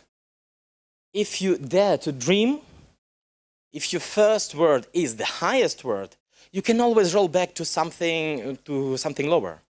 But if your first word is not 400, it's okay, it's like 100, you will never get 400. So dream big. Now, we all were relying on agencies. a lot in Ukraine here. Because it was kind of, they were providing stuff, you had assignments, you had your week planned, you could just go, mostly without even investing time in preparations, because who's preparing? They don't, the rate was not that high for me to prepare. That's not working anymore. If you relied on agencies, agencies are now panicking and dumping rates and asking for a per hour rate.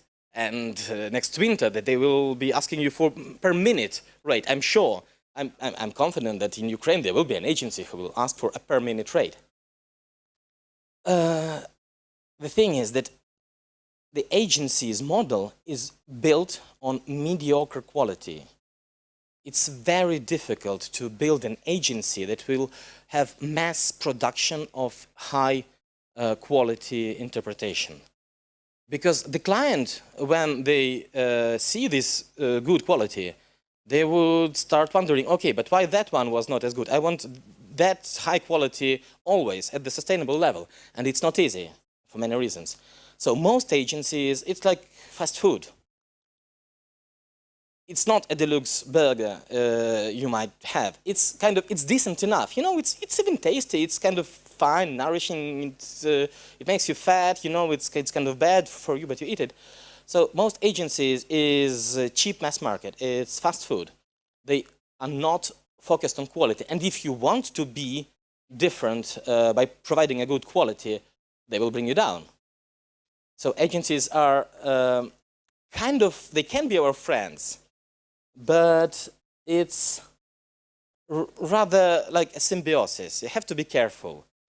I have agencies which I respect a lot, and they invest a lot in developing their stuff. They have weekly webinars teaching their translators and interpreters as well. That's very good. Especially for new and aspiring interpreters, it's like, I remember how I was learning translation, and my editors, they kind of, they were teaching a lot. So editors help, and agencies can help very well. But don't rely on them always, because after all, they are predators. And on the previous slide also, there was a notion. This is from a website of a secretariat. Secretariats are a thing in France and in Switzerland. It's different from an agency, because you pay a fixed rate, monthly rate, to get the same services the agency is providing. But the business model is different. They don't earn on the markup on you, and it works differently. In Germany, they have cooperatives. I know some colleagues who essentially formed a cooperative. They have the secretary on staff, who also does most, like she's responsible for, the person is responsible for invoicing and admin and a bit of marketing as well. So the models of cooperation, they work. In Ukraine, we don't have them, but it would be good if we had them. So once again, knowing that this is possible might help us to do something about it. A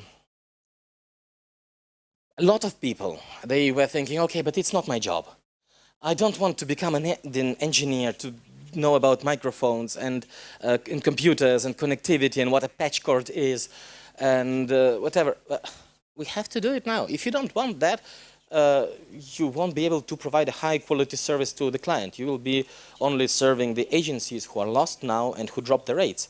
So you'll be having less work at lower rates. If you want to do that, that's fine. But it's possible to learn. Now, when you have less work, it's a fantastic opportunity to learn.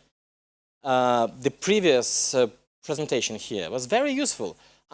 After the end, a bunch of colleagues were there asking Dmitro Ivanovich about how mixing board work and how microphones work, and essentially the presentation lasted for like for 15 more minutes, because some people are willing to learn, and it's all doable. We can use this opportunity. If you don't know how to market yourself, how to negotiate, take Know Your Worth class. I think in summer they are over, but if you go to kyw-seminar.com, You can register for an upcoming, maybe if there's enough interest in autumn, Julia Poger will repeat the online program.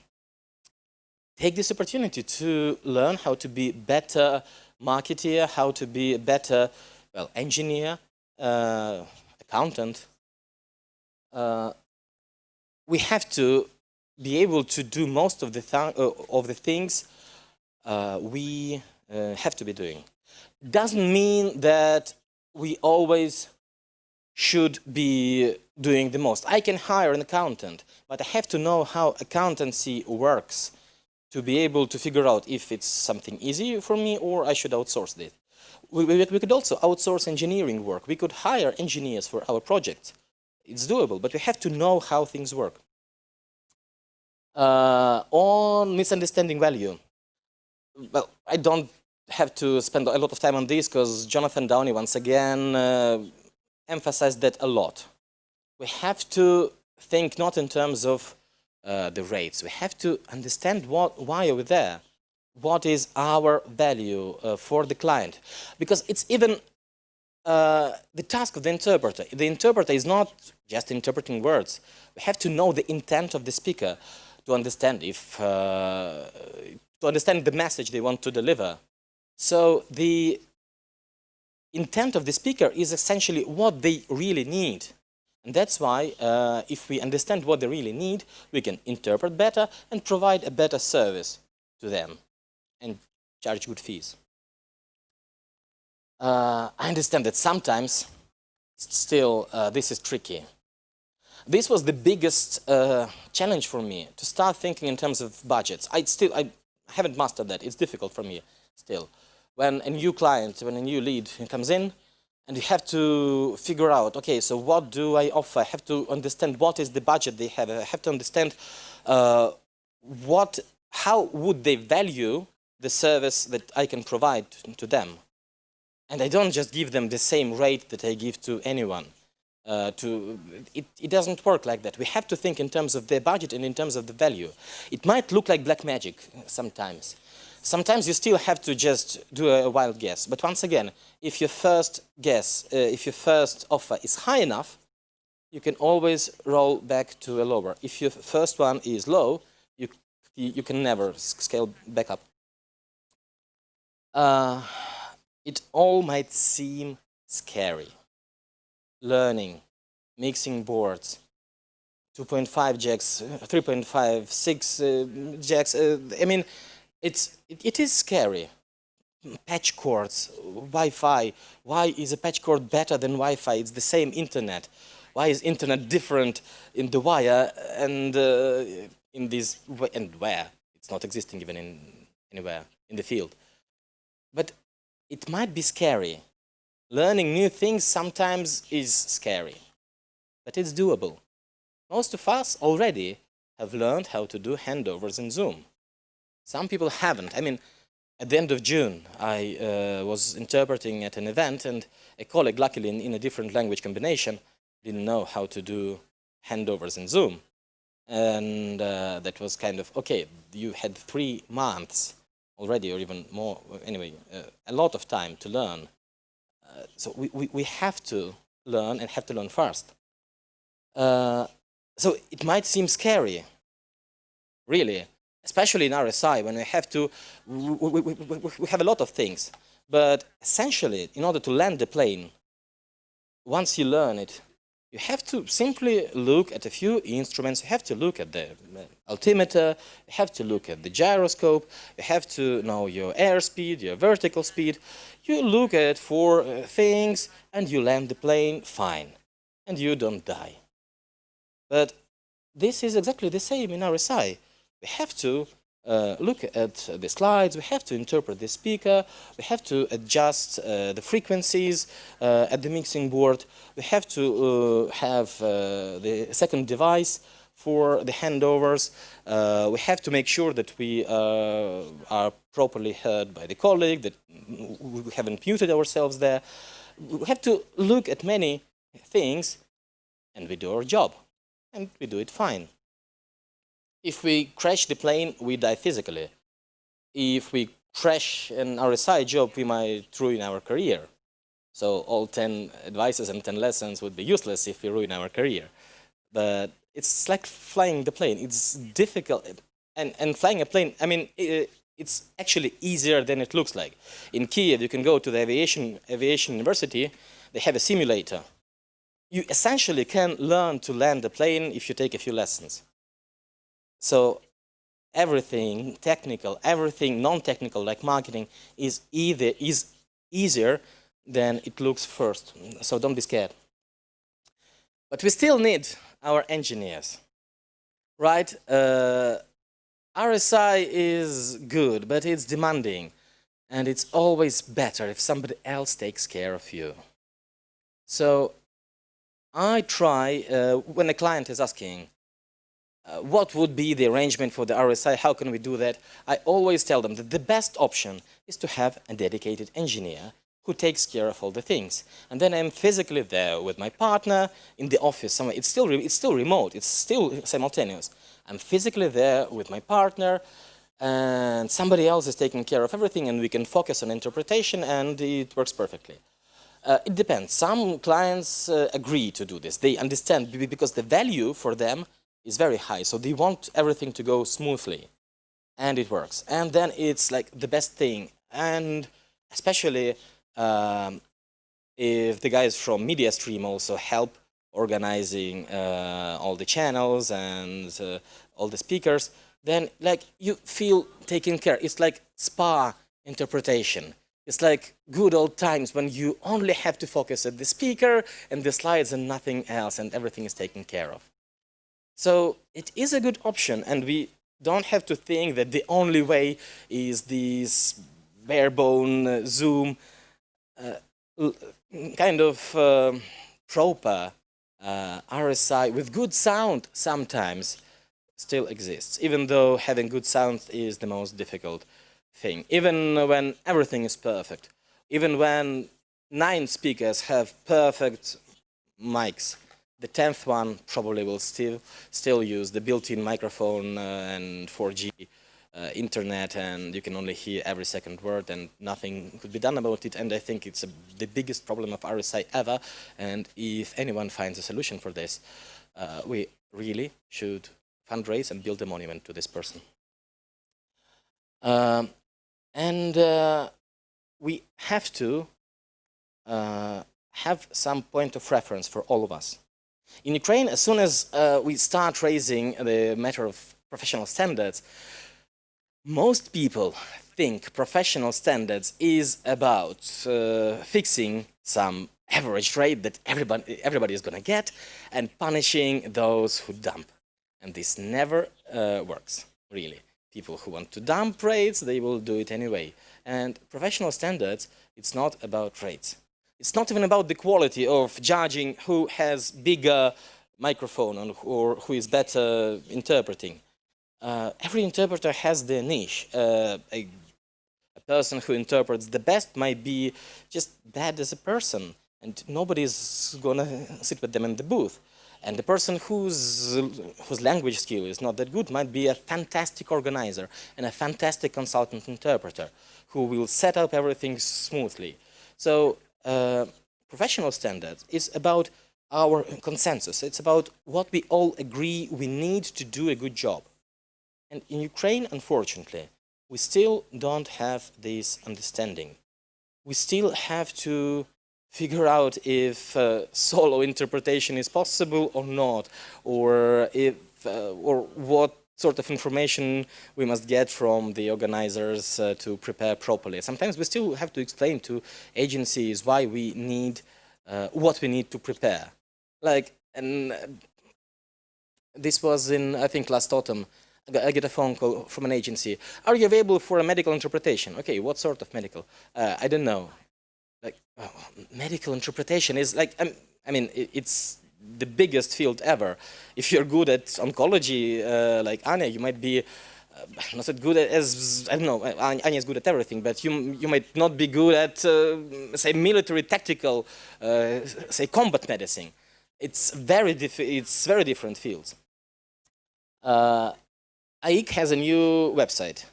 If you Google for the code of ethics or professional standards, the links you find will lead you probably to the old website. Maybe by now it has been resolved. So if the links don't work, and I hope that some of you would want to Google because I'm pretty sure that there are people here who have never read these documents and they think they are simultaneous interpreters. Go and read them. And they are available at the new website down there in the bottom. There are 2 direct links. We have to have a similar discussion for Ukraine. It might not be exactly the same. We might adapt things, we might agree on more things, depending on our conditions. But this discussion has to be going. And tomorrow, there will be a big chunk of this discussion. So make sure you join in either in person or online for the big World Cafe event. Make sure you're there because your opinion matters. It has to be a consensus after all. Because standards are there for our safety. You might think that this patch cord for RSI is not that important, that you can interpret on Wi-Fi, until the first moment your Wi-Fi, which had fantastic quality just before the event, until it fails. You might think that working at home from just your regular PC works until you have the first blackout. I already experienced both. I had my blackout on June 15th in the very beginning. So I was lucky enough. The blackout was kind of short, so it only lasted like 5 minutes. I managed to get back online, and I was lucky enough, and it happened not on my shift. But after that, I always go online on a laptop, and I have power-independent internet. In most of our high-rise apartments, if we interpret from high-rise apartments, our internets might also, the routers might be switched into the battery, but there is a router in the house, in the building, and if there's a blackout in the building, it will go down and you will have no internet.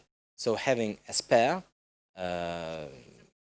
energy independent or like redundant power, anyway, internet also is just a must until you experience the issue, and then the event might be ruined and it might cost you a lot.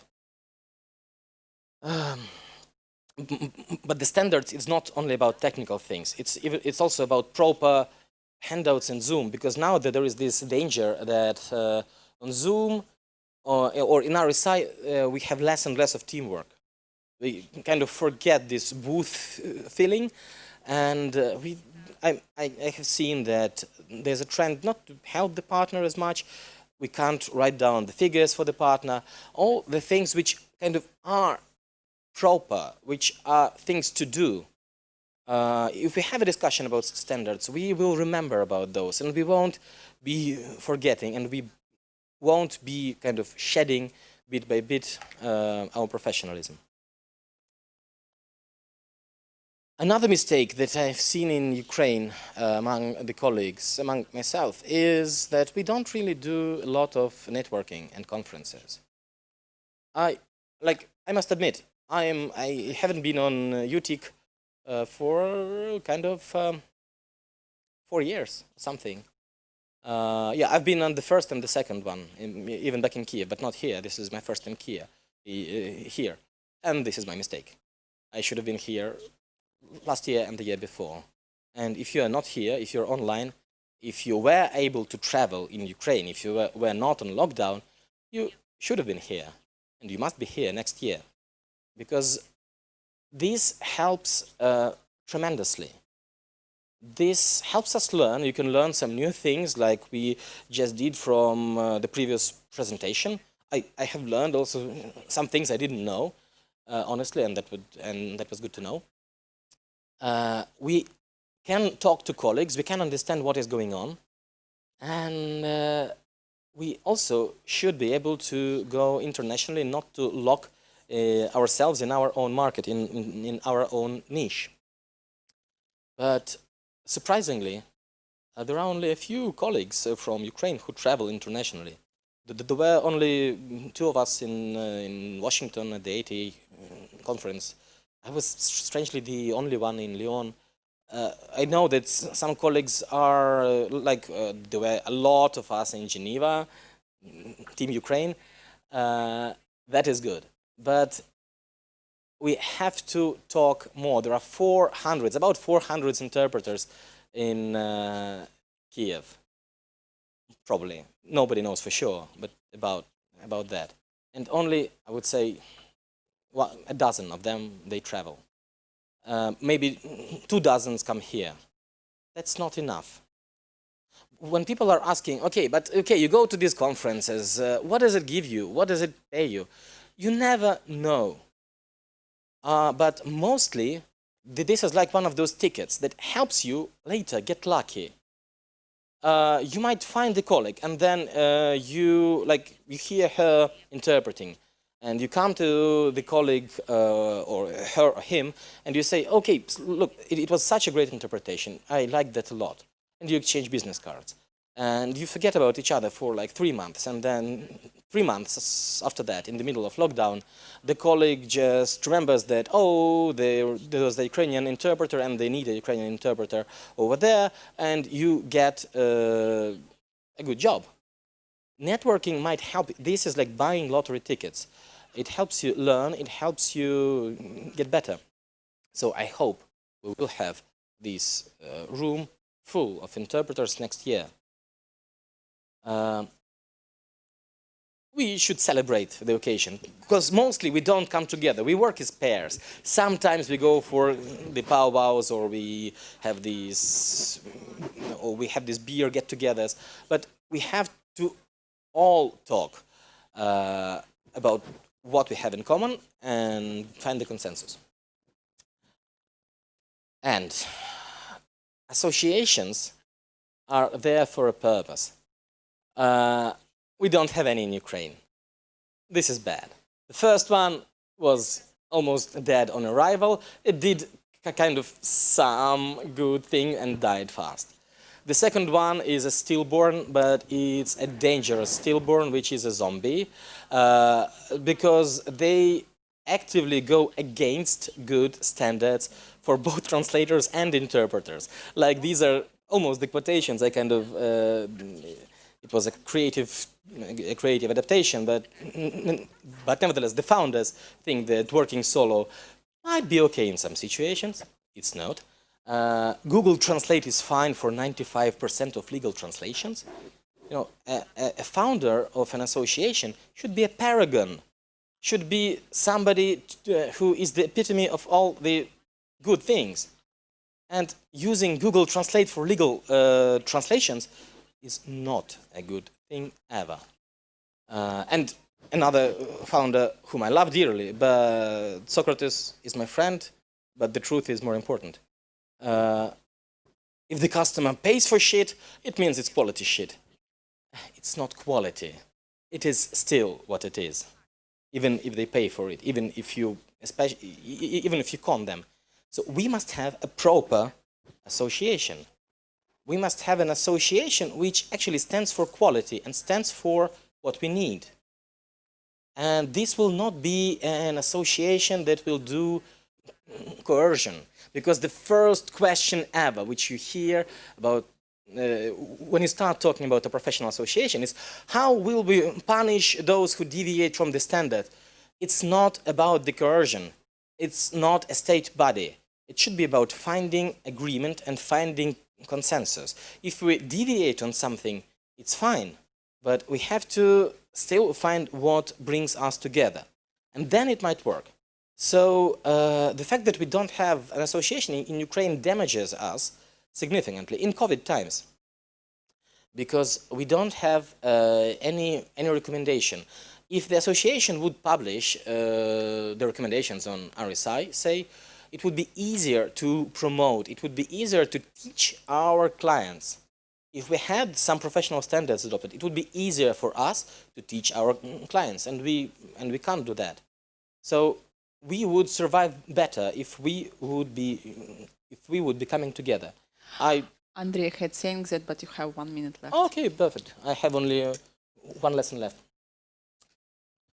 But still, we shouldn't be too pessimistic. Even black swans have the silver lining over here.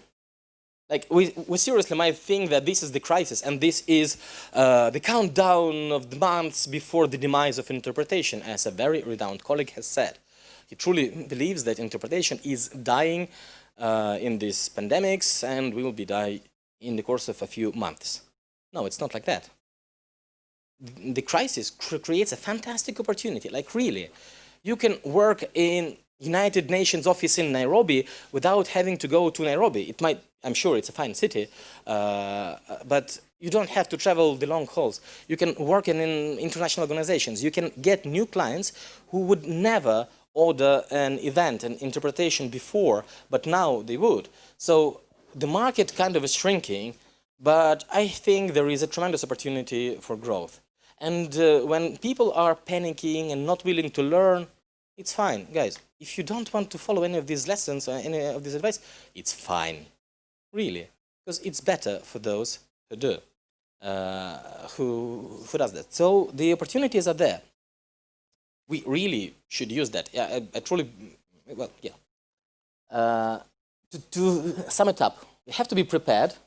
We have to adapt our business models to the new realities, to be creative in that, and increase the rates. The agencies are way lost than we are, so we have to become independent. We have to learn how to do that, understand the value, don't be scared, have some agreement on the standards, and come together and enjoy the ride. And this is it. If you want to talk more about anything of that, these are my contacts and I'm here, so this is it.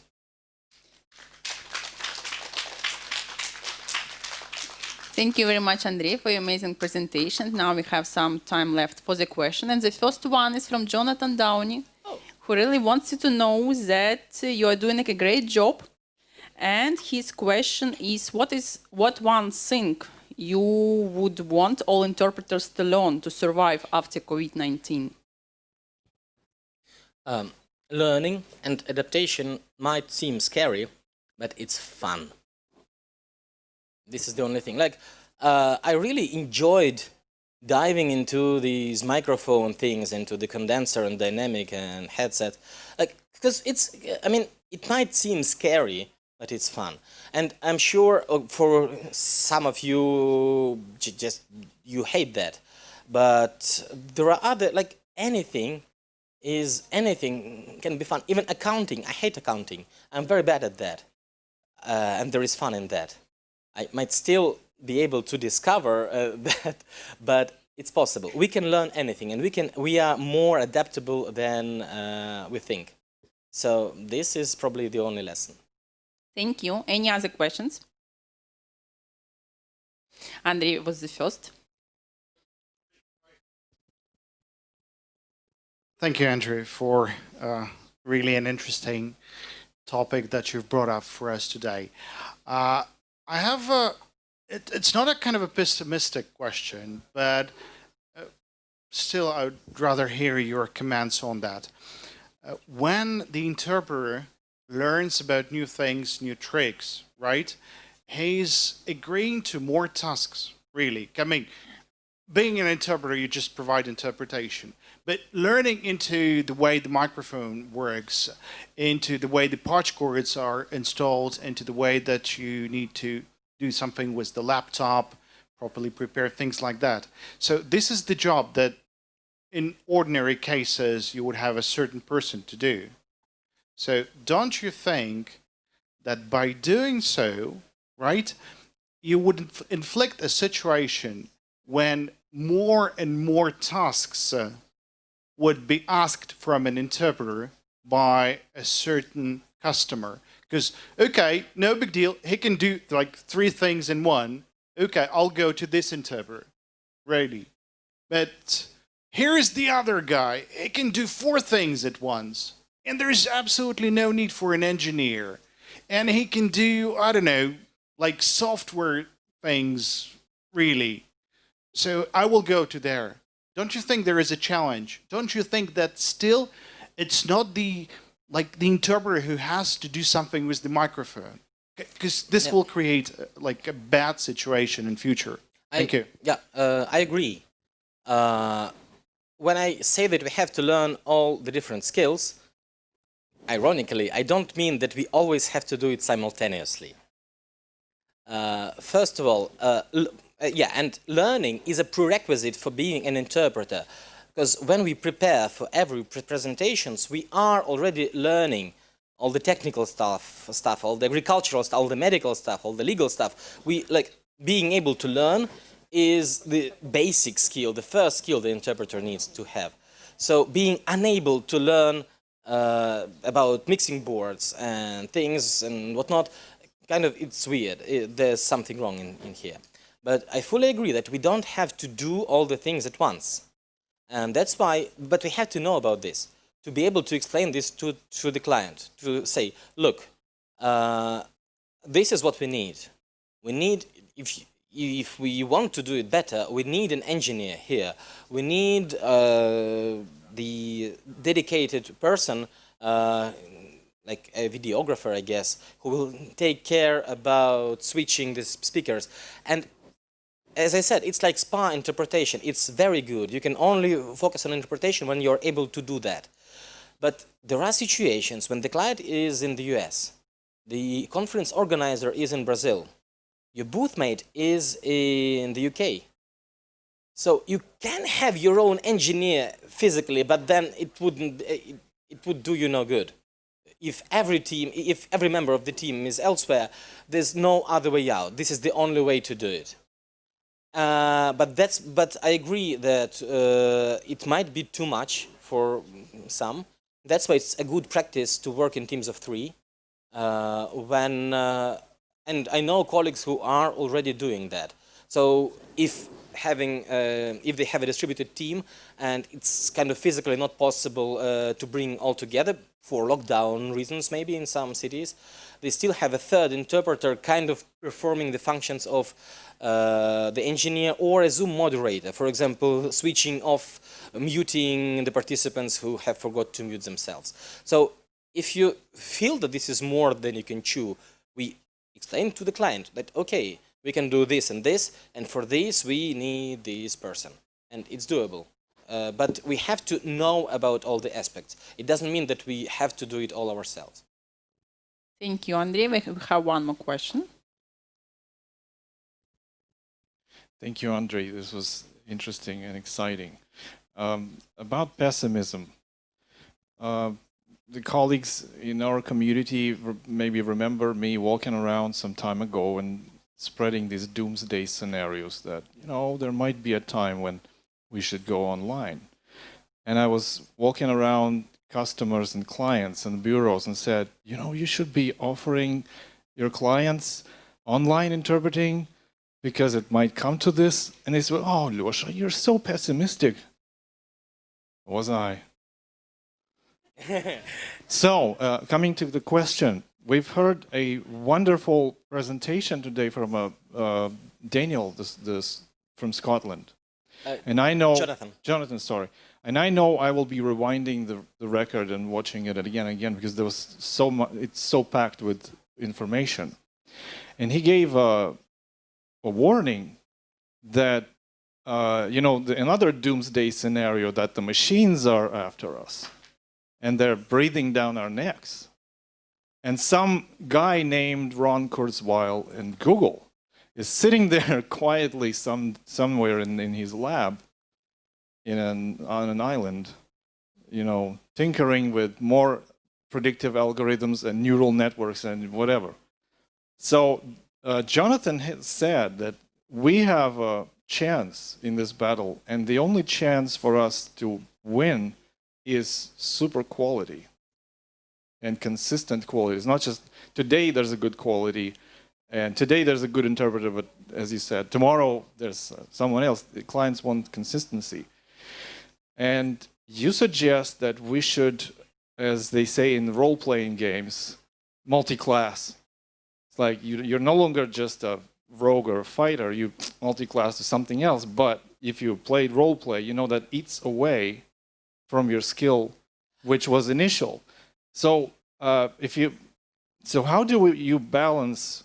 Really, if you aim, if you know that the only weapon against machines is super quality and super consistency and great quality, by multi-classing, I don't know how is it possible if you don't be flexible all the time, so that you don't spend every day sometime reading at least a piece of fiction or non-fiction. You have to watch like 20 minutes of any footage in your working language every day. And I don't know any other way to really, maintain your quality. If I go study accounting, I'm no longer practicing this. And you know how easy it is to lose, your shape. It's like in sports. You skip a week and it's gone. So how do you offer to juggle that? Well, and you never and you never get rid of bad microphones.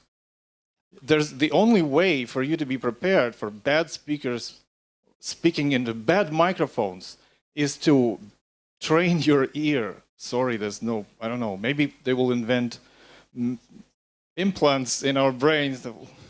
It might be possible that actually machine translation and speech recognition technologies someday would be good enough to compensate for bad microphones of speakers.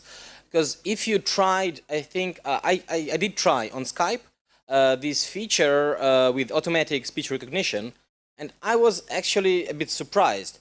It was pretty good. So it's not as good yet in terms of translation, but in terms of recognition, it's fine. So this might be actually a way out. So maybe we'll have like subtitles for bad speakers and we'll just read it out. It might be one of the ways in the future. So all hail Kurzweil for that. And still, if you don't need to multitask, if you don't need to learn other things, if you already have all your time busy, then you don't need that. But if you, like 66% of the colleagues, have lost 80% of income, you probably have a few spare days to dedicate. It doesn't take that much. Learning accounting, it doesn't take all day. The course on marketing and negotiations takes 2 days, 2 full days, and then, of course, some homework. But, I mean, it's not that much. Sometimes we are scared even before we start learning something. But it's not as difficult. And then we can, of course, focus. And now also it's a great opportunity to improve quality. Because now, I have to do this.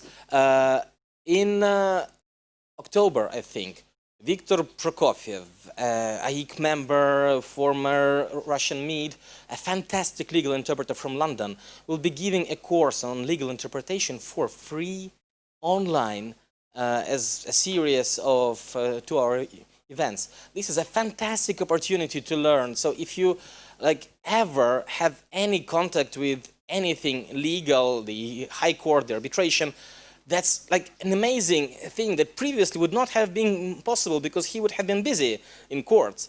And he is still now, but he decided to share.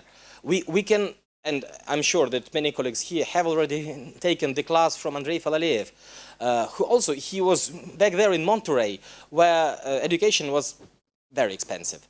Now it's decent, and it's very useful, and it helps most of us improve our quality. So we have fantastic opportunities now. And machines, well, they might come one day, but we will have the universal basic income back then probably. And if at the moment when machines will fully replace all interpreters, all other jobs and occupations probably will be replaced by others. So humanity will find a solution, I'm sure. Thank you. Any other questions?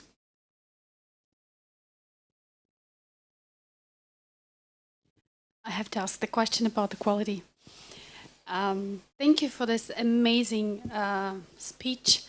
Probably if you're listening to this topic, especially if it has in the title something like how to survive in the post-COVID times, in the COVID times, whatever, everyone has got sick and tired of all of these topics. but they might be painful, and I feel your pain, especially about each of the questions that everyone asked. We still have to face the reality. But it is so easy to get lost in this multitude of all of the solutions and possibilities. You know, there is this saying, when you're a jack of all trades, but the master of none. І швець, і жнець на дуду грається. So, but I have this question, like the interpreters do need to understand clearly what their trade is. It might be changing the shape, the components might be changing.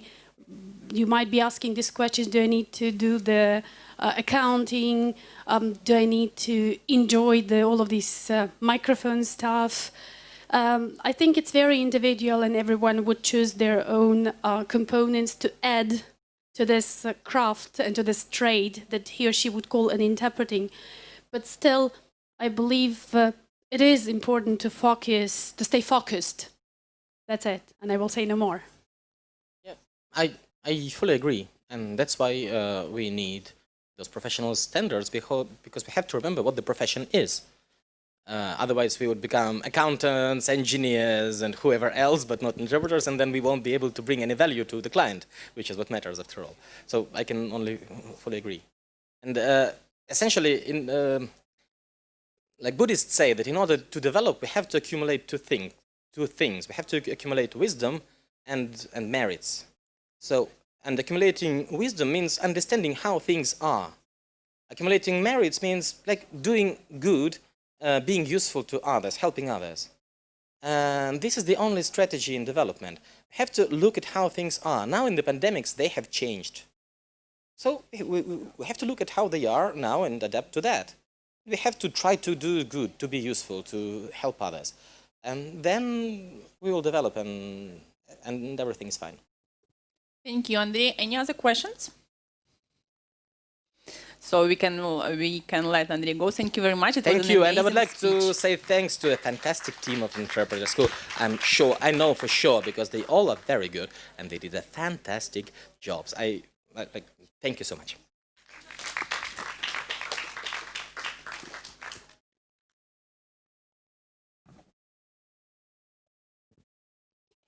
So now it is a time for the last one, and for the most long-awaiting speech. It will be a presentation on RCI from two speakers who probably did the most for the last 4 months.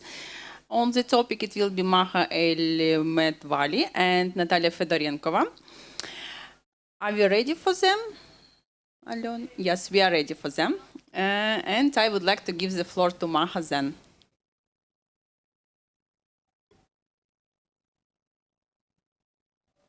Hello, Maha. Well, nice to see you. Yeah, thank you. Same here. Thank you very much, Victoria, for the introduction. Welcome.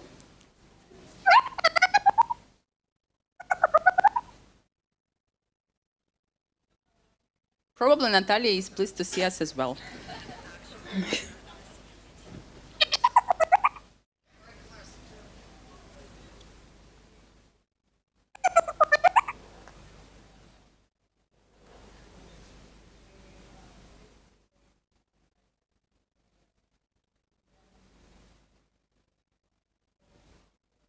Maha, maybe we can start your part of the presentation, and then Natalia will say her introduction words later. Okay, sure. I just want to make sure that you can hear me properly. Yeah, we can hear you very well. Thank you. Very good. Okay, then let me start by sharing my screen. Yeah, can you hear me now? Not yet.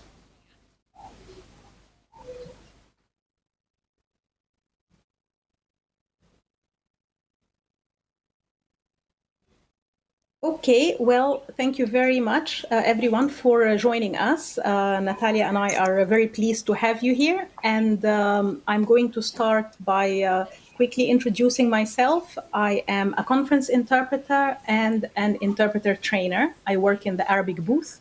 And since 2016, I have been exploring remote interpreting, and that was the same year that I finished a master's in training interpreters. So combining the two things together, I have started started doing quite a bit on remote interpreting, especially after the lockdown and the COVID-19 put a lot of us at work, out of work and at home. Natalia, of course, is going to introduce herself when she starts, but we would like to know a bit more about you. So if you could get your mobile phones, whether you are online or on site, and go to a website called menti.com. So it is there on the screen. And when you arrive at menti.com, you will be asked to enter a code. So if you could please enter that code, 520546.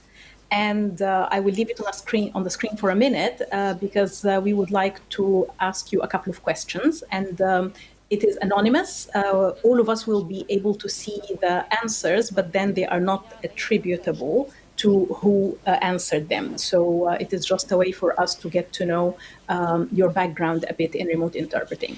So menti.com, and this is the code, and it will be on the screen again. Maha, could you please share your presentation one more time because we can't see it?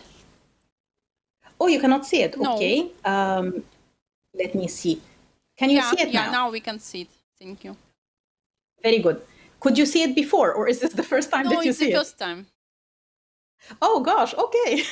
I'm sorry. I was sharing it, actually. So it is good that you let me know then. So if you could go to menti.com and enter this code, 520546, then I'm going to share my other screen so that we can have that poll live together. And don't worry if you haven't gone there yet, because it will be on the screen in a minute. So I'm going to share another screen. And Victoria, it would be great if you can confirm that you can see it. So if you give me 1 second. Then it is this screen that I want to share. Can you see it? Yeah, we can see it. Very good. So you are voting if you have done remote simultaneous interpreting before. And I really have no idea how many people to expect, but at the moment, only 11 of you voted. So I will leave it on for a bit longer. But for those who have voted so far, it is obvious that more people have done remote interpreting than not.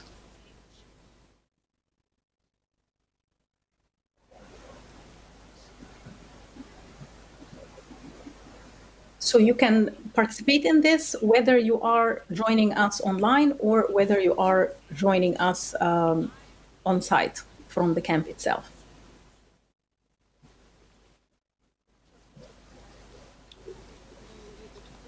Okay, so for those who have done remote interpreting before, the next question is, which platform have you used? So you could type that just for us to have an idea. And it doesn't matter whether it was a remote simultaneous interpreting platform or whether it was something like Zoom or WebEx or Microsoft Teams, etc. So it doesn't matter whether it was made for remote interpreting or if it is a web conferencing platform.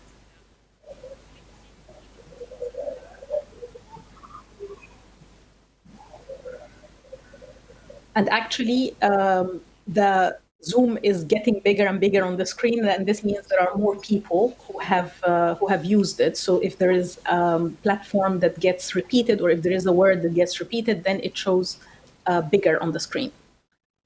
So far, it is only Speakas that was created for remote interpreting out of the platforms that you have used, as far as I know. For the rest, they are web conferencing platforms.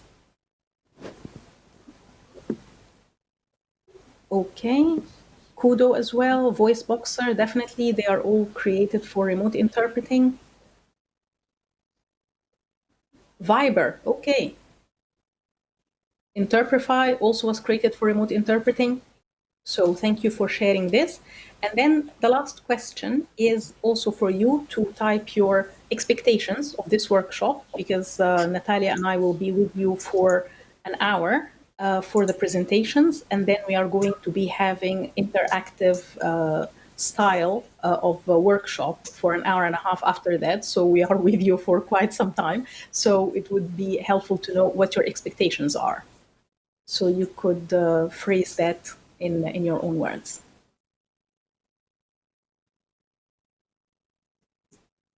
We are going to be having question and answer session, but also we are going to be having group discussions in smaller groups and so on.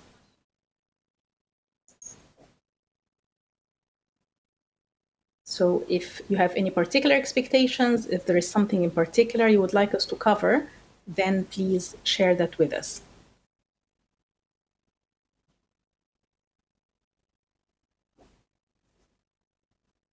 Okay, so the first answer is in, and you would like to hear about our experience and recommendations about remote simultaneous interpreting.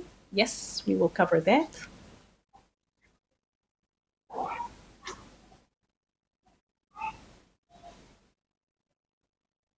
And how to get through the system and become a Kudo interpreter. We can cover that as well. I think that's part of Natalia's presentation.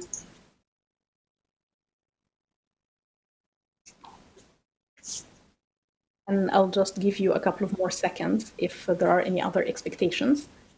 And how to become a member of remote simultaneous interpreting platforms to get interpreting tasks. Okay, we'll be covering that. We'll definitely look at how to become ready for remote interpreting, and we will look at things like terms and conditions, pricing your service, and a host of other things. Okay, so if we take this as our presentation of what you'd expect, then I'm going to stop the share and I'm going to give the floor to Natalia. So Natalia, the floor is yours to start your bit of the presentation. Hello, everyone. Can you hear me? Yes. Yeah. Okay. Happy to be with you, and thank you for joining us today. My name is Natalia Fedorenkova, and I am a Russian English conference interpreter based in Moscow, Russia. And I will tell you more about myself a little bit later. But first, I would like to share with you our plan for today. First, we'll start from two presentations from me and from my colleague Maha. And after an hour of presentation, we will have the Zoom interactive session where you can ask all the questions live, both online and offline participants. And also we will discuss real life cases. Now I'll share my presentation.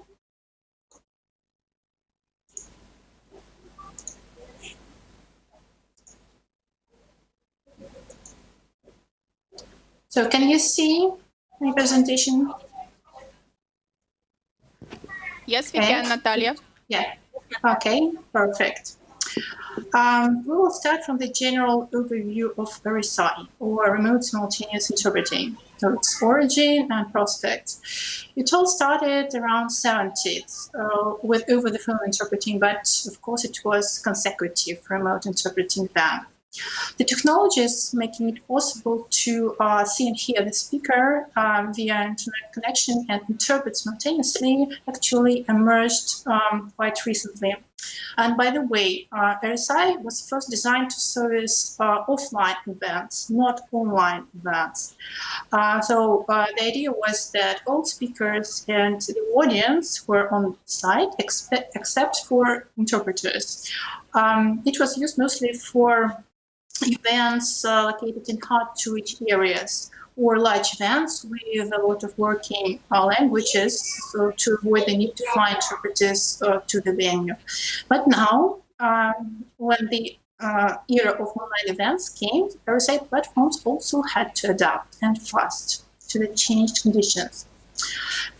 So simultaneous interpreting itself, as you well know, is a young discipline, but RSI is even younger. So no wonder that first it was met with disbelief and skepticism, and there were and still are a lot of questions regarding the quality of interpreting the remote interpreter can provide. With limited visibility, frequent technical glitches, and sometimes far from the optimal sound quality.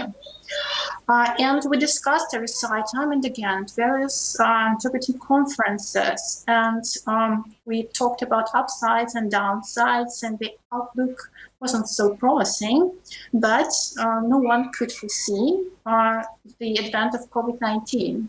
And with COVID-19, we are now facing a new, strange reality where large-scale offline events are no longer possible. And so we have to adapt. And RSI today, unfortunately, is the only way in those cases that we can provide interpretation services, whether wished or not. So not everyone, of course, was ready for that. And that's the purpose of our presentation today, and hands-on Zoom session, to give you all the information you need to succeed in this new brave world, so to say. As for my experience, in RSI, I started early in 2019. And I learned everything I know about RSI from experience, from my mistakes, so to say. And well-known quotes that never before has Steelers been so close to failure. And in fact, I think it's about me as well, because very often I was really close to failure. But I learned hard way from my mistakes. Because at that time, I didn't have anyone to turn to, anyone to advise me. I had to learn myself. But thanks to the experience I accumulated now, I can help you, those who are new to RSI, to mitigate most risks. So now let's get from theory to practice, right? Back to business. So let's discuss how to get ready for the remote work. First, what do you need to do? You should make sure you have all the necessary equipment, and I will talk about it in detail a little bit later. When you have purchased all the equipment you need, the second task is to choose the remote interpreting options, and there are several of them, 3 basically: an RSI platform, Zoom, or any other video conference software with inbuilt simultaneous interpretation function. Or the third option is interpretation using available programs like Skype, Zoom, WhatsApp, Viber, Telegram, etc.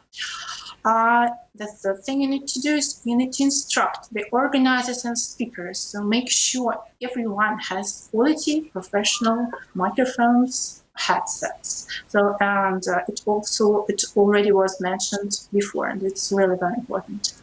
The fourth thing is preliminary test sound check with organizers and speakers.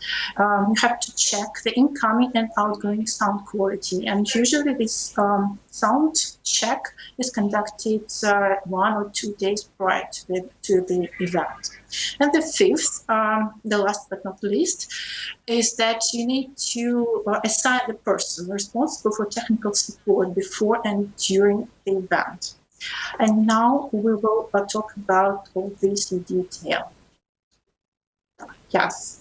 So the first thing you need in terms of equipment is, of course, PC or laptop, and better 2 of them, or a laptop desktop plus the monitor. Because on one, you need 2 screens. On one screen, you will see the RSI platform or the Zoom conference or whatever. On the second screen, you will be able to look at your glossary, maybe surf online, etc. So just convenient to have 2 screens. Then what do you need? Of course, you need high quality headphones. And these brands you see on the slide are recommended by RSI platforms. And I also mentioned my own headphones, Sennheiser page 599. You can see them on the photo. But of course, everything depends on your comfort. So you should choose those headphones that comfortably sit on your ears, because you have to wear them for long. And also, I just discovered when I was choosing my own headphones that there are closed and open headphones. Open headphones means that you'll be able to hear your own voice better. So they are not sound insulated, but not all interpreters like that. So there are closed headphones as well. So here you should choose what suits you best. This is just the recommendations from UTIC, and you can find them on the website. You can see on the slide. So you can just study it later. So there are also a list of brands certified and recommended by UTIC specifically for simultaneous interpreting. Then what else do you need? Of course, you need a microphone, a professional USB microphone. And this is the microphone I use. It is Blue Yeti. It has two modes, cardioid and omnidirectional. And for interpreting jokes, you need a cardioid mode, because it means that it doesn't collect sounds from all the environment, only the sounds coming from one direction. And this is the microphone recommended by Interprefy. But of course, you can choose whatever professional microphone you like. Then, what else do you need? You need Ethernet high-speed connection. And on this slide, you can see recommendations provided by various RSI platforms. So basically, the recommendation is from 4 to 10 megabit per second. And believe me, it's not some high requirements. And to demonstrate you this, I placed here the screenshots of my own Ethernet connection and Wi-Fi. So you see the speed of my Ethernet connection is about 100 megabit per second. And Wi-Fi, you can see it's less, but still 2 times more than required. And this is just for information, my Wi-Fi at another computer with my more powerful Wi-Fi module. So it means that the speed doesn't only depend on Wi-Fi, whether it's Wi-Fi or Ethernet, it can depend on the computer type. Next, I recommend to provide channel redundancy to be on the safe side. It means that you need to have 2 internet lines, which can be coupled in a channel switch over router like this one on the picture. In this case, if one main line is down, the other line takes over automatically. Mobile internet also can be used for an emergency.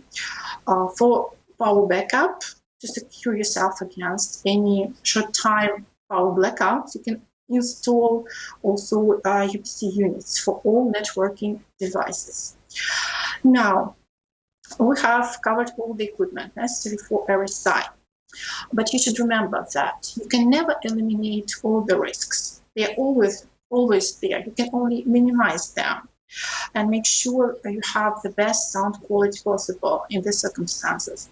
So it's also very important point to talk about these risks.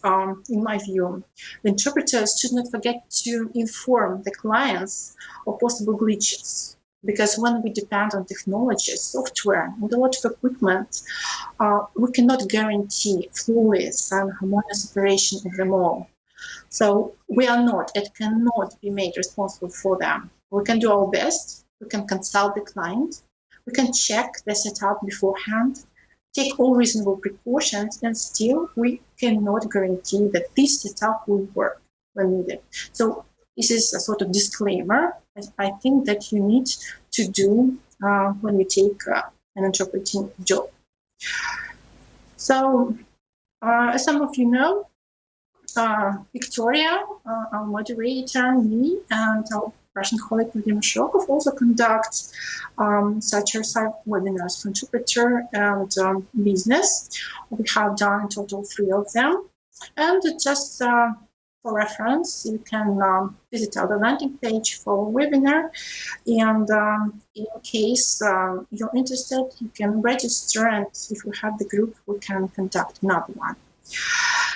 And the result, this webinars resulted in drafting checklists for interpreters and organizers, describing all necessary setup for remote work, and you can freely download them clicking on these links. So there is an English version and Russian versions.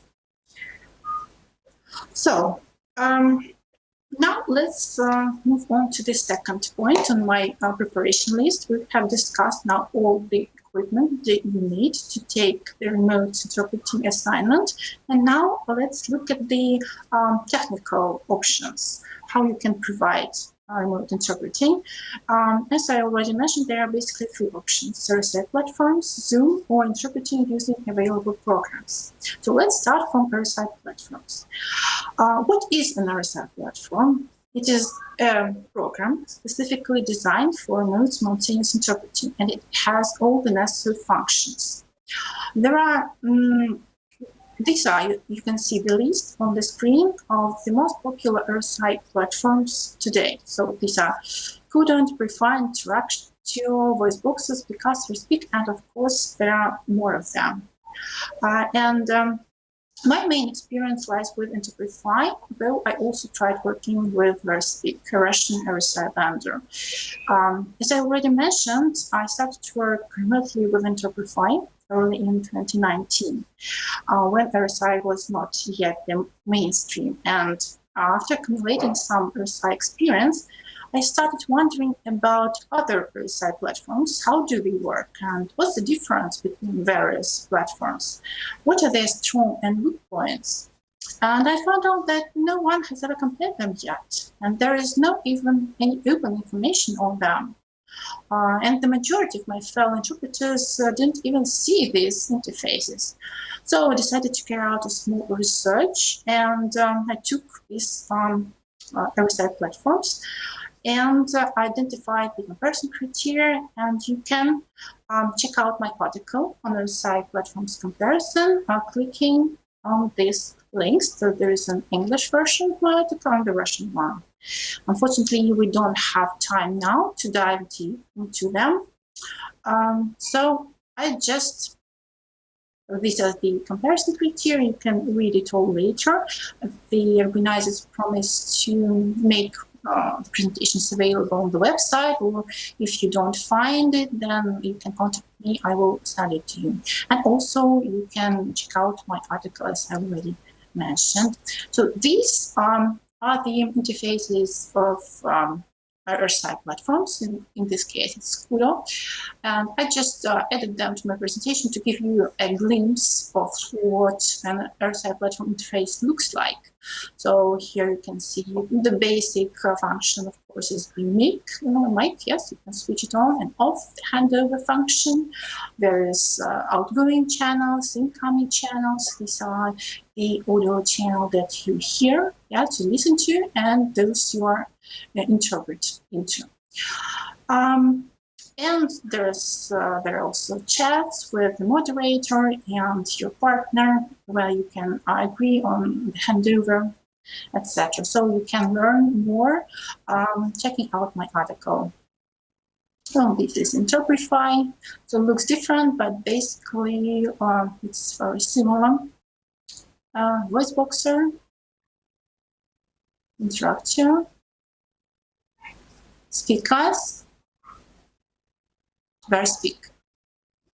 And also at the end of my article, there is a summary table where I summarize all information about them, and it's very transparent and easy to read. You can compare easily all the platforms by all the criteria, and also there are prices here. Now, let's move on to simultaneous interpreting in Zoom. It's the second technical option, as I mentioned. So main difference between RSI platforms and Zoom are as follows. First, it's not possible to hear your partner on Zoom. And or any other interpreter for that matter. It means that you also cannot do relay. And technical support, Zoom doesn't provide technical support, you have to think about it yourself. So there's to assign the responsible person. Yes, of course, now we have certain mechanisms how to work with Zoom, how to ensure we can hear the partner. For that purpose, we now use either external connection via messengers, or you can connect to the same Zoom conference as a participant from the second device. But I will speak about it later. But there is no inbuilt function for this in Zoom. Now, if you decided to do simultaneous interpreting in Zoom, what do you need to do first? You need to purchase a Pro plan. It costs about 15 USD per month, and also additional Add Video Webinar package, 40 USD per month. Then, of course, you need all the equipment I mentioned before, and not only for the interpreters, but for all the speakers. Then you need the second device, a laptop, tablet, phone, or another computer for communication with the partner or relay. Then 2 pairs of headphones, the main ones you will use to listen to the speaker, and earbuds to listen to your partner. Then technical support, make sure the responsible person is assigned in advance, and control all the devices. It's probably the most complicated part. You should switch on and off your mic in Zoom, timely put on and off 2 headphones, monitor 2 chats, one for communication with your partner and the other with organizers, or even maybe more. So it really is not intuitive and sometimes overwhelming, I would say. What do I recommend also to look to read about Zoom? You can find additional materials on interpreting in Zoom here. For example, a very good Alexei Sivorkin's blog. Alexei Sivorkin is my Russian colleague. You can find on his website frequently asked questions and answers to them. It's very helpful indeed. And also I like the video on YouTube, for example, by Imposter, and there are others, of course. And if you're on Twitter, you can then look for this hashtag R1NT, and you'll find a lot of information on remote interpreting. Okay, so, and the third technical option is interpreting using available programs. So, of course, we do not recommend, we interpreters, I mean, do not recommend this option, but there are situations when, for example, your client doesn't trust Zoom and wants to use programs already installed in his company. And in this case, we can use this option. So main difference between interpreting using available programs, RSI platforms, and Zoom is that for this type of interpreting, 2 devices are required. So 2 computers, desktops, laptops, and phone, tablet, whatever. 2 different programs you'll have to use. It can be all kinds of different programs. Doesn't matter. Third, one-way interpreting only can be provided. It means from one language into another, because you will listen to a speaker on one program and interpret into the other. So only one line. And for this case, you need a moderator speaking 2 languages if you want also to answer the questions from the audience. Right, so this was the third option. Now, the third point on my preparation list was that you need to instruct the speakers and organizers, yes, educate your client. So what's the most important about that? First, big no-no to inbuilt mics of the desktop or laptop. The quality is not just good enough. You have to instill it in the brain of your client using whatever means. Then, second, big no-no to tablet microphones like this one. They are just not suitable for simultaneous interpreting. They gather too many environmental sounds, a lot of background noise, paper rustling, etc. Then, big no-no to Wi-Fi instead of Ethernet cable internet. You can argue that they both can have good speed, but Wi-Fi is just not stable enough. And then, big no-no to noisy environment. So instruct your client and organizer and all the speakers to close all the windows and to switch off noisy fans or air conditioners and to get rid of other people in the room.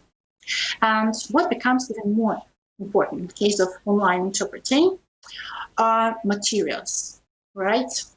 You can argue that materials are always important, and they are, but in case of online interpreting, due to the poor sound, you have to rely on something. You have to fill the gaps, and you have to know the subject and the presentations and the speeches of your speakers well. Then, working in a pair, it's also important in all situations, but for online interpreting, it's even more important because everything can happen. Risks are much higher than on site. And in case something goes wrong with one of your interpreters, they are still online and can do the job. And that's the best argument for the client. Next, what's also important, speech and reading speed. Please instruct your speakers to slow down due to the poor sound quality. And of course, sound check in advance. And the majority of these tips I've taken from Techful World, and I provide the link to their marvelous video. You can watch later on YouTube. Technical support, do not forget to assign them a responsible person. RSI platforms provide the tech support, but Zoom or any other programs do not. And so I think that probably I do not have the time already to speak about this, but it's also very important, marketing of a remote interpreter, yes, because we hear a lot these days about the fact that online interpreting is easier than offline interpreting because you do not need to go anywhere where you do not have to travel.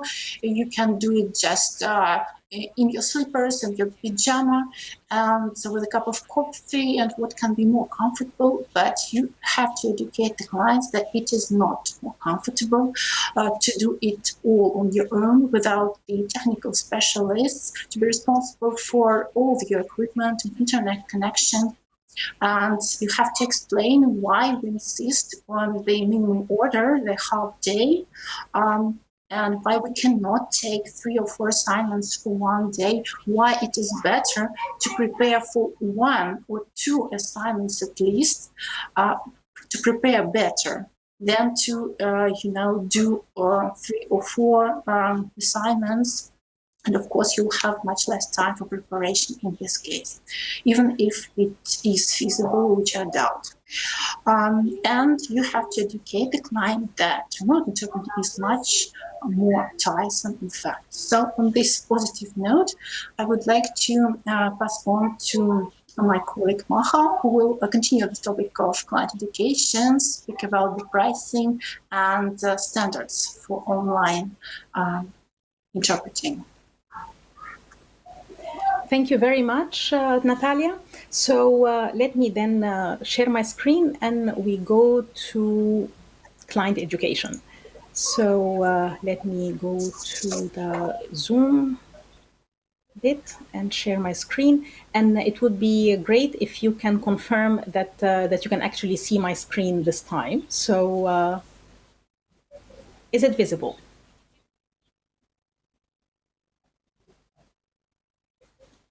Yeah, I can see. Are you able to see my screen?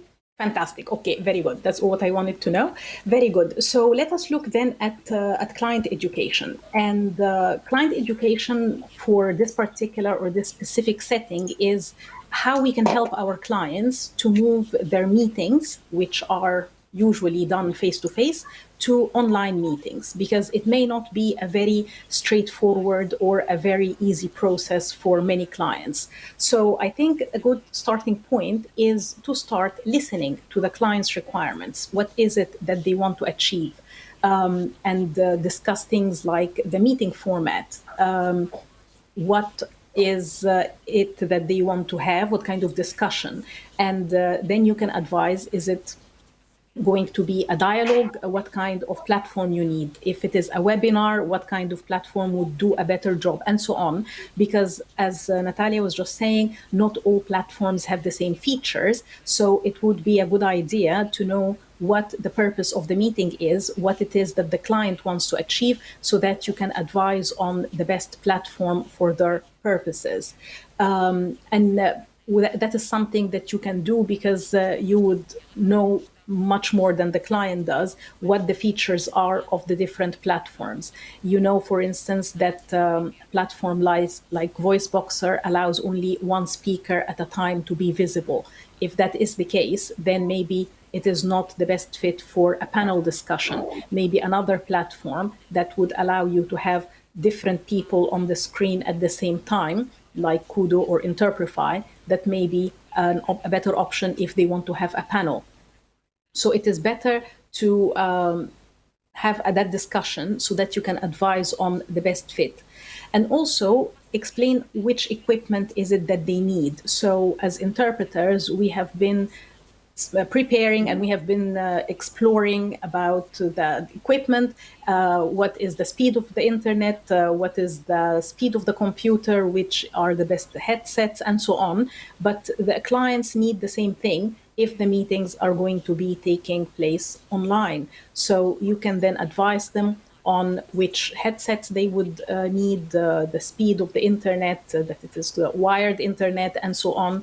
You can then start explaining about what equipment would help them to communicate better, or to have the best setting for communication, because you do not want the communication to break because of the equipment. And you can share tips with them.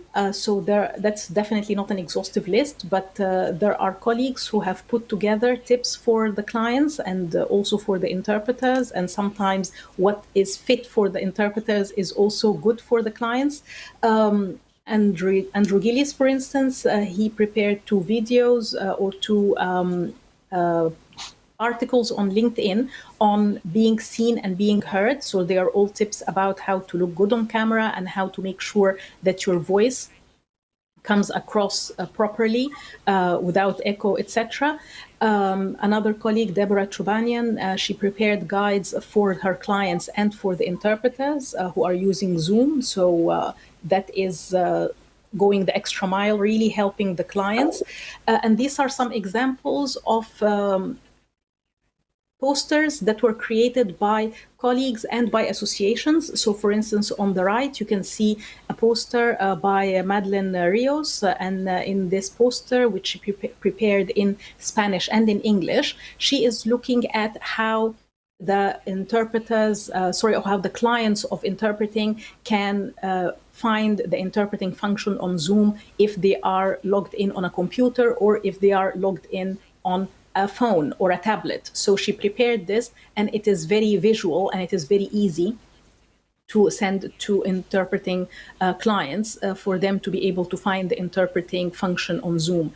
The poster on the left was prepared by VKD, the Association of Conference Interpreters in Germany, and it has in it tips for the speakers about giving the documents to the interpreters in advance, about using a microphone, pronouncing names and numbers clearly, and so on. So these are some examples of what you can provide the clients to help them, because it is a two-way road. If we help each other, then likeliness of things becoming easier and better for both, making the experience better for both, is going to be higher.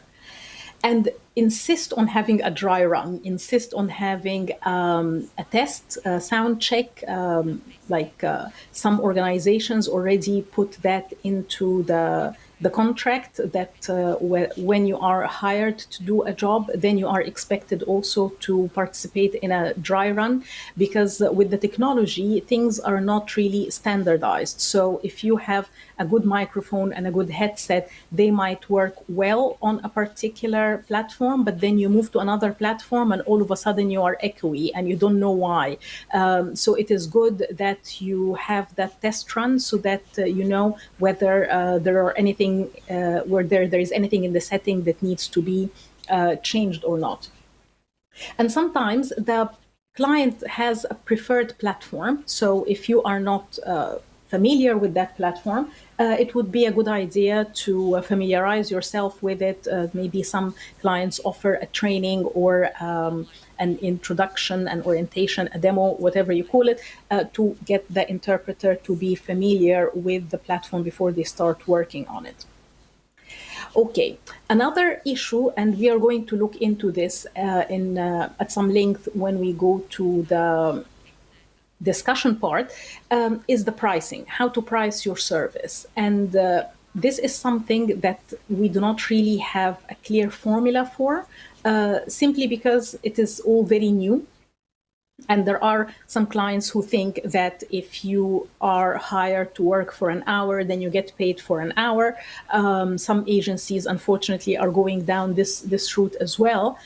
So pricing is not very easily sorted compared to doing in-person interpreting, where as a conference interpreter, you would know what exactly to discuss and which questions to ask and what you can ask the client to cover. That is not very clear in remote interpreting. But there are some considerations and things that you need to think of before naming a price.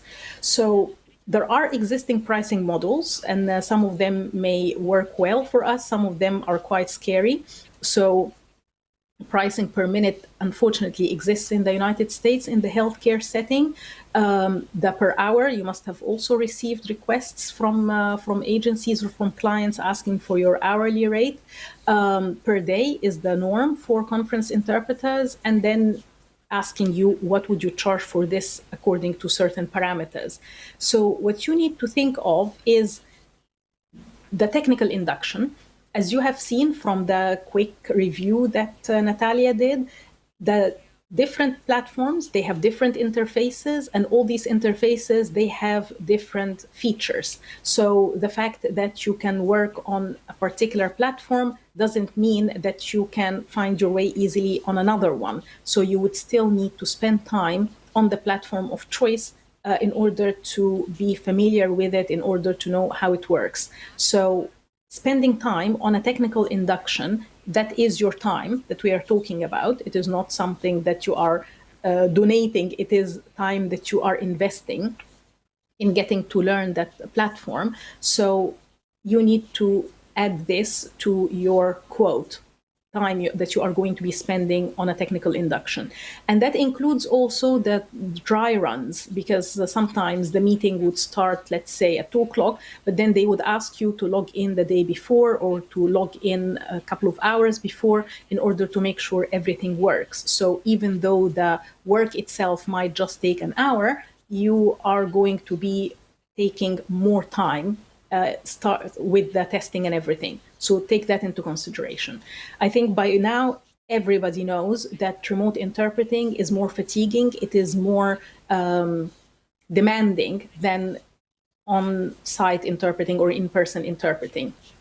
You are mostly working on your own, even if you are working from a hub. At the moment, it is all single booths. So having your colleague by your side and helping each other and everything is not really part of the equation at the moment. You are doing quite a lot, and your attention is being divided across several screens and several things happening at the same time, with messages in the chat, with checking for this screen for your documents and glossary, and this screen is your console, and I don't know, another screen for whatever. So we have seen so many pictures online of colleagues putting, sharing their remote interpreting setting. It is tiring when we are doing work online and we are dividing our attention among so many different screens and receiving so many impulses. And there is, of course, the techno stress, because we all know technology can have a life of its own. It can stop working for no obvious reason. It can have glitches here or there. So this is also something that means that you're going to be putting more effort into a remote interpreting job than when you are in a booth and there is a technician taking care of all the technical things. Also, client education takes time. So when you are communicating with the client, when you are discussing, when you are coming up with the suggestions, sometimes you may need to meet with the clients online a couple of times to discuss different things before the actual meeting itself. So more work and more time goes into the remote interpreting preparation, not just the document preparation, that is a different story.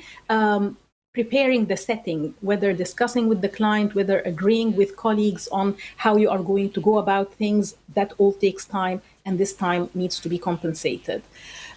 Also think of this, do you have your own studio? So did you allocate a room in your house which you soundproofed and you bought new equipment and you made it ready for remote interpreting? This is all investment in the equipment and in making this room ready that you need to recuperate. So this needs to be incorporated into your quote. If you're going to be working from a hub, maybe the hub is not in your own city. You still need to travel, you still need accommodation and per diem and so on. So that is something that you need to incorporate into your quote. If you are a consultant interpreter and you want to offer the client a turnkey solution, that is, again, something that you would need to charge for, because if you have a meeting with the client and you listen to what it is that they require, you will need to go and do your homework, look at which platform is best, look at the different elements to make this job happen the best way possible. You will be hiring colleagues, preparing their contracts, and so on. So there is quite a bit of work that you need to do as a consultant interpreter to get the job done.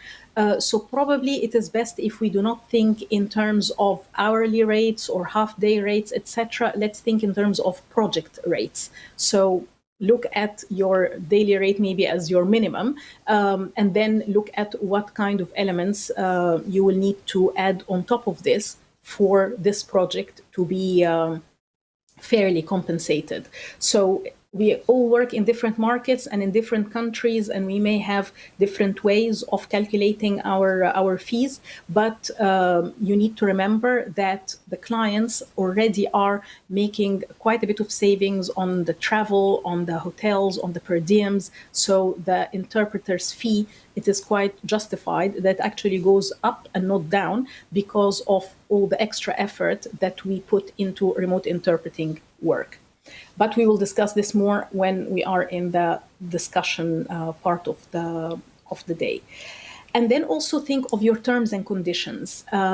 Usually, we would have contracts with our clients. Maybe you need an amended contract or even a special remote simultaneous interpreting contract that specifies the work hours, the team strength, because the work hours, to start with, we can no longer work in stretches of 3.5 hours and then a lunch break and another 3.5 hours. It is just way too exhausting, and if we do it now, it may not be sustainable. So the trend that I've seen is that the meeting times are getting shorter, but if the meeting time is long, you may need to consider adding a relief team or adding more interpreters to the team. Also think of your liability, because you may have done everything possible to get ready, but there are things you cannot guarantee. You cannot guarantee a power outage in your area. You cannot guarantee that the internet is not going to drop on the day. So there are disclaimers. There was one that was prepared by AIC. There are other disclaimers as well. So having a disclaimer that you are not liable if something goes wrong with the technology, that is something that's important to add to your contract. And also think about recording, because recording, when we are working in a face-to-face setting, it has a separate compensation that does not go away with remote interpreting. On the contrary, with remote interpreting, you may be recorded. It is easier to get you recorded. So think of the compensation for the recording as well when you are working in a remote setting, and add that to your contract. And then let's look then at a quick review of the professional associations, what they have done. Andrea was talking about how there are no standards, and that is true. There are no agreed upon standards for remote interpreting, but several associations are working and have been doing quite a bit of work for a while in order to have standards for this new type of interpreting. So let's start with AIC,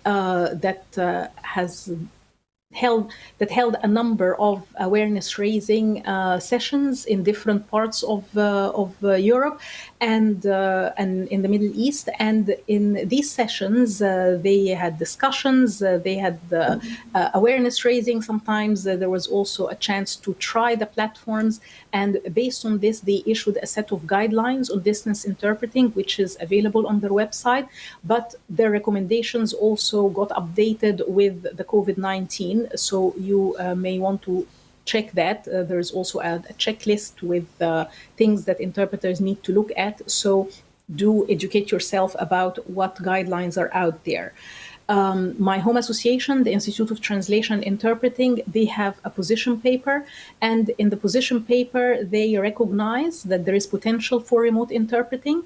However, they also recognize that remote interpreting can be more fatiguing, that interpreters feel distant from the proceedings, and there's also discomfort that could set in that could lead to quality dropping. And ITI recommends that we should have communication channels open with the developers of remote interpreting platforms, so that interpreters can be informed of the risks of the different issues, but also we need to more research in order to have universally accepted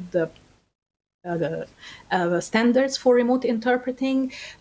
Also that remote interpreting must not really be seen as like for like, or as an exact replacement for in-person interpreting. It is useful for some settings where usually the meetings would not be interpreted, but it should not be seen as an exact replacement for in-person interpreting. There is also ASCOT, which is the Czech Association of Conference Interpreters, and they have a good set of recommendations for technical requirements that is available on their website. And there is also the VKD. In Germany, they have a position paper that looks at how there are no standards again, but that we need to work on standards for the team strength, the length of service, and so on. They point to the legal aspects, the permission to record, copyrights, liability, etc. And they are, as far as I know, the only association that looked at how remote interpreting platforms do not have haptic controls. There are no buttons to touch, which works to the detriment of visually impaired or blind interpreters. So there is only one platform, as far as I know, that does have haptic controls, which is All You Say, but that is something to be developed for other platforms in order not to prevent or hamper our colleagues who are visually impaired from working in a remote setting. There is also CDC, and they are the Hellenic Association of Conference Interpreters, and they have gone as far as deciding that a work day is maximum 4 hours, including breaks. So that is very clear instruction there. and that this is a full-time day, that is not part-time. And if the day exceeds 4 hours, then a third interpreter should be added. They prefer the hub model, where you work in a hub with a colleague instead of working from home. And they recommend the fee for remote interpreting to be higher than in traditional interpreting. There is also the SFT from France, and the SFT, they see that the way that meetings are held remotely, they need to be adapted, because remote interpreting does not really lend itself to quick exchanges because of the lag and the delays and so many factors, technologically speaking. So the exchanges need to take that into consideration. Also, the daily fee for remote interpreting needs to be higher because of the higher cognitive load that the interpreter undergoes. They recommend the job in a remote setting to be 2 hours, and they recommend also that interpreters add that they have the right to interrupt the interpreting if they are not getting quality sound or quality video and so on.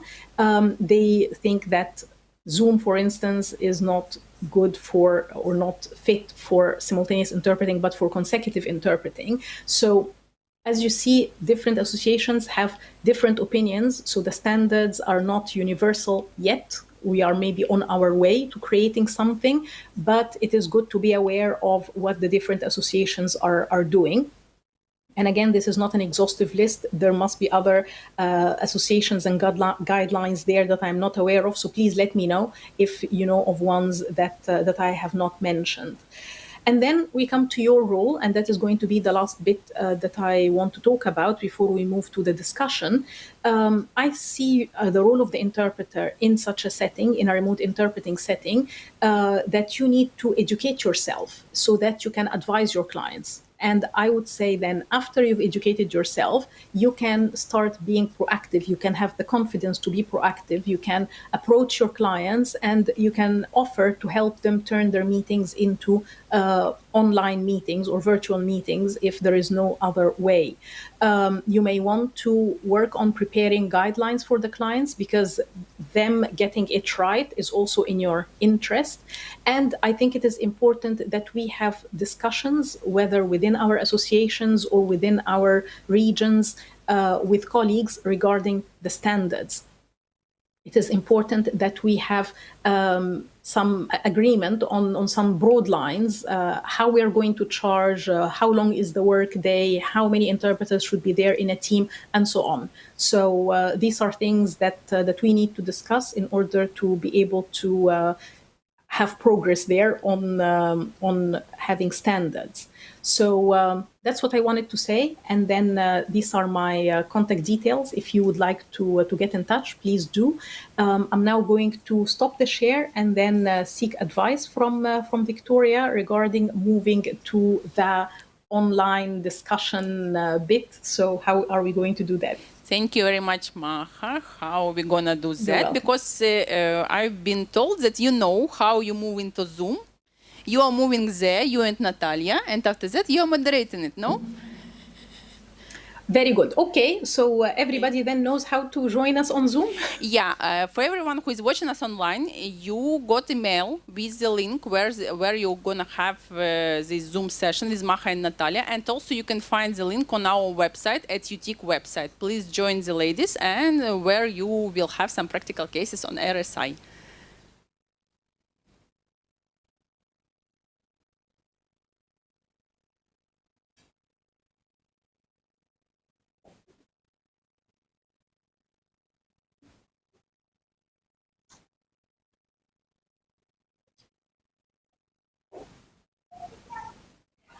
So for us to start our Zoom session, and we are already on Zoom, do we log out of VMIX call, or do we leave it as it is? Yeah, you don't need I to log out. suppose yes. So we're logging we log out now. Yes. Right. Very good. Well, thank you very much. Okay. And thank we'll you see very on much. Zoom. That was very interesting. And Yes. actually, it was the answer to my questions that I was looking for 4 weeks. The answer is still there are none recommendation that our new working day is 6 hours, not 8 hours anymore. But okay, whatever. At least no one is having it, not like me. Okay, ladies, thank you very much, and have a very good Zoom session. Yeah, thank you. Thank you very much, Victoria. Bye. Thanks. We'll see you on Zoom then. See you. See you. Bye-bye. So, dear online audience, the first day is finished, and you're welcome to join the ladies in this Zoom session and continue discussion on RSI. Or you can just continue the second working day of the conference tomorrow and будем транслировать. And also we are going to have a concert at 8:30 as usual, and this year it will be broadcasting, so please be with us at 8:30. Bye bye.